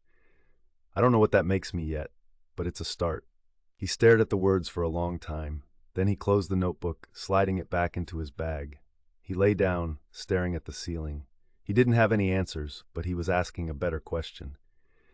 And tomorrow, he'd ask it again. Chapter 23. When Love Splits. Sarah sat across from Miss Patel, hands resting on her notepad, posture straight, every inch of her composed. She had spent years preparing for this moment, choosing the right words, setting firm boundaries, trying to make sure Max would never feel trapped in something he couldn't escape. Miss Patel leaned forward slightly, hands folded atop the thick file labeled Mason, Maximus, in bold black ink. The visits are court-mandated, but we can discuss additional conditions, she said evenly. I assume you have concerns. Concerns. That was one way to put it. Sarah tightened her grip on the pen. Max sets the pace, she said firmly. If he doesn't want to stay the full session, we leave. If Alex pushes too hard, we leave. If anything makes Max uncomfortable, you leave, Miss Patel finished with a nod. Understood. Sarah's shoulders stiffened. I don't want any surprises, no changes to the schedule, and absolutely no promises Alex can't keep. I don't want him telling Max he'll be at the next visit unless he's already cleared for it. Reasonable, Miss Patel agreed. She tapped the edge of the file. After 6 supervised visits, he can petition the court to modify the order. But that depends entirely on his compliance with the conditions of his parole, the halfway house rules, participation in the Resolve program, and stable employment. If there's any issue, the judge can deny the request outright. Sarah's grip on the pen tightened. Another hurdle, another door Max might not be ready to open. And what if Max doesn't want to see him? Miss Patel pursed her lips, considering. The court allows a certain level of discretion. If Max refuses a meeting, we document it and move forward accordingly. But as long as Alex stays in compliance, he's within his rights to request these sessions. Sarah's stomach twisted, but she nodded. She had prepared for that. For 5 years, she had built a life where Max never had to flinch. Now, she had to let the past back in. Carefully, cautiously. Max had a right to his father, but only on her terms. She sat up straighter, meeting Miss Patel's gaze. Then those are the rules. Sarah stepped out of Miss Patel's office, her grip tightening around the strap of her purse as she exhaled slowly. Outside, the hallway smelled faintly of cleaning supplies and something sweet, like a juice box. The carpet beneath her heels was worn thin in places, the kind of wear that suggested that a lot of people had paced these halls anxiously for years. This was the right decision. It had to be. The supervised visitation room was just ahead. It was clearly designed to feel more like a playroom than a waiting room. The walls were painted a soft, calming blue, trimmed with child-height murals of animals playing soccer and flying kites. A colorful rug sprawled across the middle of the room, scattered with plastic dinosaurs, board books, and a low table with crayons and construction paper. 2 soft couches faced one another with enough space for the adults to keep a respectful distance. A beanbag sat in the corner beneath a poster that read, "Feelings are welcome here." A bookshelf held some picture books and puzzles, with a few clearly favored ones already halfway disassembled. In the far corner, Ms. Ellis, the court-appointed social worker, sat behind a desk with an open folder and a gentle, steady gaze. She wasn't hovering, but she was watching. Alex was already there, sitting forward on the edge of the couch, elbows on his knees, palms pressed together like he was holding something invisible. He wore jeans and a gray t-shirt that was clean, but wrinkled. He looked like he'd gotten dressed too early and hadn't moved much since. His eyes lifted the second the door opened. Sarah walked in first, Max's hand tucked securely in hers. Her spine was straight, her expression unreadable.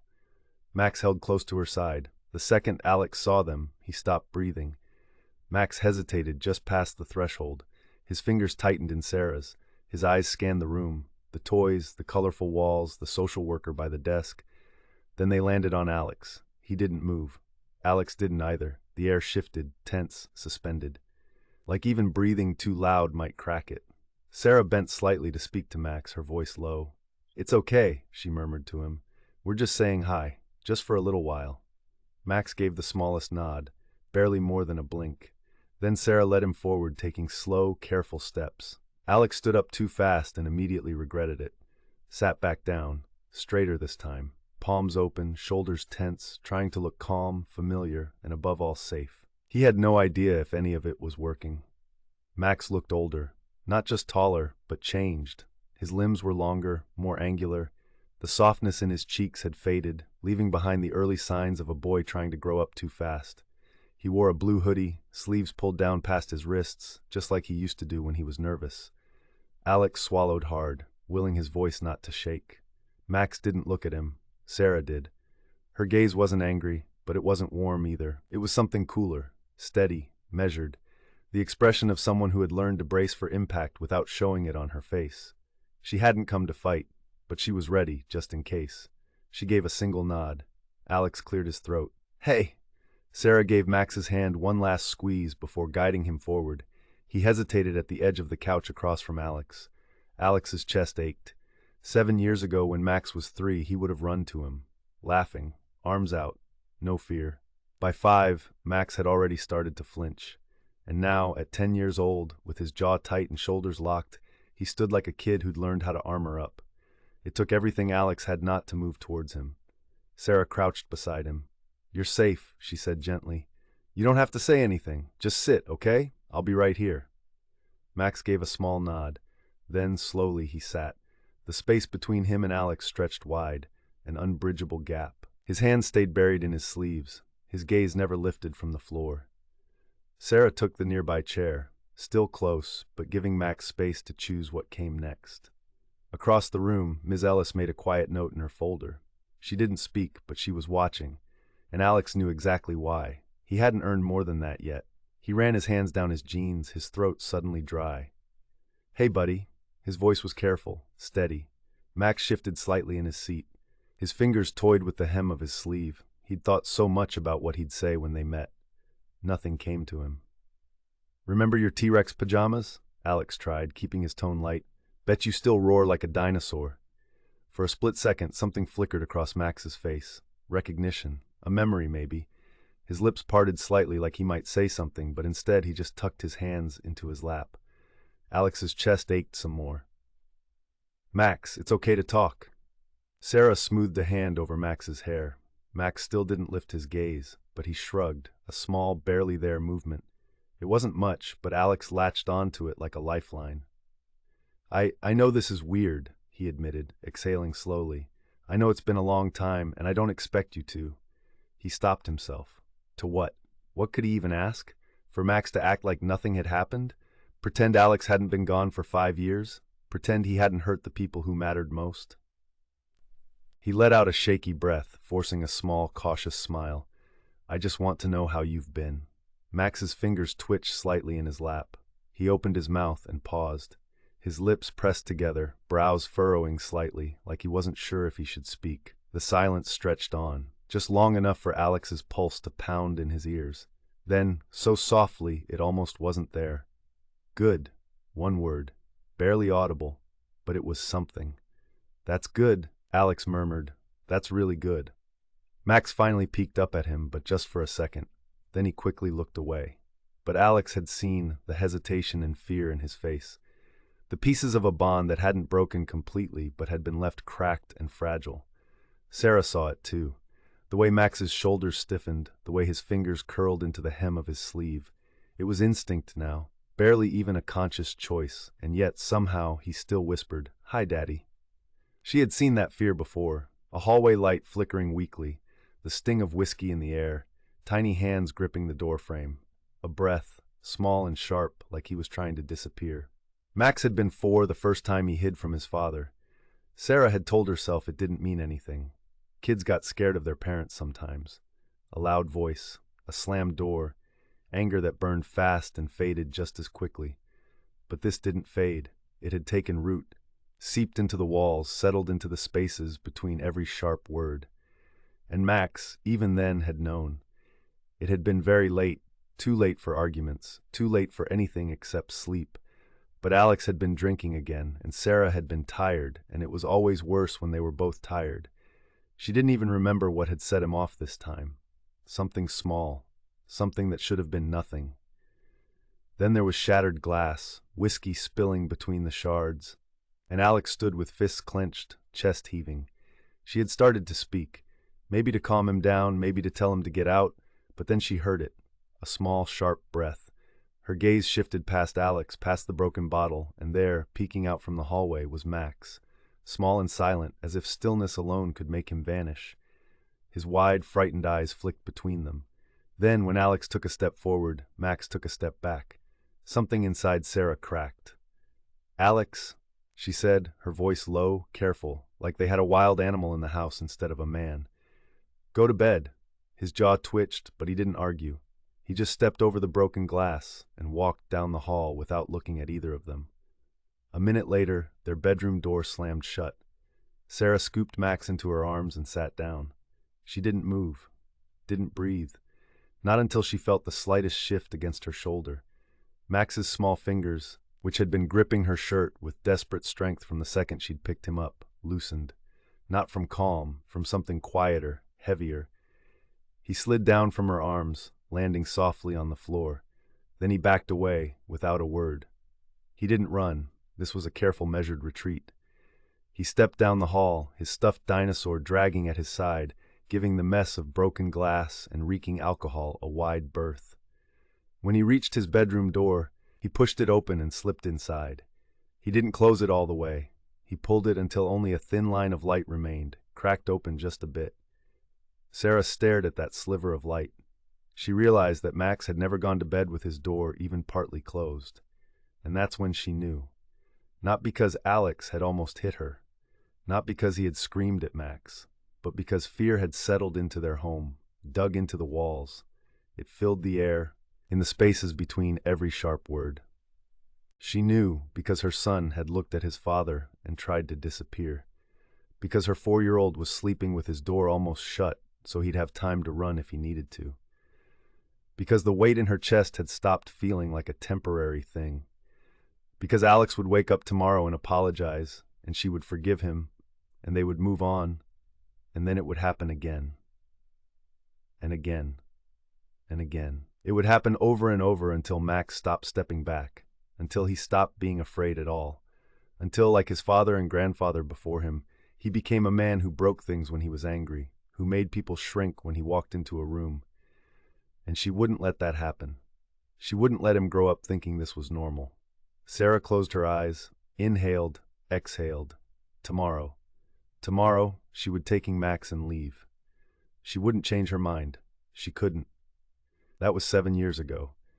Now she sat in a room designed to be a safe space, neutral ground hemmed in by ironclad rules, with fluorescent lights buzzing faintly overhead, and the broken remnants of a family sitting awkwardly in silence under watchful eyes.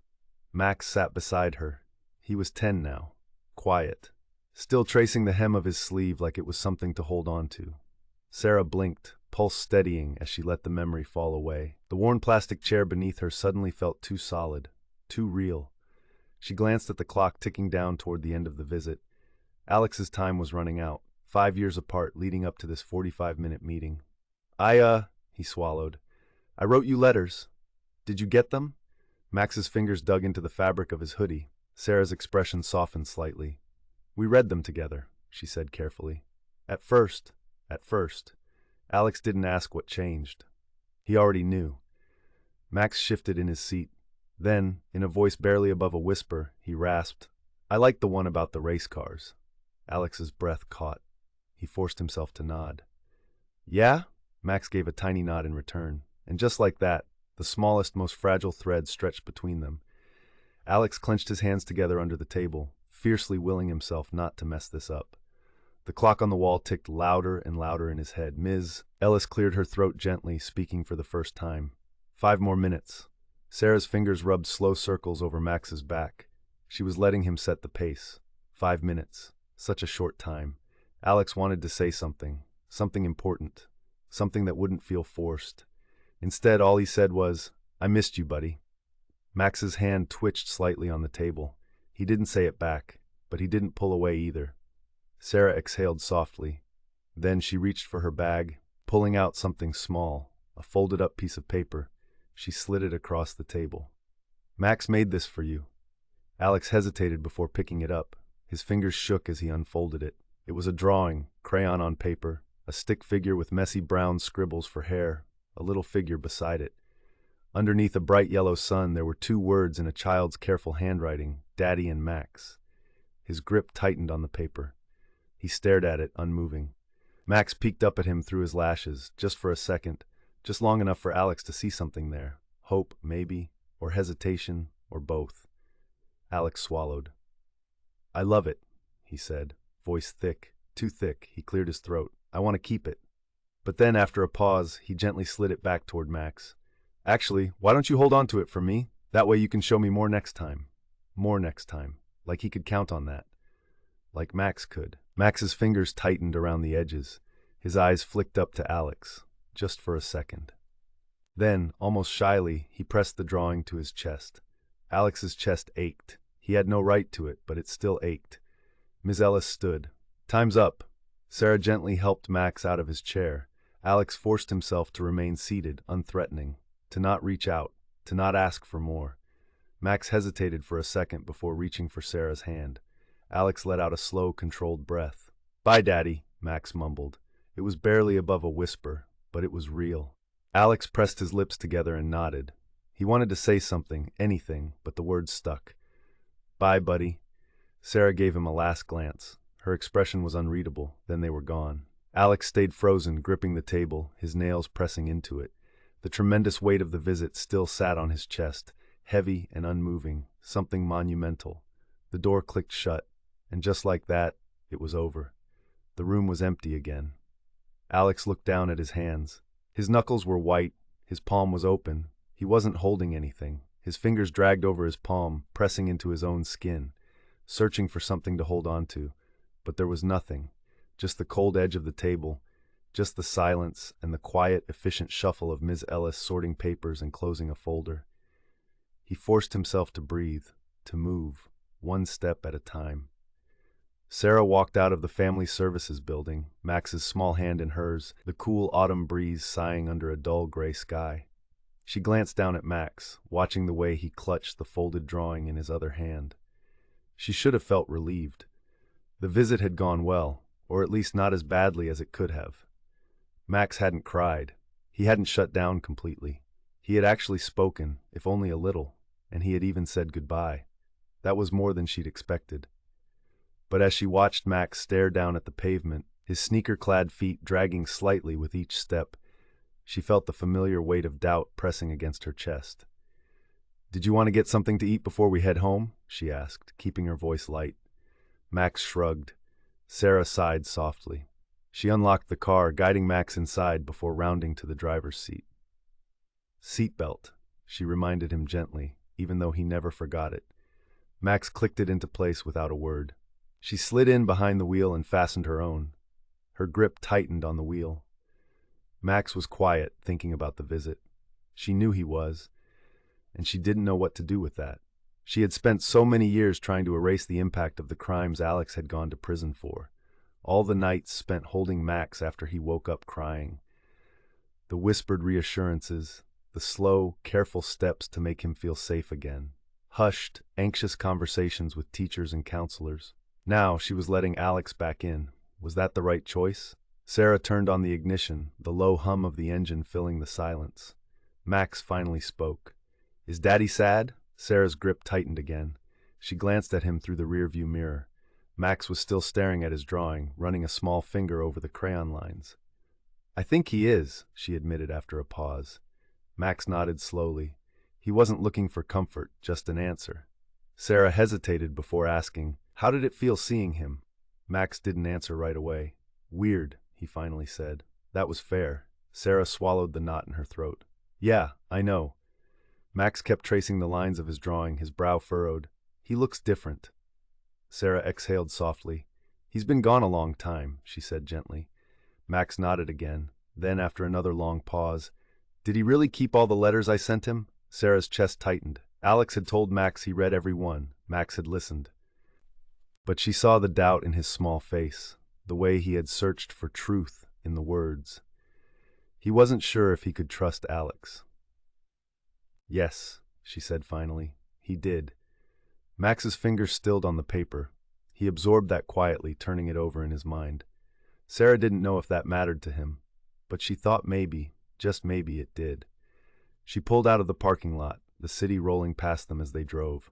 Max stayed quiet, staring out the window. Sarah's thoughts churned.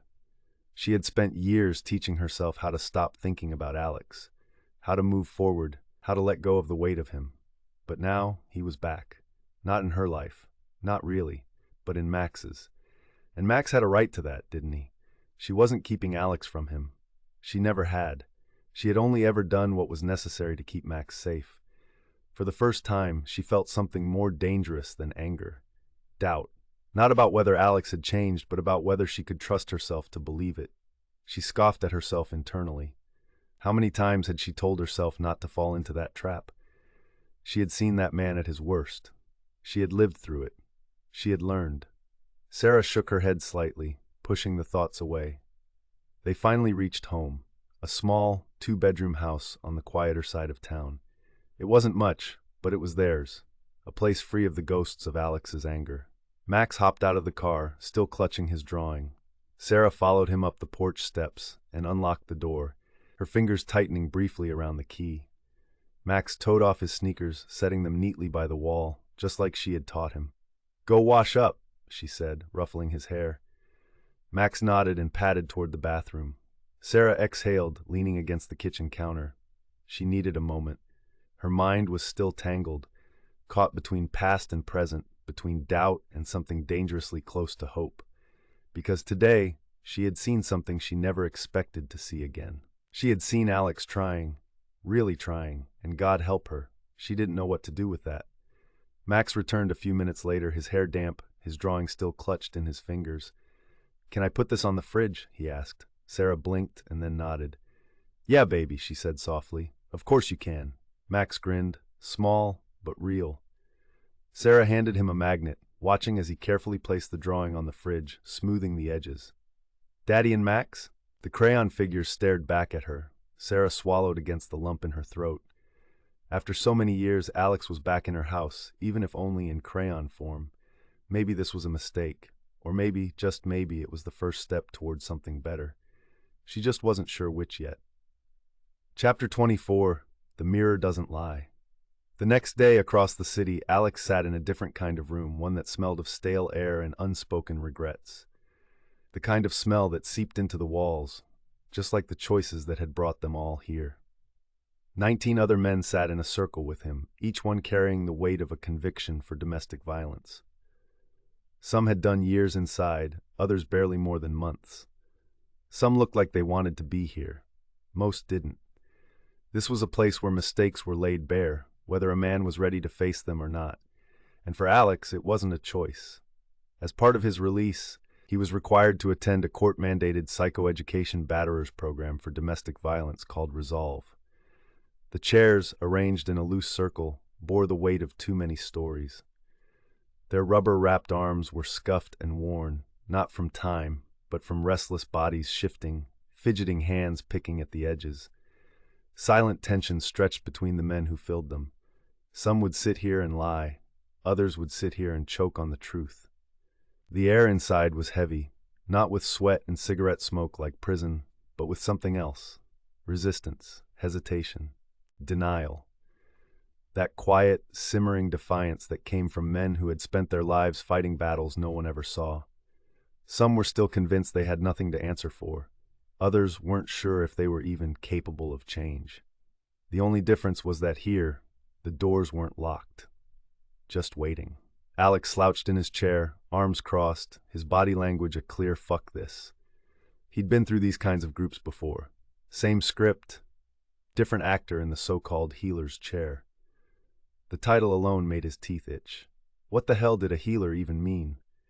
Like a man could just fix you, stitch up all the wounds life had carved into your skin and mind, like the damage could ever be undone.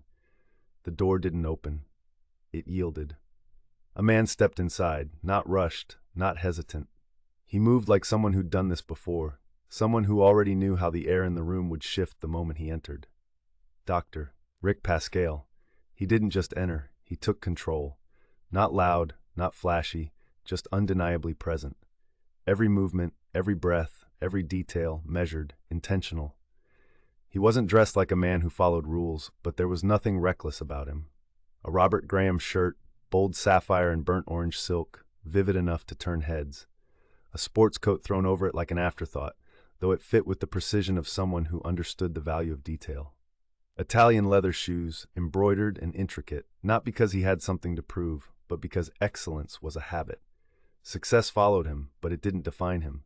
Most men wore success like armor, a shield against the world. Rick wore it like a challenge, a contradiction in motion. Refined yet unruly, structured yet untamed. Because discipline wasn't restriction, it was freedom. Every part of Rick Pascal was by design. And then there were the glasses. Not just glasses, a signature.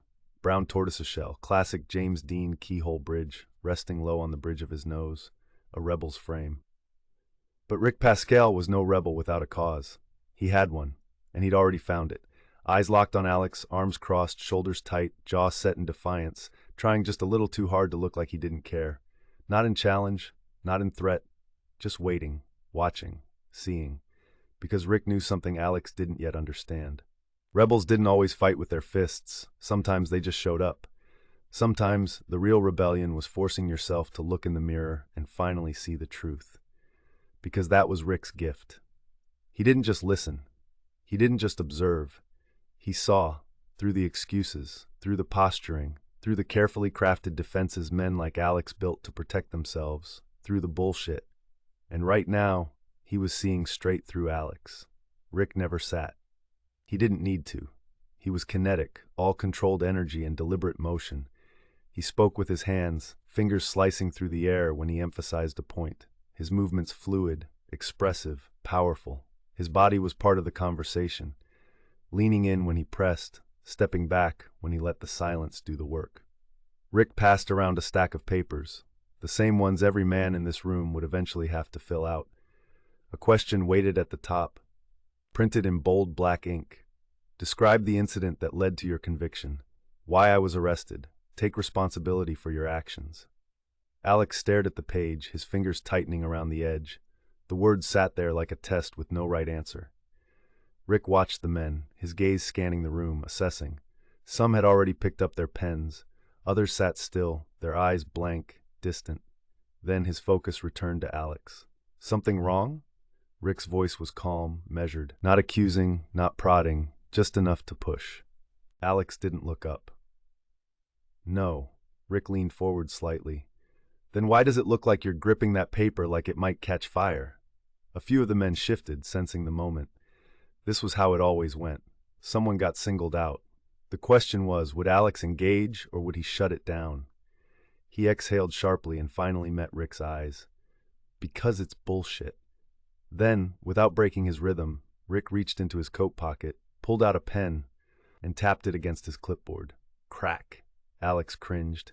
Rick smirked. He had seen that reaction before, the way certain sounds, small and sharp, could cut straight through a man's defenses. A fracture in the air, a splinter in the past. "You look like you'd rather be anywhere else, Alex." Alex huffed, shifting his gaze to a scuff mark on the wall. "No offense, Doc, but I would." Rick's smirk deepened, a flicker of amusement behind his steady gaze. He adjusted his glasses with one finger, slow and deliberate. "Not the first time I've heard that today, and it's Rick." Alex arched a brow. "You got a PhD, don't you?" Rick shrugged. "Two, and an honorary. Doesn't mean shit." Then his mouth tugged to one side, just enough to suggest he already knew the answer. "But paper doesn't make a man. Choices do. And right now, yours are written all over you. So tell me, why are your fists still clenched?" Silence. Rick kept moving, shifting his weight slightly as he adjusted his cufflinks, his presence filling the space. Alex exhaled sharply, his fingers drumming against the edge of the page in his lap. He hadn't even realized he was holding it so tightly, let alone that he was supposed to be writing on it. His thumb skimmed the blank lines, restless, like touching them might summon the words he didn't have. Another tap of the pen. Crack. A flicker of tension ran through him. Rick caught it, logged it, but didn't comment. Instead, his voice came easy, unhurried. "Tell me, what's so unbearable about sitting in this room?" Alex's jaw tightened. "It's not the room, it's the talk." Alex's grip on the pen tightened. Then, with a sharp exhale, he tapped it against the workbook like it was a loaded gun. "This is bullshit." He leaned back in his chair, arms crossing tight. "You want me to write some confession, some version of the story that makes you happy?" His voice was sharp, defensive. Rick didn't blink, didn't stop moving. He paced to the side, adjusting the weight of the clipboard in his hands. "No, I want you to write the truth." Silence. Rick gave a small nod, like he had expected that answer. "Ah. So, the problem isn't writing, it's you admitting what happened." Alex huffed. "More like rewriting it." Rick tilted his head, studying him. Then, with that same measured ease, he tapped the pen again. "Let me ask you something, Alex. How many fights did you get into in prison?" Alex's shoulders stiffened. "Why does that matter?" Rick shrugged. "Just curious." Alex clenched his jaw. "Enough. Enough to survive?" Silence. Rick tapped the pen one more time, letting the sound land before he spoke. "Control, right? You fight because it keeps you in control, and control keeps you safe." Alex's stomach twisted. "Yeah, so?" Rick nodded slowly. "That's what I thought." Alex frowned. "What's that supposed to mean?" Rick's voice remained calm. "It means you don't fight because you're strong, Alex. You fight because you're afraid." A slow simmering heat rose in Alex's chest. Rick stepped back, rolled his shoulders, exhaled. Then Rick leaned back again, tapping his pen absently. Crack. "Let me tell you something about control, Alex. It's an illusion. You don't have control. You never have. You never did when you were a kid, and you sure as hell didn't when you were locked up. The only thing you've ever controlled is how much damage you do before it catches up with you." Alex's throat was dry. "You're telling yourself that if you just keep your fists up, if you just stay one step ahead, no one can take anything else from you. But you already lost the one thing that mattered most, didn't you?" Alex swallowed hard. His chest felt like a vice. "I read your file. You lost your son's trust." Alex's fingers curled into his jeans. Rick exhaled, rubbing his chin, his fingers pressing into the rough stubble as if he could smooth out the weight of what he was about to say. Then, without a word, he bent his knees and lowered himself into a squat, leveling his gaze with Alex's, steady and unwavering. "Control isn't strength, Alex," he said, his voice firm but quiet, meant to be heard without force. The kind of voice that didn't need volume to carry weight. Then Rick leaned in just a little closer, his arms resting loosely on his thighs, still eye to eye. "You know what is?" His tone softened, but the conviction remained. "Making Max feel safe, that's real strength. No threats, no shouting, no power plays, just a father who shows up every time, who stays, who listens, who proves in 100 small ways that his kid never has to wonder if he's loved." Rick knew that kind of strength. He practiced it every day. Rick let the silence stretch, waiting, giving Alex the space to let it sink in. Alex forced himself to breathe. Rick's voice softened. "He was in that room with you this week, and I bet you saw it, the way he watched you, the way he stayed close to your ex." Alex swallowed the lump in his throat. "He's not scared of you hurting him anymore," Rick said. He's scared of trusting you and being let down. The words burrowed deep. Rick nodded like he could see the shift happening in Alex's mind. Rick tapped his pen against the clipboard, a sharp crack that cut through the silence. He let it settle before speaking. "You ever look at a cracked mirror?" he asked casually. Alex frowned, arms crossed tight over his chest. He didn't answer, but Rick wasn't looking for an answer. Not yet. "The reflection's still there," Rick continued, adjusting his glasses, "but it's distorted, warped." He let that settle for a second. Then, with the same measured ease, "I've seen men live their whole lives looking at a cracked mirror, warped reflections, bad angles, telling themselves a story that isn't true." He tilted his head slightly, eyes still locked on Alex. "But you don't need a new mirror, Alex. You just need to shift the angle." Silence. Alex's jaw tensed, but he stayed quiet. That was fine. Rick knew when to push and when to wait. "The way you see things, the way you make sense of the world, that's your mirror. And right now, yours is cracked as hell." "So let's break it down," he went on. "Say there's this guy, Mike. He's got a kid who doesn't listen. The kid acts out, talks back, throws a fit. Mike gets pissed, yells, maybe slams a door. In his head, he's thinking, I need to be in control. If I don't put my foot down, I'm weak." Rick tilted his head slightly, watching Alex absorb that. "But let's shift the angle," he said. "What if Mike's job isn't control? What if his job is safety? If he's the safest place that kid knows, the kid listens, not out of fear, but because he trusts him. See the difference?" Alex exhaled slowly, staring at the scuff mark on the floor. His arms loosened, falling from his chest to his thighs without him noticing, a small collapse of posture he didn't mean to reveal. Rick waited a beat, but didn't let the silence stretch too long. "All right," he said, leaning in slightly. "Let's shift the angle again. Let's talk about you." Alex's shoulders tensed. His arms stayed crossed, defensive. Good. That meant he felt something. "When Max flinched around you, what did you tell yourself?" Alex's fingers curled slightly. His voice was rough when he answered. "That I deserve it." Rick nodded, letting the answer settle. No judgment, no pity, just letting the truth sit where it needed to. "And what does that belief do for you?" Alex's jaw tensed. "I don't know. Keeps me from expecting too much." Rick's voice stayed even. "Keeps you safe," he corrected, "because if you expect nothing, you don't have to feel disappointed when you don't get it." He let that settle before pushing further. "But tell me this. Does that belief do a damn thing for Max?" Silence. Alex's hands flexed on his lap, his fingers twitching. Then slowly, deliberately, he unclenched them.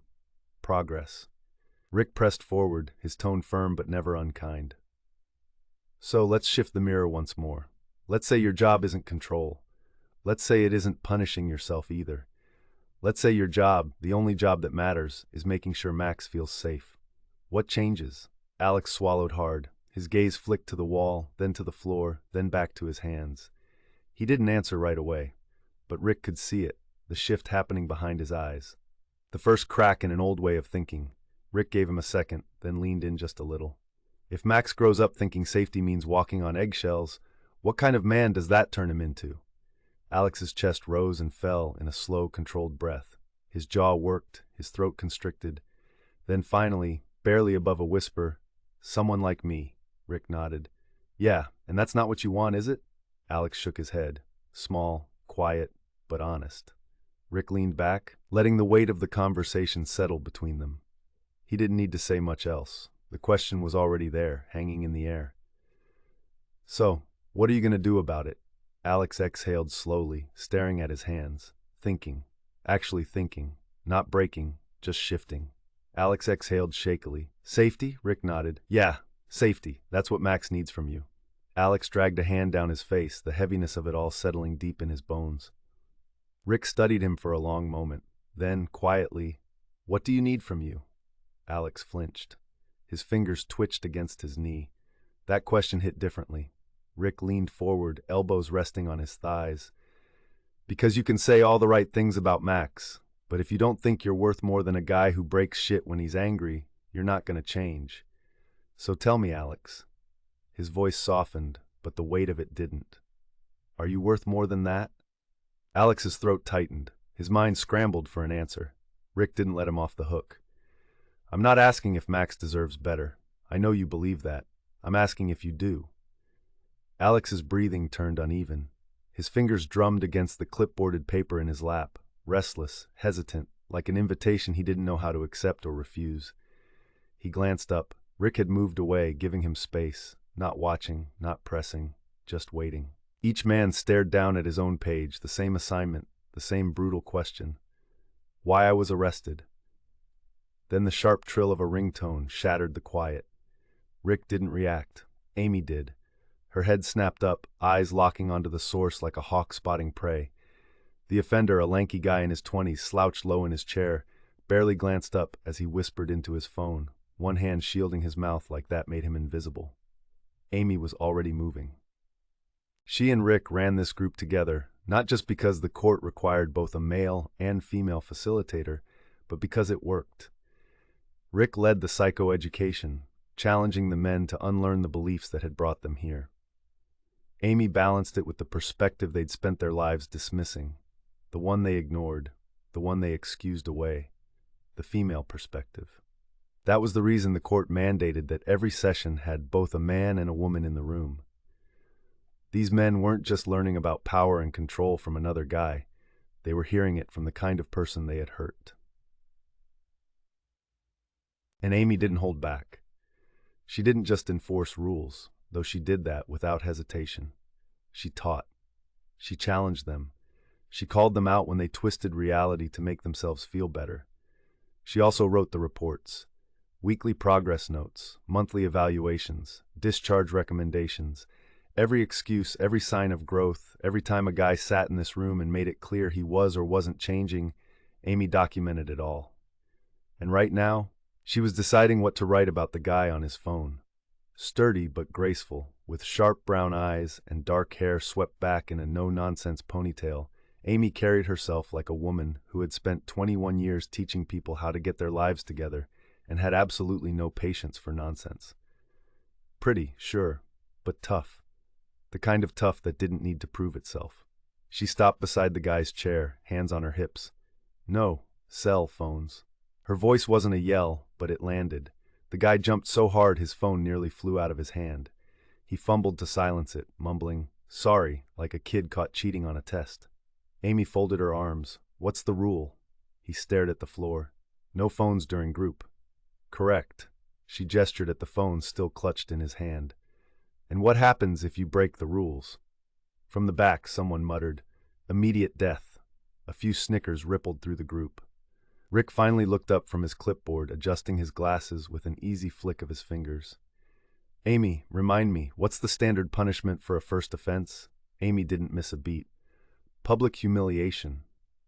The room chuckled, but Rick nodded like this was a legitimate policy. "Ah, that's right. And second offense?" Amy tapped her chin, pretending to think. "Confiscation.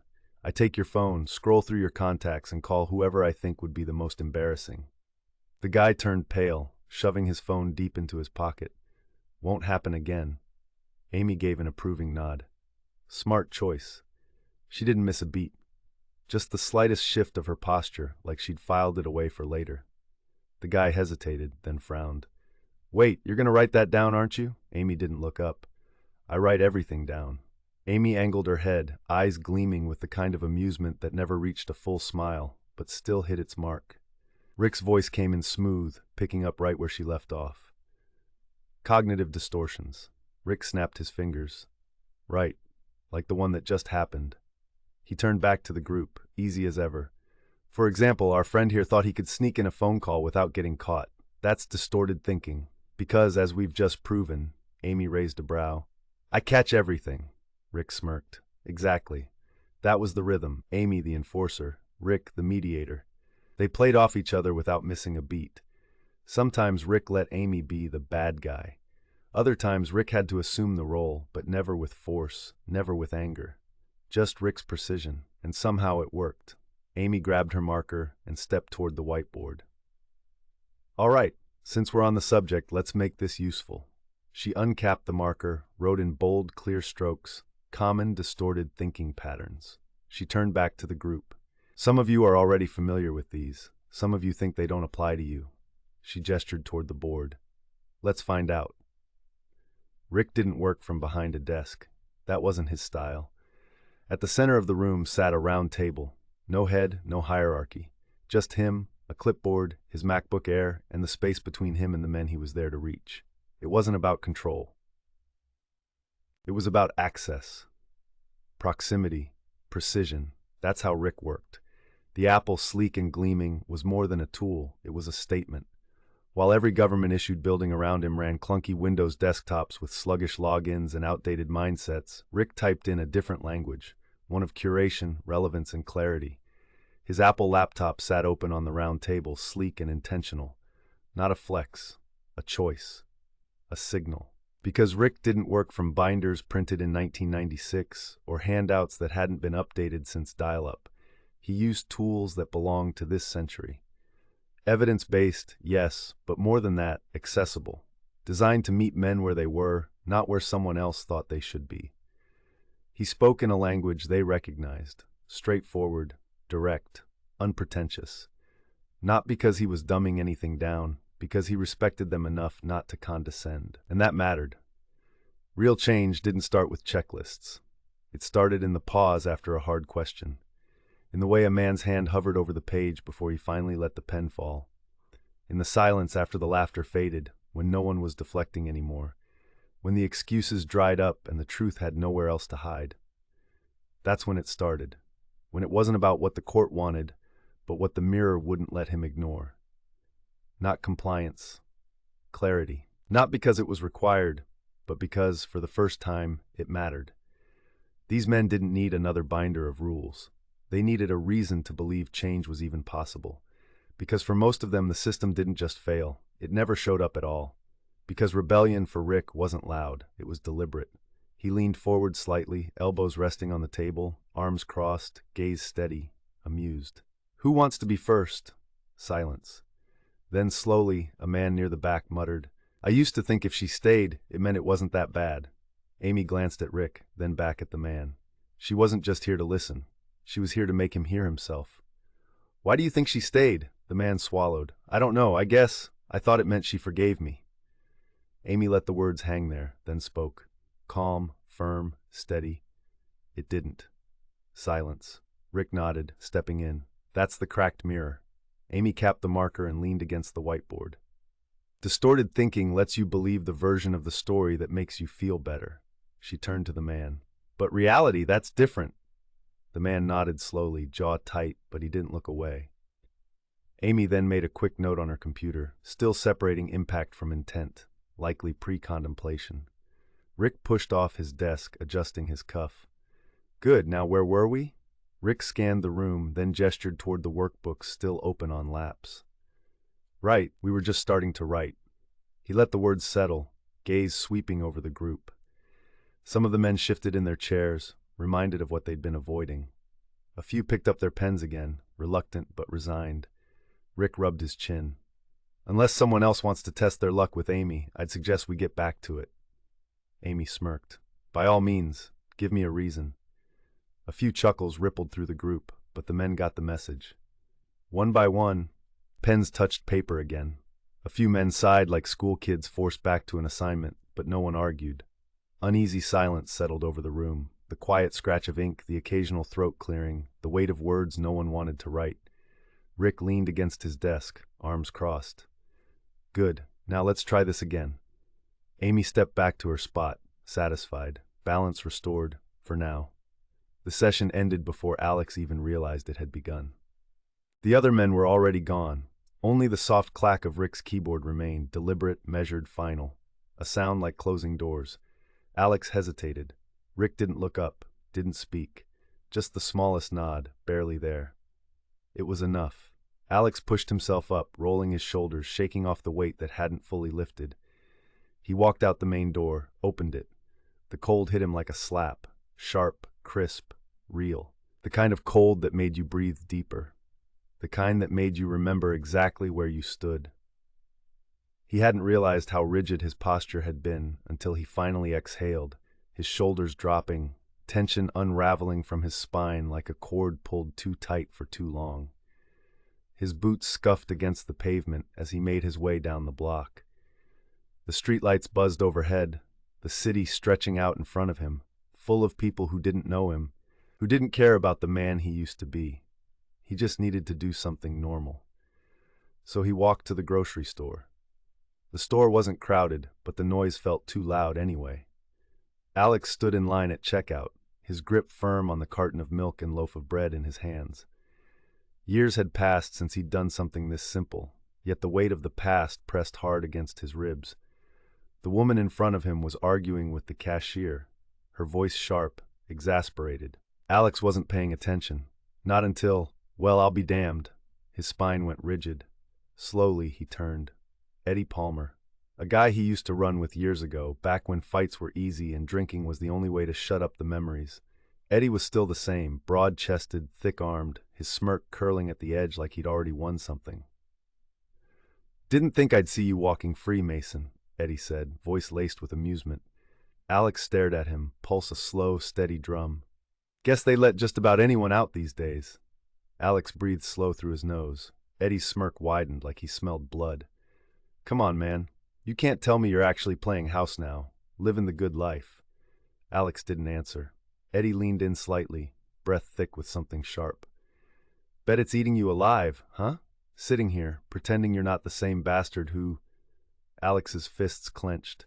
The instinct to hit, to fight, to shut him up, it was there. It was always there. For a second, he saw himself grabbing Eddie by the collar, slamming him into the shelf, watching his smirk twist into panic, just like he always had for years. That version of him still existed, but this time he didn't move. He exhaled, forcing his fingers to uncurl. "You're right," Alex said evenly. "I used to be that guy." Eddie's smirk faltered slightly, as if he hadn't expected him to admit it. "And I'll be honest," Alex continued, "I still want to hit you." Eddie snorted. "So do it." Alex tilted his head slightly.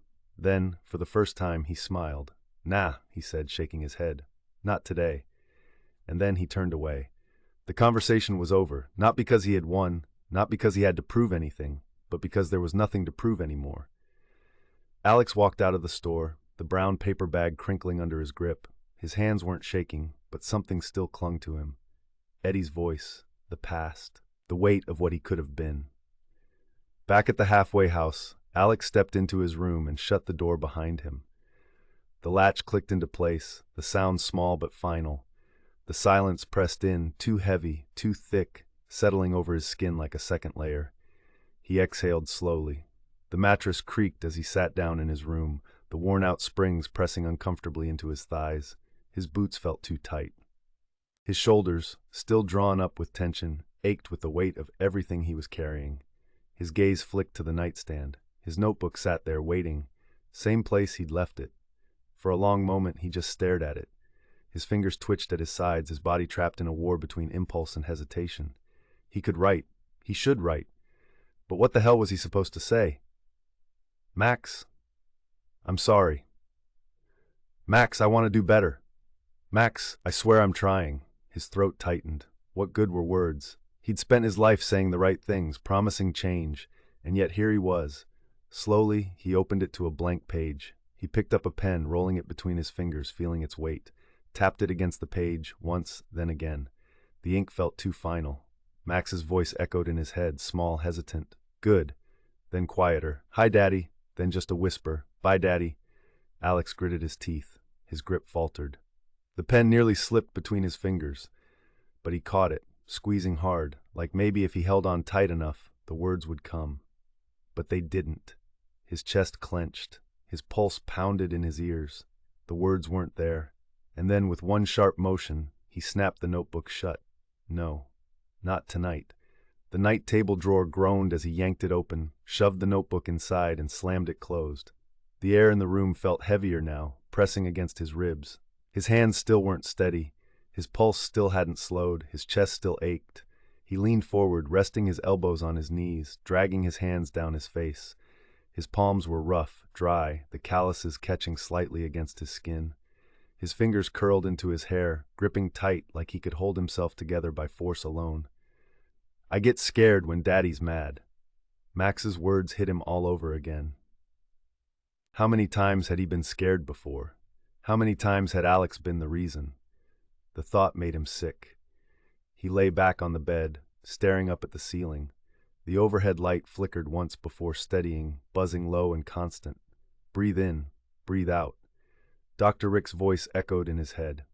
Control isn't strength, safety is. Maybe control wasn't the answer. Maybe it never had been.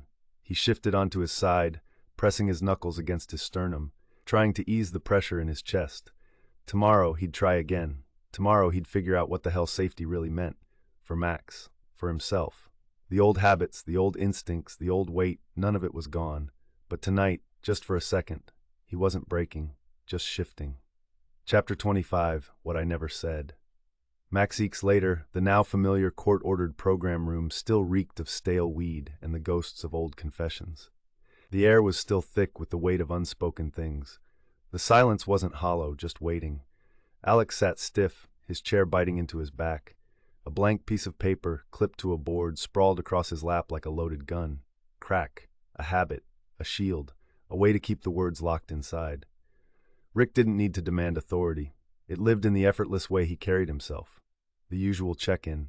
The usual vague, dodged answers. The usual group of men staring at their shoes, avoiding eye contact, waiting for the required hour to pass, until one of them didn't.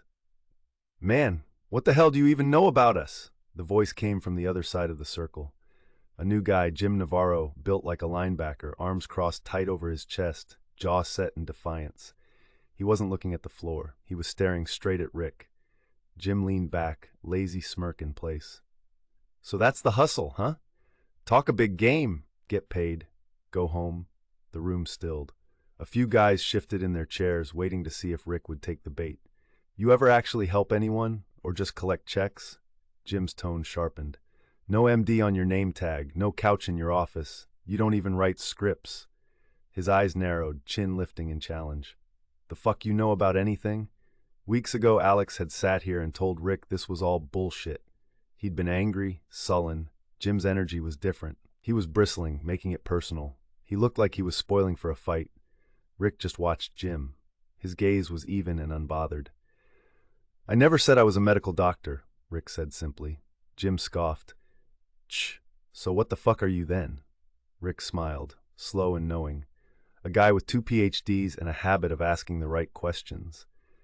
Jim shifted in his seat like he'd been expecting an argument and wasn't quite sure what to do without one. Rick let the moment stretch just long enough to make it uncomfortable before he added, "You got one?" Silence. Alex choked down a smirk. When it happened to someone else, it was kind of funny. Jim's jaw clutched, but he didn't answer. Rick just nodded, like that settled it. Sharp, deliberate. "Didn't think so. Now you want to get back to making excuses or start working?" Silence. A shift in the room. No one looked at Jim. Rick let the moment settle before continuing. "If you've spent the last 5 minutes figuring out how to avoid this assignment, congratulations." A few heads dipped. One man tapped his pen like a metronome. Another just stared at the floor. Nobody moved. Rick had given them an assignment. Simple on paper, brutal in execution. No excuses, no justifications, just the truth. Write out an accountability statement. What had they done? Who had they hurt? Most had started to write something, bullshit or not. A couple of sentences to check the box and move on. Alex hadn't. It was the same kind of question on the page during that first meeting. The page had stayed blank then, and it was blank now. His pen tapped slow, rhythmic beats against the paper. The sound itched in his skull. This wasn't just about what he'd done. It was about who he'd been. And putting that into words, that was something else entirely. But he had been facing down that paper for a while now. Facing the journal for which the words wouldn't come. And he'd realized they never would if he waited for the right ones. So he had to start with whatever he had. Rick was thinking hard when he caught the slow slump of a body giving in to exhaustion in the corner of his eye. A breath, heavy, too steady. Then a faint snore. Amy's head snapped toward the offender just as his chin dipped to his chest, his arms folded tight like he had nowhere better to be. His head bobbed once, twice, before finally drooping low over his lap. Oh no. Not in her group. Her boots struck hard against the worn wood floor, a sharp, deliberate rhythm cutting through the heavy silence.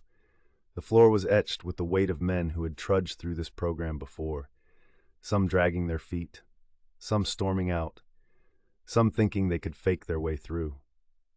None struck the wood with Amy's sense of focus and purpose. The guys closest to her straightened instinctively, shoulders pulling back, spines stiffening like they could feel the air shift. She stopped in front of the offender's chair, leaned in just enough for him to feel her there. "No, sleeping, Murda?" Her voice was sharp and firm and landed like a slap, snapping through the room with precision, not volume. The man jolted upright, sucking in a sharp breath like he'd surfaced from deep water. His chair screeched against the floor, the harsh scrape ricocheting off the walls. A few guys chuckled. One muttered, "Dead man walking." He'd introduced himself as OG, original gangsta Murda on day one, like a warning or a brand. Amy always used just Murda. She crossed her arms. "What's the rule?" Murda groaned, dragging a hand down his face. "Man, no sleeping in group." "Correct." She tilted her head. "And why's that?" A guy a few seats over smirked and muttered, "'Cause Amy don't play." The room chuckled. Amy didn't smile, just arched a brow. "Damn right." She leveled Murda with a look. "You want to sleep? Find a pillow, not this program." The floor creaked beneath her as she straightened, rolling her shoulders. Rick, still leaning on the table, smoothed the lapel of his sport coat with an easy, practiced motion. "Amy, remind me, how do we handle second offenses for sleeping?" Amy tapped her pen against her clipboard, pretending to think. "Depends. If they snore, we confiscate their chair. If they drool, we confiscate their dignity." The group laughed. Rick exhaled, amused, and looked back to the men. "And if they sleep a third time?" Amy cracked her knuckles. "We bury them." More laughter. Rick let it ride for a moment, letting the men loosen just a fraction before seamlessly pulling them back in. "But seriously, as we saw last month, distorted thinking works the same way. Just because it feels true doesn't mean it is." "Exactly," Amy said with a nod. She pulled out her clipboard, flipping to a fresh page to add this latest infraction to her copious notes. Murda narrowed his eyes. "Man, you really writing that shit down?" Amy didn't look up. "I document everything." Rick's gaze swept over the group, not looking at Murda. "Amy, remind us, what happens if someone doesn't engage in the program?" "Depends. If it's minor, they get a warning." She shot Murda a pointed look. "If it's a pattern, probation or parole gets notified. That could mean the court even gets involved." Murda shifted in his seat. Rick nodded. "And if they refuse to change?" Amy clicked her pen shut. "Then they fail the program, which means parole gets revoked, probation gets violated, a warrant goes out." She shrugged. "Depends how lucky they feel that day." Silence. Murda exhaled through his nose, shaking his head. "Yeah, nah, I ain't trying to find out." Amy nodded. "Good, then stay awake." Rick paused a moment before moving forward. "That's the thing about distorted thinking, it's sneaky. It hides in the little lies we tell ourselves, and it always comes with a price." Amy glanced down at her clipboard, pen poised. "All right," she said, "let's apply it. Someone give me an example of a belief they used to have that turned out to be false." Silence. A few men stared at their laps. Someone shifted in their chair. Then, finally, a guy near the back muttered, "I used to think my temper was just part of who I am, that I couldn't control it." Amy jotted a note, acknowledges past thinking but externalizes responsibility, then glanced up. "And now?" He hesitated, scratching his jaw. "I mean, I know that's bullshit now." Amy nodded, eyes sharp but not unkind. "Good, that's progress." One of the guys nodded slowly. "Like that one we talked about last time, thinking if she stayed it wasn't that bad." Amy nodded. "Exactly. But the reality is that's not why she stayed." Rick exhaled, combing his fingers through his hair. "As I was saying, before some of us decided to take a nap." He shot a glance at Murda, who straightened in his chair. "Appreciate you waking up for us, original gangster." A couple of the guys snorted. Murda rolled his eyes but didn't push back. Rick pushed to his feet and walked to the whiteboard, the marker already in his hand. "Your reflection isn't always reality." He tapped the board once, firm and deliberate. "That's the problem with a cracked mirror. It lies to you in your own voice." Amy crossed her arms, nodding as Rick spoke. "It's the voice that says it wasn't that bad or she knew what she was getting into," he continued. "That's the version men tell themselves, the one that lets them feel less responsible." Rick turned back to the group, gaze steady. "But reality?" His voice dropped slightly, pulling them in. "Reality is what you write down on that sheet." A few men glanced at their papers, others didn't move. Rick let the moment stretch before tapping the whiteboard once more. Distorted thinking is what got you here. His eyes scanned the room, landing on Alex just long enough for him to feel it. But accountability? That's what decides whether you stay here or move forward. The room was still. There were no nervous chuckles, no shifting bodies now. Just silence thick enough to press against their ribs. Rick nodded toward the assignment. All right, let's continue with the accountability statement. Alex stared at the page. Last time he couldn't bring himself to write, clutching pen and paper as if he'd never worked with either. This time, he picked up the pen with purpose. Max, I'm sorry. The words sat there, small, flat, not enough. He wanted to cross them out, destroy them, pretend they never existed. Not because they weren't true, because they were. Because sorry was just ink on a page, not enough to fix anything. Because it wasn't something he'd ever heard when he needed it. Because it didn't undo the night Sarah had to hold Max's tiny body still, whispering reassurance into his hair after he woke up crying. It didn't change the fact that Max had learned to be scared of him at the same time he learned how to tie his own shoes. Alex squeezed his eyes shut and forced himself to keep going. I'm sorry I scared you, he exhaled. I'm sorry I made you feel small when my job was to make you feel safe. He didn't know if Max would ever read this, didn't know if he'd ever want to, but if he did, if these words ever reached him, Alex needed him to understand. I told myself I was strong, but I was just scared, and that's worse. The pen dug into the page, the ink slashing into the white expanse like a knife wound. Scared of losing control, scared of becoming someone I hated, scared of being weak.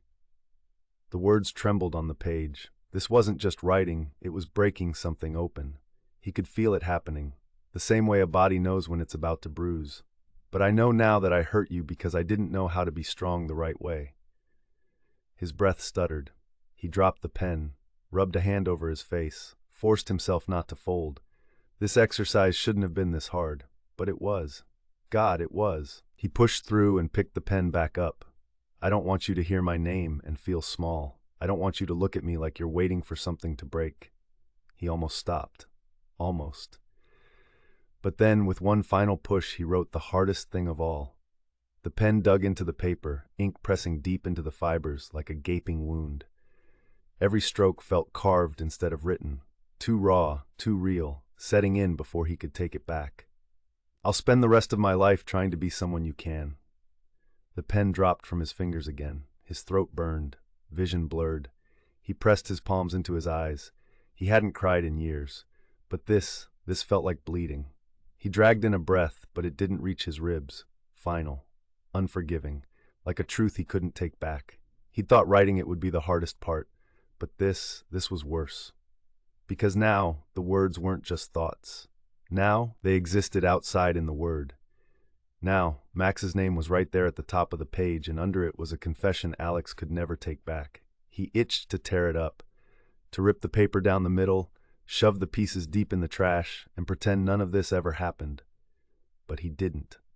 Rick was watching him, unmoving, letting the weight of the moment happen without rushing to fix it. And somehow, that was worse. Because Alex knew that if he opened his mouth now, he might say something reckless, something sharp, something that ruined this before it could mean anything. So he didn't say anything at all, not even when Rick stepped closer, dangerously close, close enough to see, too close. Not when he reached down, tapped the edge of the letter, just once, just enough to remind Alex it was real, and read it. And definitely not when Rick spoke, in a low, even voice with a deliberate weight behind every syllable. How does it feel to see it there? Alex's throat was dry. He didn't want to answer, didn't want to admit that it felt like his ribs were wrapped in barbed wire, that the words felt too raw, that for the first time in his life he wasn't sure if he wanted to fight or run. He gulped, like a mistake. Rick nodded, like he expected that, like he was zeroing in. What do you do when you screw up, Alex? Alex stiffened. There it was, the thrust. He exhaled through his nose. I make them right. Rick hummed, tapping his fingers against the back of the chair in front of him. How? Alex's chest felt too small for his lungs. Rick let the silence stretch, giving Alex room to feel the weight of the question. Alex knew what he wanted to say. I don't. I bury them. I make them disappear. But that felt too much like the truth. And the truth was the last thing he wanted to put out there. Rick didn't fill the silence, didn't rescue him from it. That wasn't why he was here. Alex forced himself to meet Rick's gaze. I can't fix this, he said hoarsely.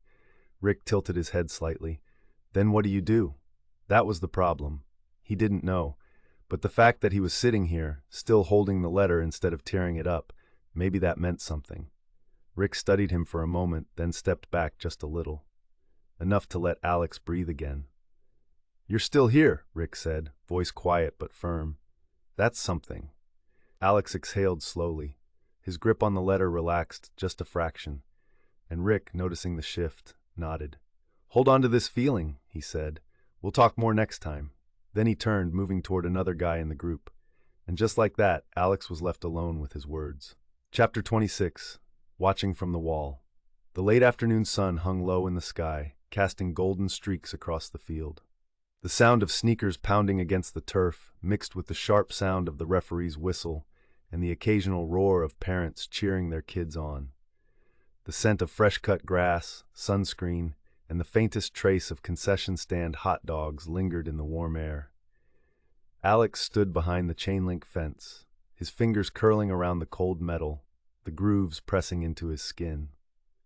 He should have been on the sidelines with the other parents, shouting encouragement, celebrating every pass, every shot, every goal. Instead, he was here, on the outside looking in. The court had lifted the supervision requirement last month, after 6 visits with no incidents and a letter from Resolve confirming that he'd followed the rules at the halfway house successfully. He still hadn't earned partial custody. But he'd earned enough to stand on this side of the fence.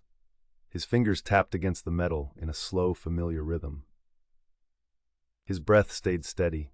He'd told himself all morning he was ready, that watching from a distance was enough, that it was a step forward.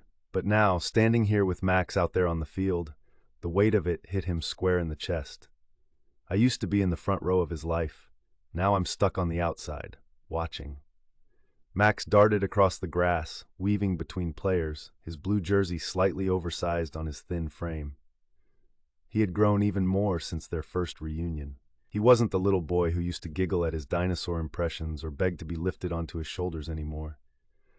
More than 5 years had passed. Max had changed, and so had Alex. A sudden shift in movement caught his eye.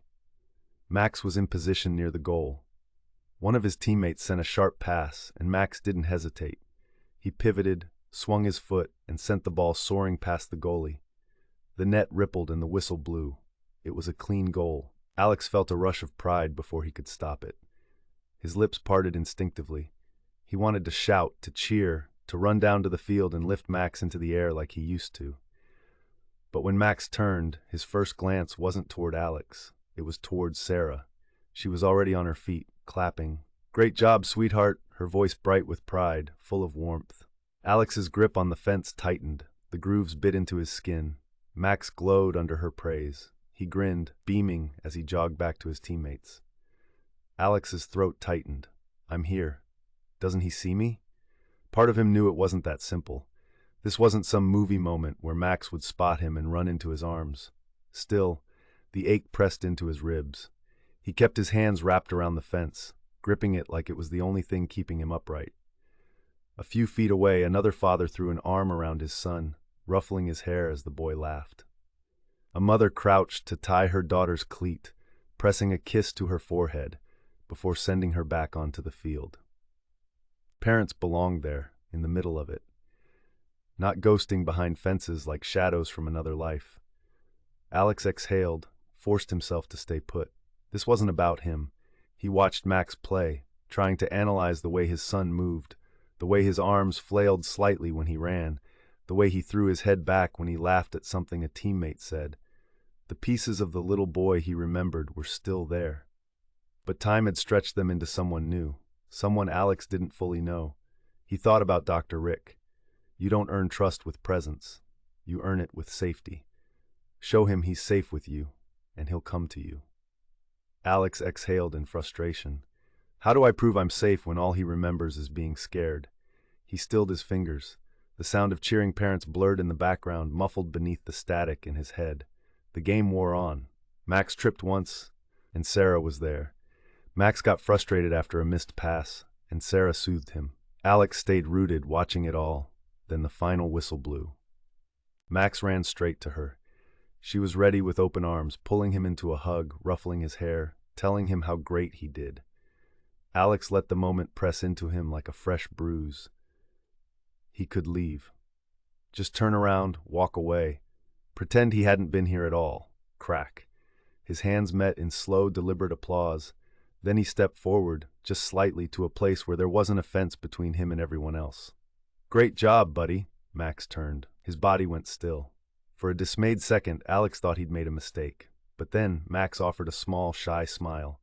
It was quick, barely there before he ducked his head again. But Alex saw it, a crack in the wall between them.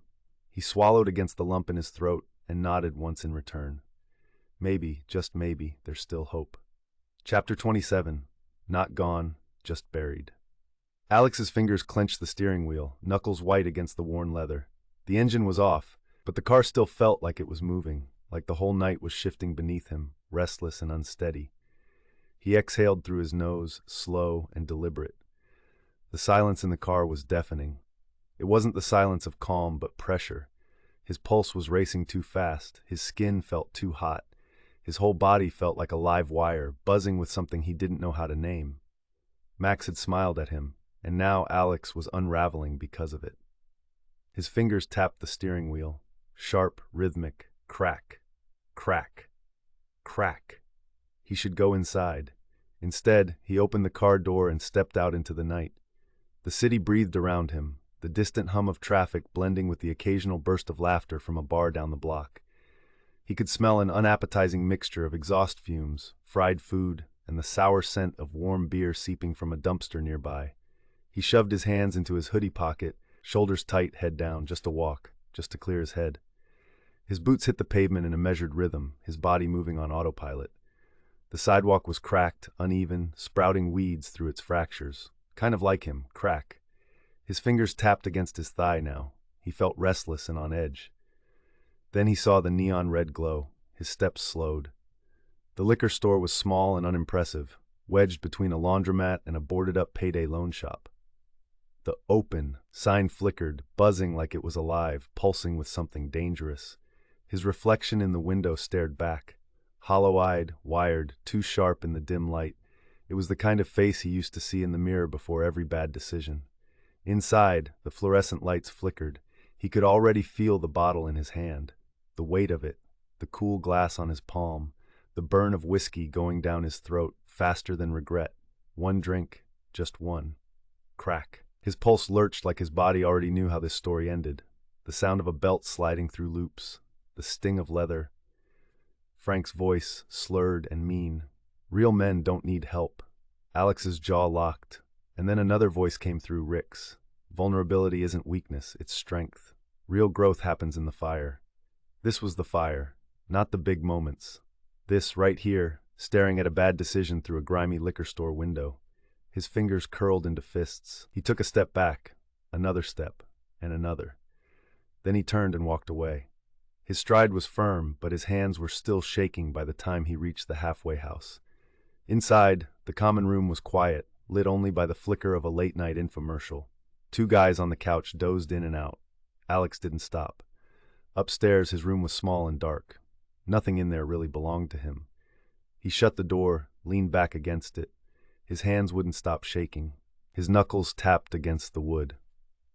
He felt himself fracturing but not breaking. He dragged in a breath. Then, slowly, he reached for his notebook to write another letter.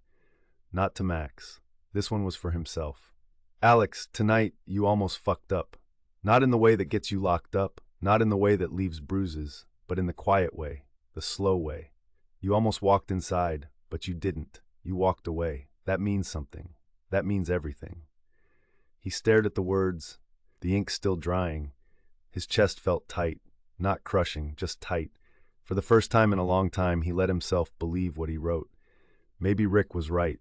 Vulnerability wasn't weakness. This, feeling it, facing it, choosing differently. This was strength. Alex let out a breath, pressing his palms against his thighs. He wasn't fixed, he wasn't healed, but he was trying. And for tonight, that was enough. Chapter 28, What We Shared. Alex turned the belt over in his hands. It had started off plain and bore the marks of years of hard use. The leather was worn smooth in places, cracked in others. The holes had stretched. The metal buckle had dulled with age. It had been buried deep in his duffel bag, wrapped in an old t-shirt, as if stuffing it away could erase it. Frank's belt. It had hung on a nail in his father's room as a warning. It had cracked through the air before landing. Alex should have gotten rid of it years ago. It was the only physical thing Frank had left him, a grim talisman anchored to the many other things Frank had left him deep inside. He sat in silence, examining the belt as if he'd never seen it before. Across town, the silence took a different shape. Not the kind knotted in Alex's hands, but the gentler sort left behind in the corners of a too-quiet kitchen. Sarah stood at the counter, staring at an untouched cup of coffee in her hands. It had gone cold ages ago, but she hadn't noticed. She needed the caffeine, though. Her body was still running on hours of broken sleep and the weight of too many nights like this one. Max had barely slept. The nightmares had come in waves, each one worse than the last. He had woken up crying, shaking, clinging to her like he was afraid she might disappear if he let go. She had soothed him, whispered to him, held him until his breathing evened out, only for it to happen all over again. Now, finally, he was asleep. She glanced at the clock with bleary eyes. 9:07 a.m. Sarah sighed. He'd slept in later than usual, but she hadn't had the heart to wake him. Her gaze flicked to the hallway, where his bedroom door was still cracked open, all these years later. The blankets were probably twisted around him, his stuffed dinosaur somewhere on the floor, no longer a constant companion, but not yet gone from his life either. He always threw the toy off when he had nightmares. But he never slept without it since the divorce. Sarah exhaled slowly, rubbing her temple. Her eyes went to the phone sitting on the counter. She could call Alex. Maybe Max needed to hear his voice. Maybe it would help, knowing his father was still there, still trying. Her fingers hovered over the phone, doubt curling in. She didn't know what the right thing to do was. Alex was showing up. He had come to the soccer game. He had kept his promise. But a promise wasn't the same as trust, and trust wasn't built in a single conversation. She could picture it all too easily.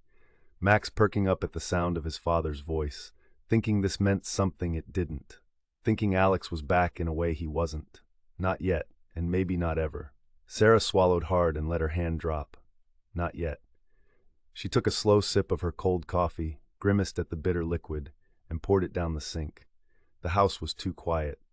But this time, she let it be. Leaving Alex had been hard, but letting him back in, that was going to take more than a phone call. The cemetery gates groaned as Alex pushed them open. The morning air was sharp, carrying the damp scent of earth and dying leaves. Gravel crunched beneath his boots as he stepped forward, fingers curled tightly around the belt in his hands. Frank's belt, which Alex had buried in a heap of clothes and pretended was just another object, a forgettable scrap of his past. It wasn't. Alex swallowed hard, the weight in his chest heavier than the leather itself. No more. A crow cawed in the distance, sharp and jagged, a sound that cut straight through the silence. Frank's grave was surprisingly easy to find. It had no flowers, no footprints from visitors, no signs he'd been missed, just a gray slab on the ground with a name and 2 dates, Frank Mason, 1957 to 2018. No epitaph, no final words, just a start, an end, and everything in between.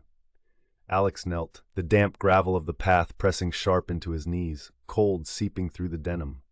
His fingers curled even tighter around the belt, pulse hammering. He should just drop it, leave it, but his grip refused to loosen. For a second he could still hear it cracking through the air, splitting the silence of his childhood. His breath came out with a shudder. Then, with a slow, deliberate exhale, he willed his fingers to open. They were sluggish to obey. His hand trembled. Clenching his jaw, he consciously uncurled his fingers one by one, until the leather finally slipped from his grasp and landed against the stone with a hollow thud. His voice came rough. "I carried this for too long." The words hung in the air, swallowed by the empty cold. You spent your life making sure I was afraid of you. Alex's fingers curled into fists. And I was. Every time you walked through the door. Every time you reached for a drink. Every time you looked at me like I was something that needed to be beaten into shape. His throat tightened. But I'm not afraid of you anymore. The silence stretched on. Some foolish, desperate part of him had expected to feel lighter. He'd hoped that leaving this here would be enough. As if this was how you cut something out of yourself. Alex swallowed hard. He had spent too long waiting for an apology that would never come. And that was the difference between them. Frank had never owned his mistakes, but Alex could. I won't become you. His fingers reached tentatively for the lifeless scrap of leather, a tangled coil of pain that looked small and dirty on the stone, but he didn't pick it up again. Alex pushed himself to his feet. On the drive home, the steering wheel was cold beneath Alex's fingers. The weight was still there. He was gripping the wheel too tight, still tapping his fingers against the leather. Crack, crack, crack. His gaze flicked automatically toward the glove compartment, where a bottle of one sort or another had once rolled around, sloshing. Empty. Had been for a long time. But it didn't matter. The pull was still there. The silence seemed to be lurking, chasing him, stretching across empty fields and nameless roads he drove down at random. He didn't know where he was going, only that he couldn't go home, not yet. By the time he pulled off the highway, the sky had darkened. A rundown diner sat just ahead, its neon sign buzzing weakly in the night. He hadn't meant to end up here. He wasn't even sure why he stopped. It had felt right, keeping the road beneath him, staying in motion until now. Sitting in the borrowed truck, staring at the flickering glow, he just felt empty. The belt was gone, but Frank wasn't. The old man was still curled up inside him, a poisonous snake wrapped around his ribs like rusted wire, still whispering in the back of his mind, "You think a goddamn grave makes a difference?" Alex swallowed against the burn creeping up his throat. He hadn't wanted to call Dr. Rick, had told himself he didn't need to, but now he wasn't sure what else to do. He pressed the phone to his ear, his hand clenched around it like a lifeline. Rick answered on the second ring. Alex. Not a question, not a greeting, just acknowledgement. Alex swallowed, pressing his forehead against the wheel. "I need to talk." Silence stretched for a moment, then, in a calm, even voice, "I'm here, go." Alex exhaled. "I went to the grave." Rick didn't fill the silence, didn't tell him he'd done the right thing, just waited. Alex flexed his fingers against the wheel. His voice was hoarse. "I left it there, the belt." Still, Rick said nothing. Alex waited a moment before continuing. That was supposed to mean something. A pause. His throat burned. "I thought I'd feel different. Do you?" Rick asked. Alex scoffed, low. "No, feels the same, maybe worse." Rick hummed. "Leaving something behind doesn't mean it's gone." Alex clenched his jaw. "I thought I could bury it." "You thought you could bury him," Rick countered. The words landed sharp. Alex stiffened. He laughed bitterly. "What the hell do you want me to say, Rick? That I'm healed? That I get a gold star for dropping a goddamn belt on a grave?" Silence. Rick didn't rise to it. Alex's grip on the wheel tightened. "Let me ask you something," Rick said quietly. "When you left it there, did you forgive him?" Alex blinked in surprise. His stomach turned. "What? You heard me." "No," Alex snapped. "Fuck no." "Okay," Rick said. "What about you?" Alex froze. "What? What about you, Alex?" Rick repeated. "Did you forgive yourself?"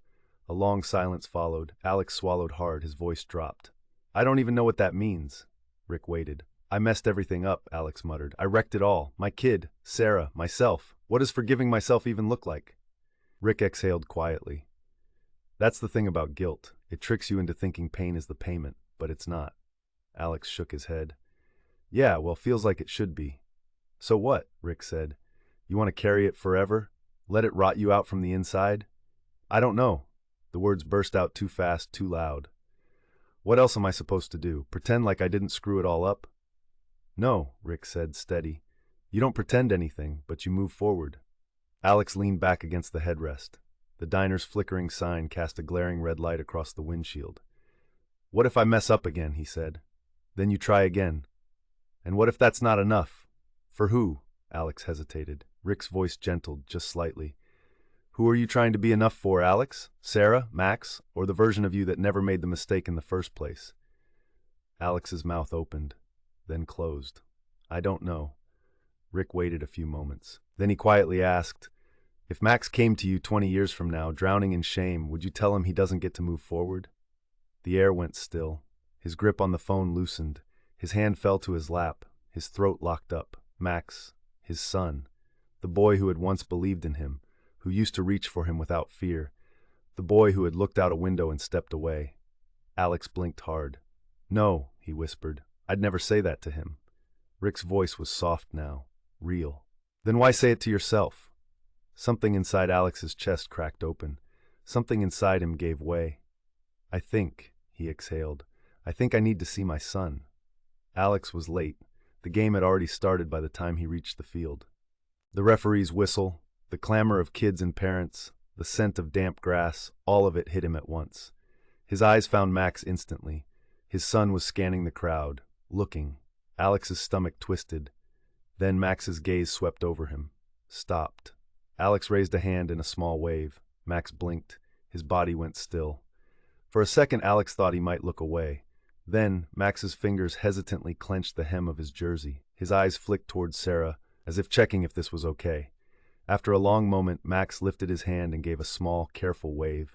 Alex exhaled slowly. It wasn't much, but it was something. Later, the crowd had thinned by the time Sarah approached him. You showed up, Alex nodded. I will next time, too. Sarah studied him, arms crossed. Then she glanced toward Max, who stood a few feet away, shifting his weight from foot to foot. He's nervous, she murmured. Alex felt his chest squeeze. So am I, he admitted. Sarah almost smiled at that. Then she stepped aside, giving Max and Alex space. Max hesitated, then took a small step forward. Alex knelt, keeping his voice low. Hey, buddy. Max shifted. His fingers curled into the hem of his jersey. You said you were coming last time. Alex inhaled sharply. I know. Max studied him. Too young to look so tired. You promise this time? Alex swallowed hard, felt it in his bones, paused, let himself feel the weight of them. Then, I promise. Max didn't answer right away. Then slowly he reached out, just enough to grab the fabric of Alex's sleeve, a small touch, a quiet trust. Alex held still, feeling the small tug on his sleeve with a mixture of disbelief, fear, and jubilation. And this time, Max didn't let go. Chapter 29. The Eye Isn't the End. The mismatched plates and plastic cups weren't his. They'd come from the communal kitchen downstairs, borrowed earlier that afternoon along with some flatware and an extra chair. It all looked a bit improvised, and the chair wobbled slightly, but he didn't mind. But the candle, the single, flickering candle at the center of the table, felt like too much. Alex stared at it for a long moment, then reached out and snuffed the flame between his fingers. The room dimmed slightly, lit only by the weak glow of the overhead light. Better. He checked the clock again. 15 minutes. His stomach felt too tight, his chest too full of things he couldn't name. He'd spent all afternoon making sure everything was just right. The pasta wasn't overcooked, the sauce wasn't watery, and even the store-bought bread, warmed in the second-hand toaster oven he'd picked up last week to make the place feel more like home, had come out golden brown instead of charred. It was simple, nothing fancy, but he had made it all himself. A real man doesn't need to cook. Frank's sharp and derisive voice echoed in his head. Alex's jaw clenched, his fingers twitching toward the silverware. He had already rearranged it 3 times. Fork on the left, knife on the right. Just like Frank had demanded for some reason, a detail that was more about control than perfectionism. Crack. The memory of a belt snapping against the wall came unbidden, the warning shot that came before the pain. His fingers flexed against the table, a familiar tension crawling up his spine. He reached for the knife, ready to straighten it again, then stopped himself with a rueful chuckle. The sound startled him. It was quiet, rough, barely there, but real. It's just dinner, he muttered under his breath, shaking his head. He left the knife where it was. Another glance at the clock. 10 minutes now. He stepped back from the table, rolling his shoulders, shaking out his hands. For crying out loud, it shouldn't be this hard. It was just a meal. Just Sarah and Max sitting across from him, eating food he had made. But it also wasn't just a meal. It was the first time in 5 years that he was setting a table for his son. The knock at the door jolted through him like an electric shock. He froze for half a second, pulse surging, then exhaled and moved towards the door. When he opened it, Sarah was standing there, Max's small hand wrapped in hers. "Hi, Alex," she said. Her voice was careful and measured. She didn't smile, but she wasn't stiff either, just watchful. Alex nodded, forcing himself to breathe normally. "Hey." Max didn't say anything. He clutched a small blue toy truck in his free hand, his fingers wrapped so tightly around it that his knuckles were pale. He stood slightly behind Sarah, his body angled away. Alex crouched to Max's level, keeping his voice soft and ignoring the hammering of his heart. "Hey, buddy, I'm really glad you're here." Max shifted slightly, his grip on the truck tightening even more. Hesitation flickered across his face, then he gave the smallest nod. Sarah glanced at Alex, then back at Max. She didn't urge him forward, just waited to see what he would do. Alex swallowed past the lump in his throat and stood. "Come on in." They stepped inside, Sarah glancing around the small halfway house room. It was clean but bare. Just the essentials, now necessary clutter. It was a safe space for all of them. He hoped she saw that. Max hesitated near the doorway, eyes flicking toward the table. Alex stepped back, making sure he wasn't too close, giving him space. "You like pasta?" Max nodded again, eyes darting up to his mother before settling back on Alex. "Good," Alex said, managing a small smile, because I might have made way too much. That earned the faintest twitch of Max's lips. Not a smile, but something close. Progress. The meal was quiet at first. The clink of forks against plates sounded loud in the silence, along with the occasional rustle of movement. Alex tried not to let the tension settle too deep in his bones. Max sat across from him, shoulders hunched slightly as he picked at his pasta. Alex cleared his throat. "Max, you still into dinosaurs? Bet you know more about T-Rexes than me by now." Max's fork paused. He glanced up, hesitant. "Yeah, I like raptors now." Alex nodded, keeping his tone light. "Raptors, huh? Smart and fast. Good choice." Max didn't answer right away, but his gaze lingered on Alex for a second before dropping back to his plate. Sarah wasn't at the table with them. She sat on the sofa and quietly watched the exchange, almost as if she'd taken the place of the social worker who used to supervise Alex's visits. Alex forced himself not to fill the silence with nervous talking. Let him set the pace. That's what Dr. Rick had said. And then Max reached for the bread and knocked the plastic cup with his elbow. It tipped over, hit the table with a soft crack, and landed on its side. Juice spilled in a red rush, creeping toward the edge of the plate. Max froze. His whole body went rigid, small fingers gripping the edge of the table. His breathing shifted, becoming short, quick, panicked. I'm sorry," he whispered, voice thin and trembling. His hands curled into fists, shoulders pulled in like he was trying to make himself smaller. Alex felt his own body lock up. The air thickened. That old instinct hit Alex fast, hot and brutal. His jaw tightened and his pulse slammed through his chest like it was trying to outrun the past. Max flinched just a little, and Alex's breath caught. Not because of the spill, not because of the mess, because for a second Max had expected him to explode, and for a second so had Alex. His fingers twitched at his side. His body screamed to snap, to lash out. Not at Max, never at Max, but at the disruption, the echo, the chaos. He swallowed, balling his hands into fists, and took slow, deliberate breaths. His fists unfurled, shoulders loosened. He blinked hard, pushing the memories down, the urge to strike at something he couldn't name. Then he reached for a napkin with a controlled, unhurried motion. "It's okay, bud," he said, his voice even. "It's just juice." Max didn't move. He stared at Alex warily, as if he was waiting for something else, waiting for the anger to come. Alex met his gaze and held it. "No big deal," he said, voice as gentle as he could make it. Max blinked uncertainly. His grip on the table slowly loosened. Sarah exhaled audibly, and the tension in the room shifted. And for the first time in a long time, it didn't turn into something worse.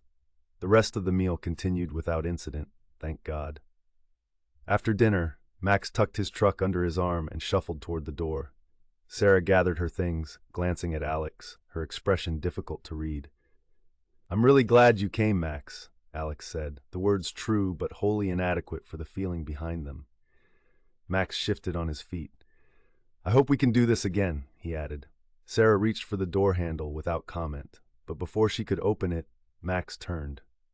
He took 2 quick steps and suddenly wrapped his arms around Alex's waist. Alex froze for half a second, then knelt, arms coming around his son, and held on like Max was a lifeline. Max's voice was quiet and unsure. "I like this kind of dad." Alex's throat tightened. He shut his eyes. "I like this dad too, buddy." When he looked up, Sarah was wiping tears from her cheeks. She didn't say anything, but she didn't have to. She opened the door. Max let go, stepping back towards Sarah. Alex watched them go, his heart lodged in his throat. As the door clicked shut behind them, he whispered to himself, "I'm not who I was." It was both recognition of a truth and a challenge to the voice within. Chapter 30. What the Body Remembers. 2 weeks earlier, Sarah sat across from a man at a dimly lit restaurant, her smile polite but her heart somewhere else. The room was warm, buzzing with quiet conversation and the occasional muted clink of silverware. A candle flickered between them, casting a soft glow over their faces. His name was Daniel. He was kind and patient, the kind of man who listened when she spoke and didn't press when she hesitated. Sarah wanted to like him. She wanted to sit here, sip her wine, and feel like a normal person on a normal date. She wanted to believe she had moved past the nights where fear curled tight in her chest, past the instinct to flinch, past the ghosts of a life she was trying to leave behind. But then he laughed at something. The sound was loud, sudden, and sharp. Not in anger, not at her, just too loud. And before her mind could catch up, her body was already reacting. Her hands trembled as she set her glass down. Her pulse began to trip over itself, a deep, twisting panic blooming in her ribs. The restaurant blurred at the edges of her vision. Too much noise, too many voices, everything moving too fast. Get out of here. The thought hit her like a warning siren, a clarion call sounded by her survival instincts. Daniel realized something was wrong, and his smile faded, brow furrowing in concern. "Sarah?" She forced a reassuring smile, but it felt wrong, stretched too thin, too tight. I just need a minute." Before he could ask any questions, before she had to explain, she pushed her chair back and made her way to the restroom. Her legs felt unsteady beneath her. The air was suddenly too thick, as if her lungs couldn't take it in. Inside the safety of the bathroom, she braced her hands against the sink, breathing hard. An alarming reflection stared back at her, wide-eyed, pale, shaking beneath the dim light. No wonder Daniel had become worried. "You're safe." She whispered it to herself, over and over, but her hands still shook, her chest still ached. Her reaction had happened too fast. It was automatic, like muscle memory, or a scar still aching long after the wound had closed. Sarah squeezed her eyes shut as a memory surged, unwanted, of a panicked moment in her kitchen, years ago. It wasn't a punch, it wasn't even a shove, but that had never been Alex's way, had it? He hurt with presence, towering, unpredictable. She felt the wall at her back, his sharp and slurred voice cracking through the air between them. Her heartbeat raced like a wild thing in her throat. She heard Max's voice from the hallway. "Mom?" Everything had stilled. The rage had drained from Alex's face so fast, she almost thought she'd imagined it. Almost. But she knew she hadn't. She'd spent too many years learning the difference between the Alex the world saw and the Alex who filled their home with a dreadful silence thick enough to choke on.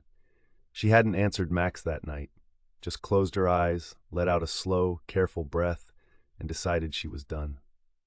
Sarah opened her eyes now, firmly setting the memory aside, and looked at herself in the bathroom mirror again. She wasn't that woman anymore. She wasn't trapped in that house. She wasn't waiting for the moment Alex's promises broke. But she wasn't healed either. Her body still carried the memories, still braced for things that weren't coming, still responded to things it shouldn't have to. Healing isn't linear. Alex was trying. She knew that. But it wasn't her job to make it easier for him. It was her job to heal herself. Sarah straightened, pressing her palms flat against the sink. The tremors in her hands had faded, but the truth still lurked heavy in her chest. She wasn't ready. Not for Daniel, not for dating. Maybe not even for any degree of trust with another person. And that was okay. Later that night, Sarah lay in bed, the quiet pressing close, but for once, not in a threatening way. Her body still remembered the peril, her breath still caught in moments she didn't expect. But in her chest, beneath the ache, beneath the doubt, was something else. It wasn't peace, but the shape of it, forming slowly. An idea, a belief. And for the first time in a long time, she let herself believe that maybe someday it might actually stay. Chapter 31, where stillness begins. The air had gone quiet. It was neither peaceful nor heavy with ominous portent. Just still. Alex stood at the sink, sleeves rolled up, warm water running over the last plate. The soap clung to his skin, the lemony scent sharp and grounding. He wasn't in a rush. There was no bottle waiting in the fridge. No escape plan waiting in the corner of his mind. Just dishes, a sponge, and water that stayed warm longer than it used to when he let the world slip. He set the last plate in the rack beside the others. 3 mismatched ones, all borrowed from the communal kitchen along with the flatware and the extra chair. The cups, too. He'd kept them clean all week, careful not to chip them. Now they were clean again, and it was time to give them back. He dried his hands on a towel, folded it neatly, and stacked everything into the crate he'd brought them up in. There was a time he wouldn't have bothered to return them. Would have let them pile up, forgotten and crusted over, then protest when someone called him out. But not tonight. He hefted the crate and opened the door. The hallway was dim and quiet at this hour. His boots made soft thuds against the floor as he walked the length of the hall, down the stairs, and into the common area. He returned the plates one by one, forks in the correct drawer, cups stacked gently. He even wiped the countertop after setting the crate down. It didn't matter that no one saw him do it. That was the point. Back in his room, the space felt somehow smaller now that the table was bare. The sofa Sarah had sat in was still pushed back against the wall. The one Max had used. Alex couldn't bring himself to move it just yet. He sat down instead, not because he had to, because he needed to. He ran his hand along the table's edge. The faint scent of dinner had faded, replaced by the sterile clean of soap and plastic, but he felt that something lingered anyway. A kind of warmth in the space. His eyes drifted to the notebook which he'd left on the counter. He didn't rush toward it, but let the silence stretch. Let the quiet settle in a way it never had before. Then he stood, walked to the counter, picked it up, flipped to a blank page, and started writing. Max, tonight I did the dishes. I returned the plates, the cups, the extra chair. I wiped down the counters and swept the floor. Not because someone told me to. Not because I was trying to impress your mom. But because the room looked better that way, and I wanted it to stay clean. I've spent a long time believing change had to be loud. But maybe it's quiet. Maybe it looks like doing the right thing when no one's there to clap for it. Maybe it's wiping up spilled juice without raising my voice. Maybe it's letting the candle stay snuffed and still calling it a good night. You hugged me before you left, and I didn't flinch, I just held on. He paused a moment, pen poised over the paper hesitantly. Then he added, "One hug doesn't fix the past, but maybe it opens the door to something better, and I'm going to keep walking through it, one night at a time." Alex set the pen down and closed the notebook. He left it on the table, no ceremony, no big finish, just done for now. He didn't turn on the TV or check his phone. He just pulled back the blanket and sat on the edge of the bed. Let the stillness settle around him, an unfamiliar but welcome new sense of calm. Then he lay down. No war in his chest, no weight waiting to crash down. Just sleep waiting for him at the end of a long day, and for the first time in a long time, that was maybe enough. Chapter 32, The Things That Linger. The room was bathed in a faint golden glow, the nightlight casting slow-moving shadows across the walls. A white noise machine of some kind hummed in the corner, low and steady, like the quiet pulse of the ocean. It didn't smell like anything in particular, but it felt like something Alex couldn't name. Safe, maybe? Not from something he remembered. He didn't have any memories of safety, but in the way the room seemed to hold Max, gently and without tension. The blankets were rumpled but clean. A stack of books leaned against the wall near the bed. The dresser was scuffed and one drawer was slightly crooked. It wasn't perfect, but it was soft in a way his childhood never was. Alex sat in an old armchair beside the bed, his elbows resting on his knees, hands clasped loosely. His gaze stayed fixed on his son. Max slept on his side, one arm tucked beneath the blanket, the other curled near his chest. His face was slack with peace, mouth parted slightly. One leg had kicked free from the covers, his sock bunched at the ankle. The scene wouldn't seem like much to most people, but Alex knew it was everything. There had been a time when Max always slept with one eye half open, when he flinched at every door creak, every shift in the floorboards, when Sarah had to sit in the hallway, night after night, just so he'd feel safe enough to rest. Alex blinked against the burn in his eyes. He felt that he didn't deserve this moment, but he was here, and Max wasn't shrinking.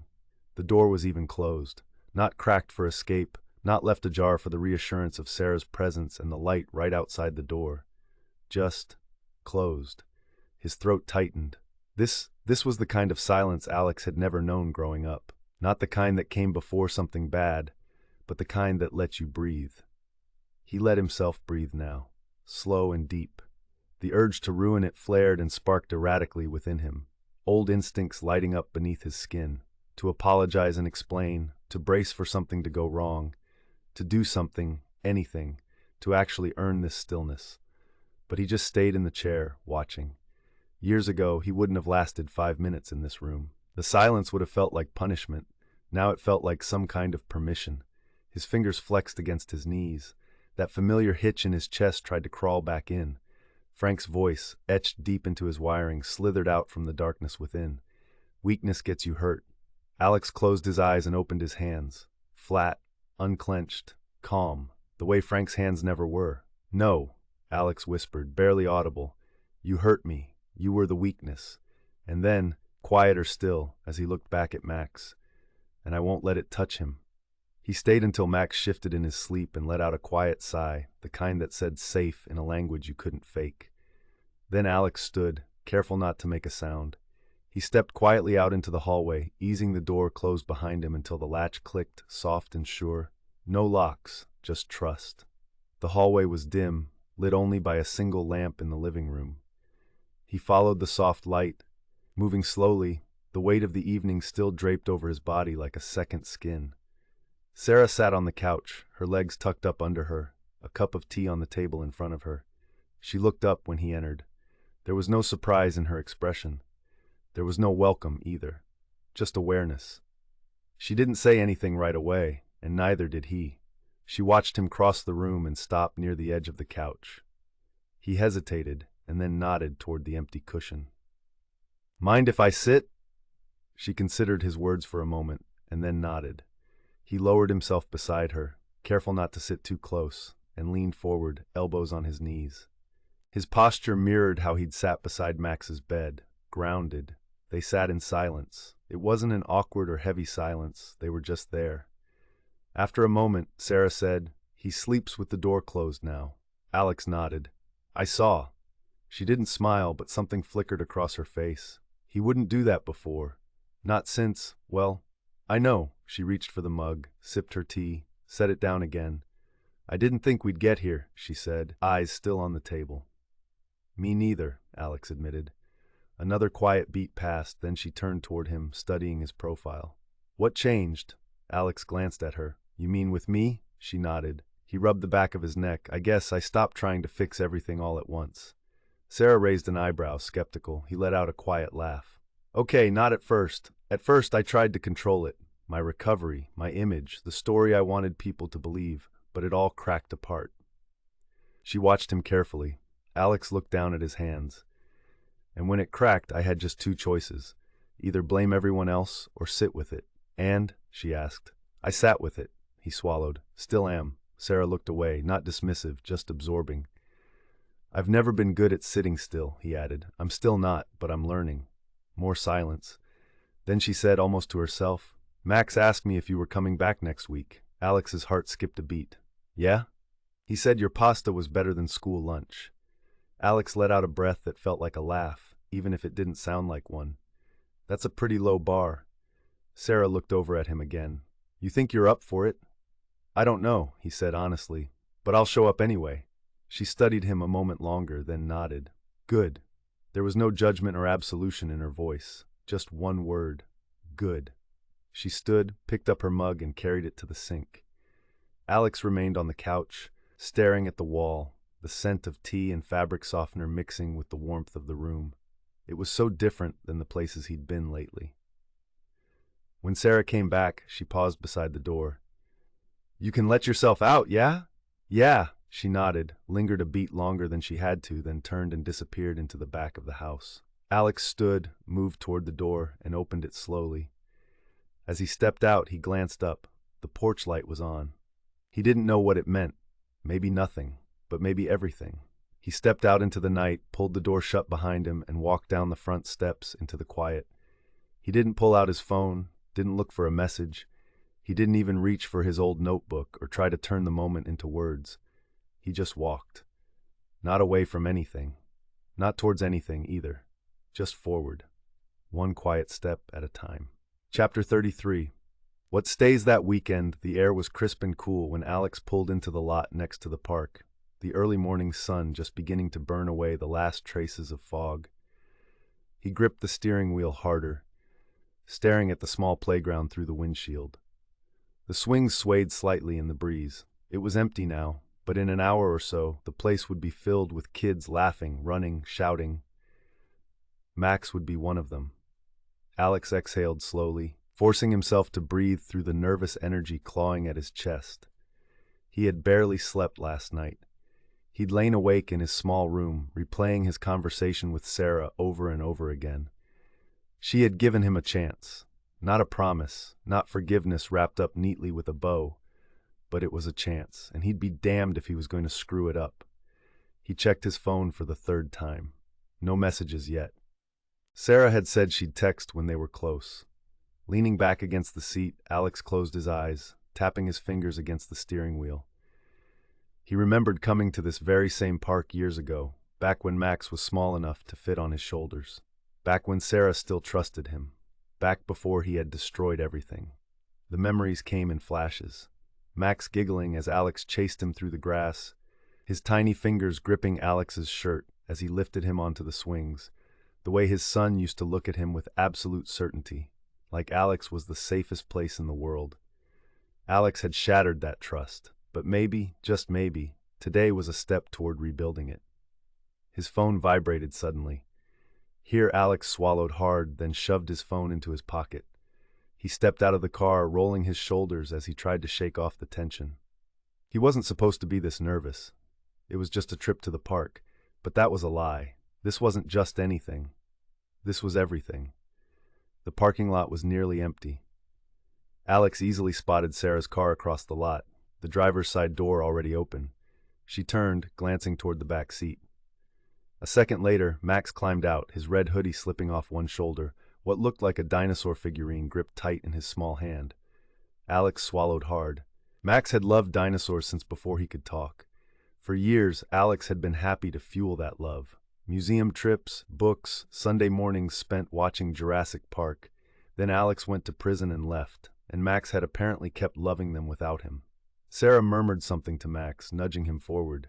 He hesitated and took a step toward Alex. Alex stayed still, letting Max set the pace. When his son finally stopped a few feet away, Alex crouched to eye level. "Hey, buddy." Max shifted on his feet, his fingers tightening around the toy. "Hi." Alex didn't push, just waited. Finally, Max glanced up. "Did you know raptors had feathers?" Alex blinked. Then, carefully, "Yeah, makes them even scarier, huh?" Max gave a small nod, his grip on the toy loosening slightly. "They were fast and really smart," Alex smiled. "Smart's a good thing." A tiny, cautious smile ghosted across Max's face. It nearly knocked the breath from Alex's lungs. Sarah stepped up beside them, watching the exchange carefully. "All right, kiddo," she said. "Go play." Max stood at the edge of the playground, his hands stuffed into the pockets of his hoodie, the dinosaur's tail poking out from under an arm. Other kids were arriving. Laughter rang out around him. Kids rapidly filled the place with sharp, sudden bursts of noise. They shouted, their voices carrying through the crisp morning air. A sudden noise jolted through the air, punching through the voices. A soccer ball thudding against the dirt, a burst of laughter too loud and sharp. A tremor ran through Max's shoulders, his muscles pulling taut. It was a brief, instinctive stiffening, barely enough to be seen, but he felt it. Max had spent years staying quiet and making himself small, because small was safe. Loud meant unpredictable. Loud meant trouble. He stood at a slight distance and watched the other kids, tracking their movements, their voices, the rise and fall of excitement in the air. Scanning, always scanning. Behind him, Alex was watching his son, not pushing, not nudging him forward, just waiting. Max shifted on his feet. He could always leave, just pull his hood up and pretend he didn't want to play. That would be easier. He'd done it before. Instead, he took a breath and stepped forward. A boy on the swings waved him over. "You want to go next?" Max hesitated. The old instinct to say, "No, it's okay," rose in his throat. To step back, to stay unseen, not get involved. But he swallowed it down. "Yeah," he said instead, voice quiet. "Okay." The boy hopped off the swing, kicking dust up around his sneakers. Max moved carefully, still watching, still ready to pull back if he needed to. But nothing bad happened. No one yelled. No one got mad. The chains rattled as he pushed off the ground. For the first time in a long time, he let himself play. Alex watched him go, his heart thudding. Sarah sighed, crossing her arms. "That went better than I expected." Alex let out a breath. "Yeah." They stood in silence, not together but not apart, both watching as Max then climbed onto the monkey bars. His hood slipped back, his dark curls catching the last of the daylight. Max reached the top but didn't swing across right away. Instead, he sat there, legs dangling, his gaze flicking back to Alex. It was a test. Alex stayed where he was, watching. Max lingered a second more, then gripped the first bar and swung across. When his feet hit the ground, he looked again. Alex hadn't moved. Max seemed to exhale just a little, but Alex caught it. Something inside him eased, just a little. Alex flexed his hands at his sides, his eyes still on Max. "I don't expect you to trust me yet." Sarah didn't look at him. "Good, because I don't." His jaw set. He nodded once. She finally turned to face him, arms still crossed, voice even. "But I don't hate you anymore." Alex swallowed. He hadn't realized how much he'd been waiting to hear that. "I know you're trying," she continued. "Max sees it too." Alex swallowed. "But it's not enough." Sarah shook her head. "That's not what I'm saying. You don't get to undo the past, but you do get to prove it's not who you are anymore." Max kept playing for a while longer until it was time to go. Sarah called him, and Max came without hesitation, trotting straight over to the car where she had opened the back door. "Did you see me on the monkey bars?" he asked hesitantly. "I did," Alex said. "Nice job." Max gave Alex a fleeting smile and ducked into the car. Sarah closed the door carefully and turned to Alex. She lowered her voice. "Last night, Max asked me if I think you're going to stay this time." Alex inhaled sharply. "And what did you say?" Sarah hesitated before replying. "I told him, your dad is trying. That's all we can ask." Alex closed his eyes for half a second, like the words had knocked the air from his chest. Sarah exhaled. "You're trying. Max is hoping. Don't screw it up." Alex nodded. His voice was rough. "I won't." Sarah studied him a moment longer, then turned back toward the car. As she pulled the door open, a small voice called from inside. "Dad?" Alex froze. Sarah's stomach lurched as she watched Alex turn, every muscle in his body locked tight. Max twisted in his seat, his dark eyes cautious but clear. "Can we do this again?" Alex stepped closer to the window, his voice almost too quiet. "Yeah, buddy, we can." Max nodded, satisfied, and leaned back against his seat, pulling his hoodie up over his head. Sarah's grip on the door was steady. Alex was still staring at Max like he couldn't believe what he had just heard, like a single word had cracked something open inside him. Sarah could have said something reassuring then, but that wasn't her job. Her job was making sure Max was safe. And that meant watching, waiting, making sure Alex didn't just say the right things but did them. So instead, she simply said, "We'll see you next time." Alex turned back to her, something raw in his face, something she wasn't ready to name. "Yeah," he murmured, "next time." Sarah nodded, then slid into the driver's seat and shut the door. Alex turned and crossed the parking lot towards his own car. The promising weather of the morning had given way to a light drizzle, and families were hurrying out of the park. She sat in her car for a long time, fingers curled around the steering wheel, the engine idling. She should have just driven away. There was no reason not to. Instead, she sat there watching the raindrops streak down the windshield, listening to the muted rumble of the engine. The same way she used to sit in silence after a fight, too scared to speak, too wired to sleep, waiting for the next explosion. But today wasn't like that. Today Max had laughed. Today, Alex hadn't flinched from the silence. Today, she had watched her son run across the grass without looking over his shoulder. She didn't trust Alex, not yet, maybe not ever, but she hadn't been afraid. For years, fear had lived inside her body like a second pulse, fast, coiled, constant. Even when Alex was behind bars, even when she locked every door, even when the court said she was safe. But now, something had shifted. Not all at once, not completely, but she could breathe a little easier. This wasn't forgiveness, and it certainly wasn't a reunion of their family. This was survival, on her own terms. Sarah closed her eyes, exhaled, and gripped the wheel a little looser. Then she put the car in drive, and this time, she didn't check the mirror. Chapter 34. This is how you stay.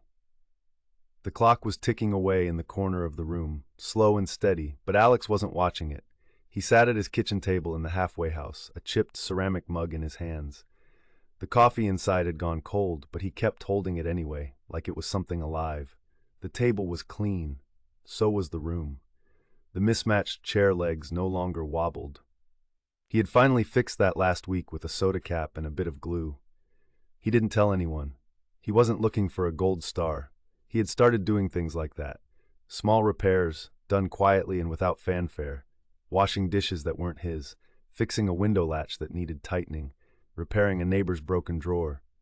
It wasn't penance. It was rhythm. Work with your hands, Rick had said once.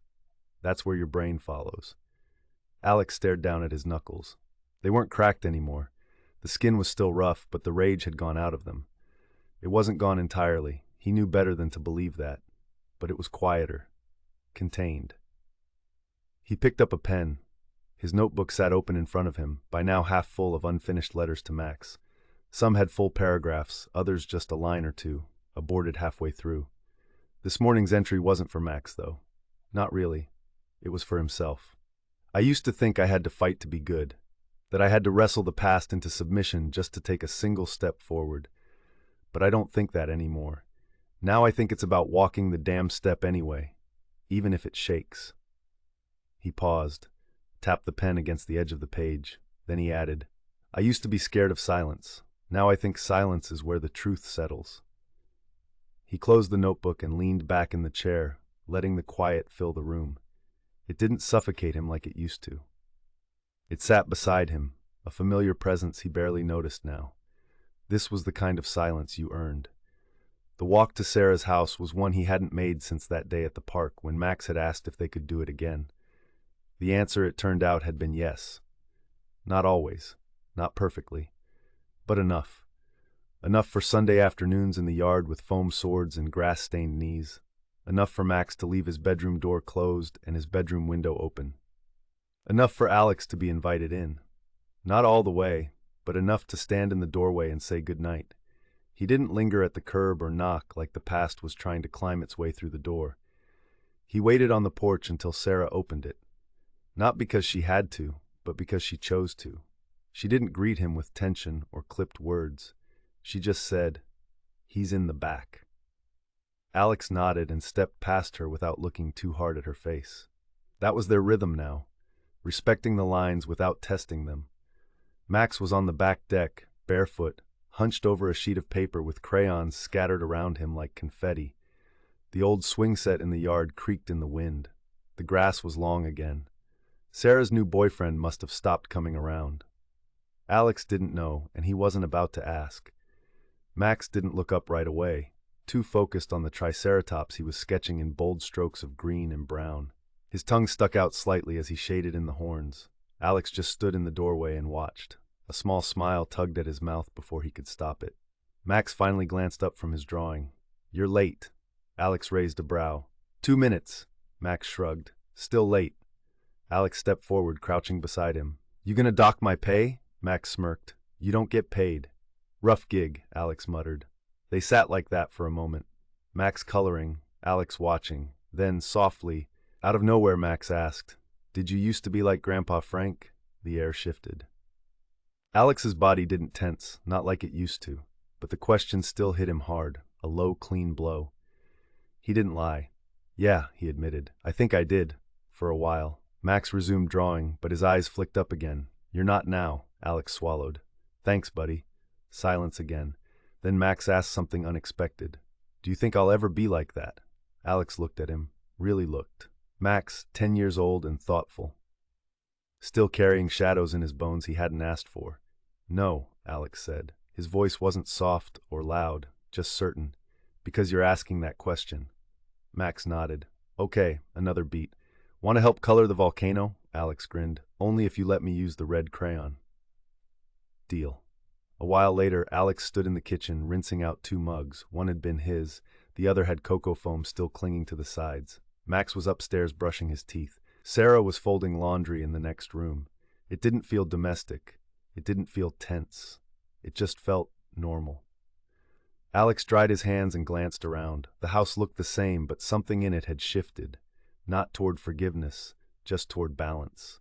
He thought about asking Sarah if he could take Max to the planetarium next weekend. He thought about offering to fix that back gate that never quite latched. But he didn't mention either. Not yet. He grabbed his jacket and walked to the door. Sarah met him there. Neither of them spoke. She watched him leave. She opened the door for him, and he stepped out. But just before she closed it behind him, he turned back on the porch. "Hey," she looked up. "Thanks for letting me in." Sarah didn't nod or smile. She just said, "Keep earning it." He would.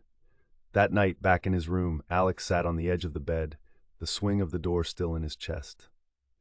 He didn't reach for the notebook. Not tonight. Instead, he just sat with himself. It wasn't because he had nowhere else to go. It was because he had finally come home.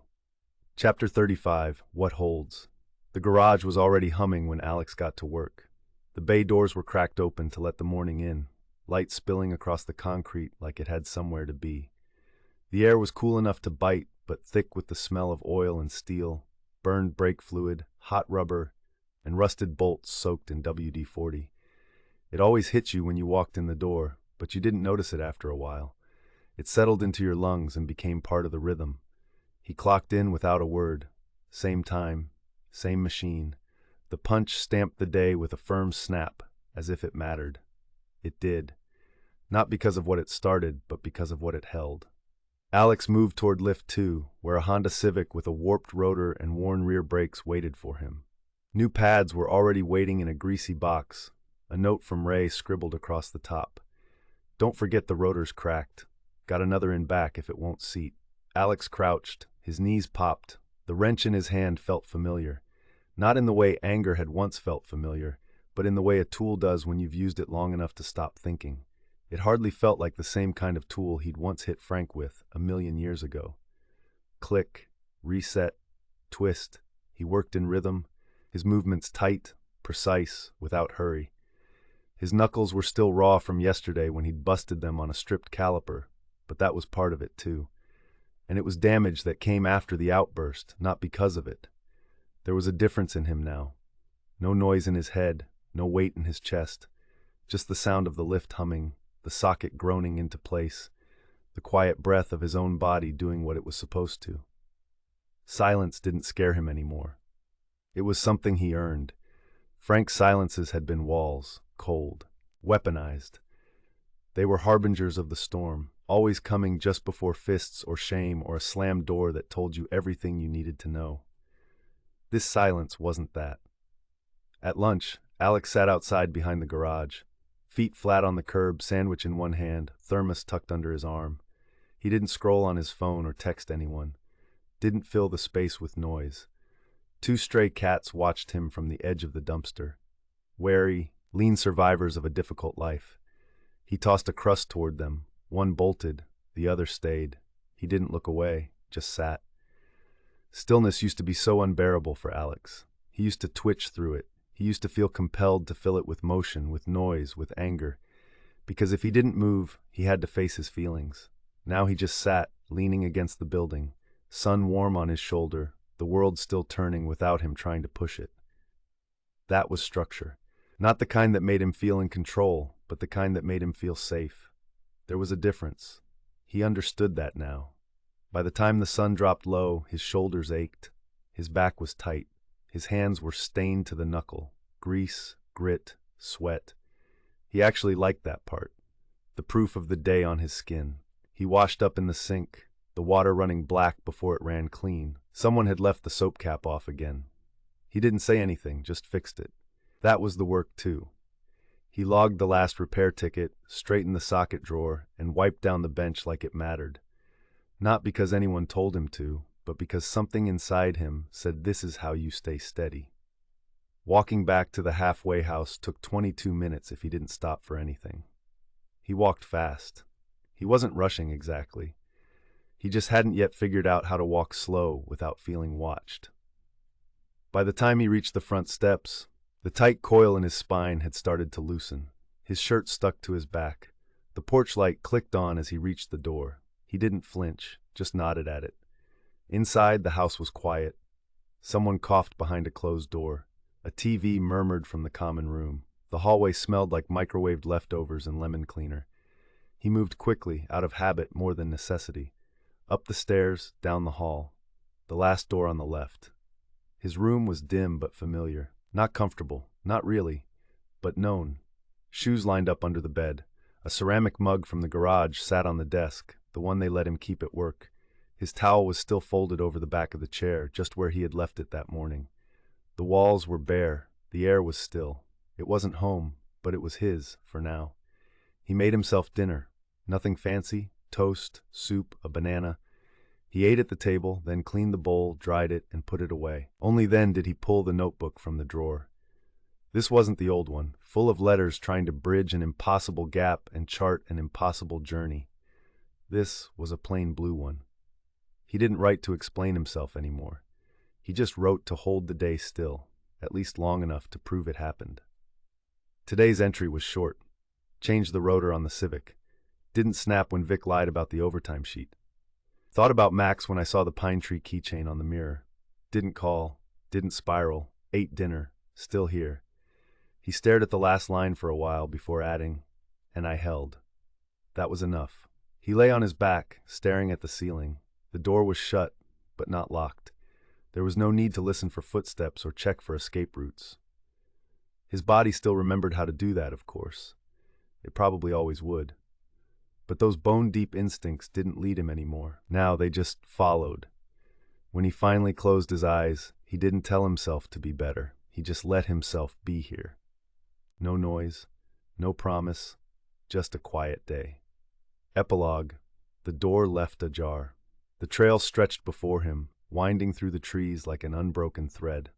Alex adjusted the straps on his pack, rolling his shoulders against the dull ache creeping in. The morning air was crisp, carrying the clean scent of pine and damp earth. Every step forward was a choice. The climb wasn't punishing, but it certainly demanded effort. His boots dug into the dirt, his breath steady but deliberate. He had never been much of a hiker, but Rick had said the journey mattered more than the trail itself. You don't have to know where you're going, he had told Alex once. You just have to keep moving towards something better. Somewhere behind him, the ghosts of his past still whispered to him. The sound of his father's voice, harsh and scornful. The echo of his own worst moments. The weight of regret that pressed dully against his ribs. But step by step, they all grew fainter. Rick had a theory he used to share. Change happens in stages, not all at once, he'd said. And sometimes you don't even realize you've crossed from one to the next until you turn around and see how far you've come. Alex wasn't sure which stage he was in now. He just knew he wasn't where he used to be. His boots crunched over a patch of loose gravel, and he paused, rolling his shoulders again. He reached into his pack, pulling out a bottle of water. He twisted the cap off with fingers that had once been better at breaking things than holding them steady. The sound of movement caught his ear. He turned. Down the path, just off the main trail, he saw a kid sitting on a fallen log, hands wrapped tightly around his knees. He wasn't actually a child, maybe 20 or so, but Alex thought he carried himself like someone who had been through more than he should have at that age. Alex's eyes flicked over the kid, taking in the details. Bruised knuckles, a split lip, a jagged scar along the inside of his forearm, old and deep, like something that had been carved in anger. It wasn't just the injuries, it was the way he held himself. Shoulders curled in, gaze low, lips moving slightly like he was whispering something to himself, bracing, the way Alex used to do. For a second, he told himself it wasn't his problem. He capped the water bottle, adjusted his pack, took a step forward, then another. He paused a moment. Alex took 3 more steps forward. Just 3. But with every additional step, his stomach churned. His feet felt like they were stuck, pulling against him. And just like that, he stopped, jaw tight, hands clenching into fists at his sides. No one else was here. Just him, with a choice. He didn't turn back, not right away. Instead, he stared at the path ahead, at the trees swaying in the breeze, at the spot where the trail disappeared around a bend. He had places to be, work to do, plenty of his own shit to sort through. Someone else would stop, right? Rick's words cut through the noise, clear in his head. We are not our past, we are our future. And the future starts with one choice. Alex exhaled sharply through his nose and flexed his fingers, releasing the tension. Then, slowly, deliberately, he turned back. The kid was still staring at the ground, oblivious to him. Alex approached, careful not to move too fast and spook him. The kid tensed when Alex got close. "You're wrapping them wrong," Alex said in a conversational tone. "That's why your knuckles are getting busted up so bad." The kid's head jerked up, startled. His eyes flicked warily to Alex's face. Alex crouched down, holding out a hand. "Here," he said. "I can show you." For a moment, the kid didn't move. Then, slowly, hesitantly, he uncurled his fingers and offered his hand. Alex unwrapped the amateurishly bound tape, showing him how to do it the right way. He didn't really do it for him, but he guided him through it with gentle motions. Rick had taught him that too. "You don't save people," he'd said once. "You walk beside them while they save themselves." The kid's hands were more steady now. The tension in his shoulders eased just a little. Alex tightened the last wrap, then met his gaze. "You're gonna be all right," he said. The kid swallowed, nodding once. Alex stood, adjusting his pack again, but as he stepped back, he realized his own fists were clenched. His nails pressed into his palms. Damn it. He exhaled sharply and flexed his fingers, letting go. There was no grand revelation, no cinematic moment, just a quiet decision, made in the space between what was and what could be. His father's lessons had once shaped him. Now Dr. Rick's words were the ones guiding his steps. We are not our past. Alex exhaled again. But if we're lucky, we can be someone else's future. He took one last look at the kid, then offered a slight nod. Alex reached for his pack, slinging it over his shoulders, and then he shoved his hands into his pockets, just in case. Behind him, somewhere in the distance, a door shut. He paused for a second, but didn't turn around. A breeze rustled through the trees, stirring the leaves. It almost sounded like a new door creaking open. He squared his shoulders. "Come on," he said to nobody in particular. "Let's get to work."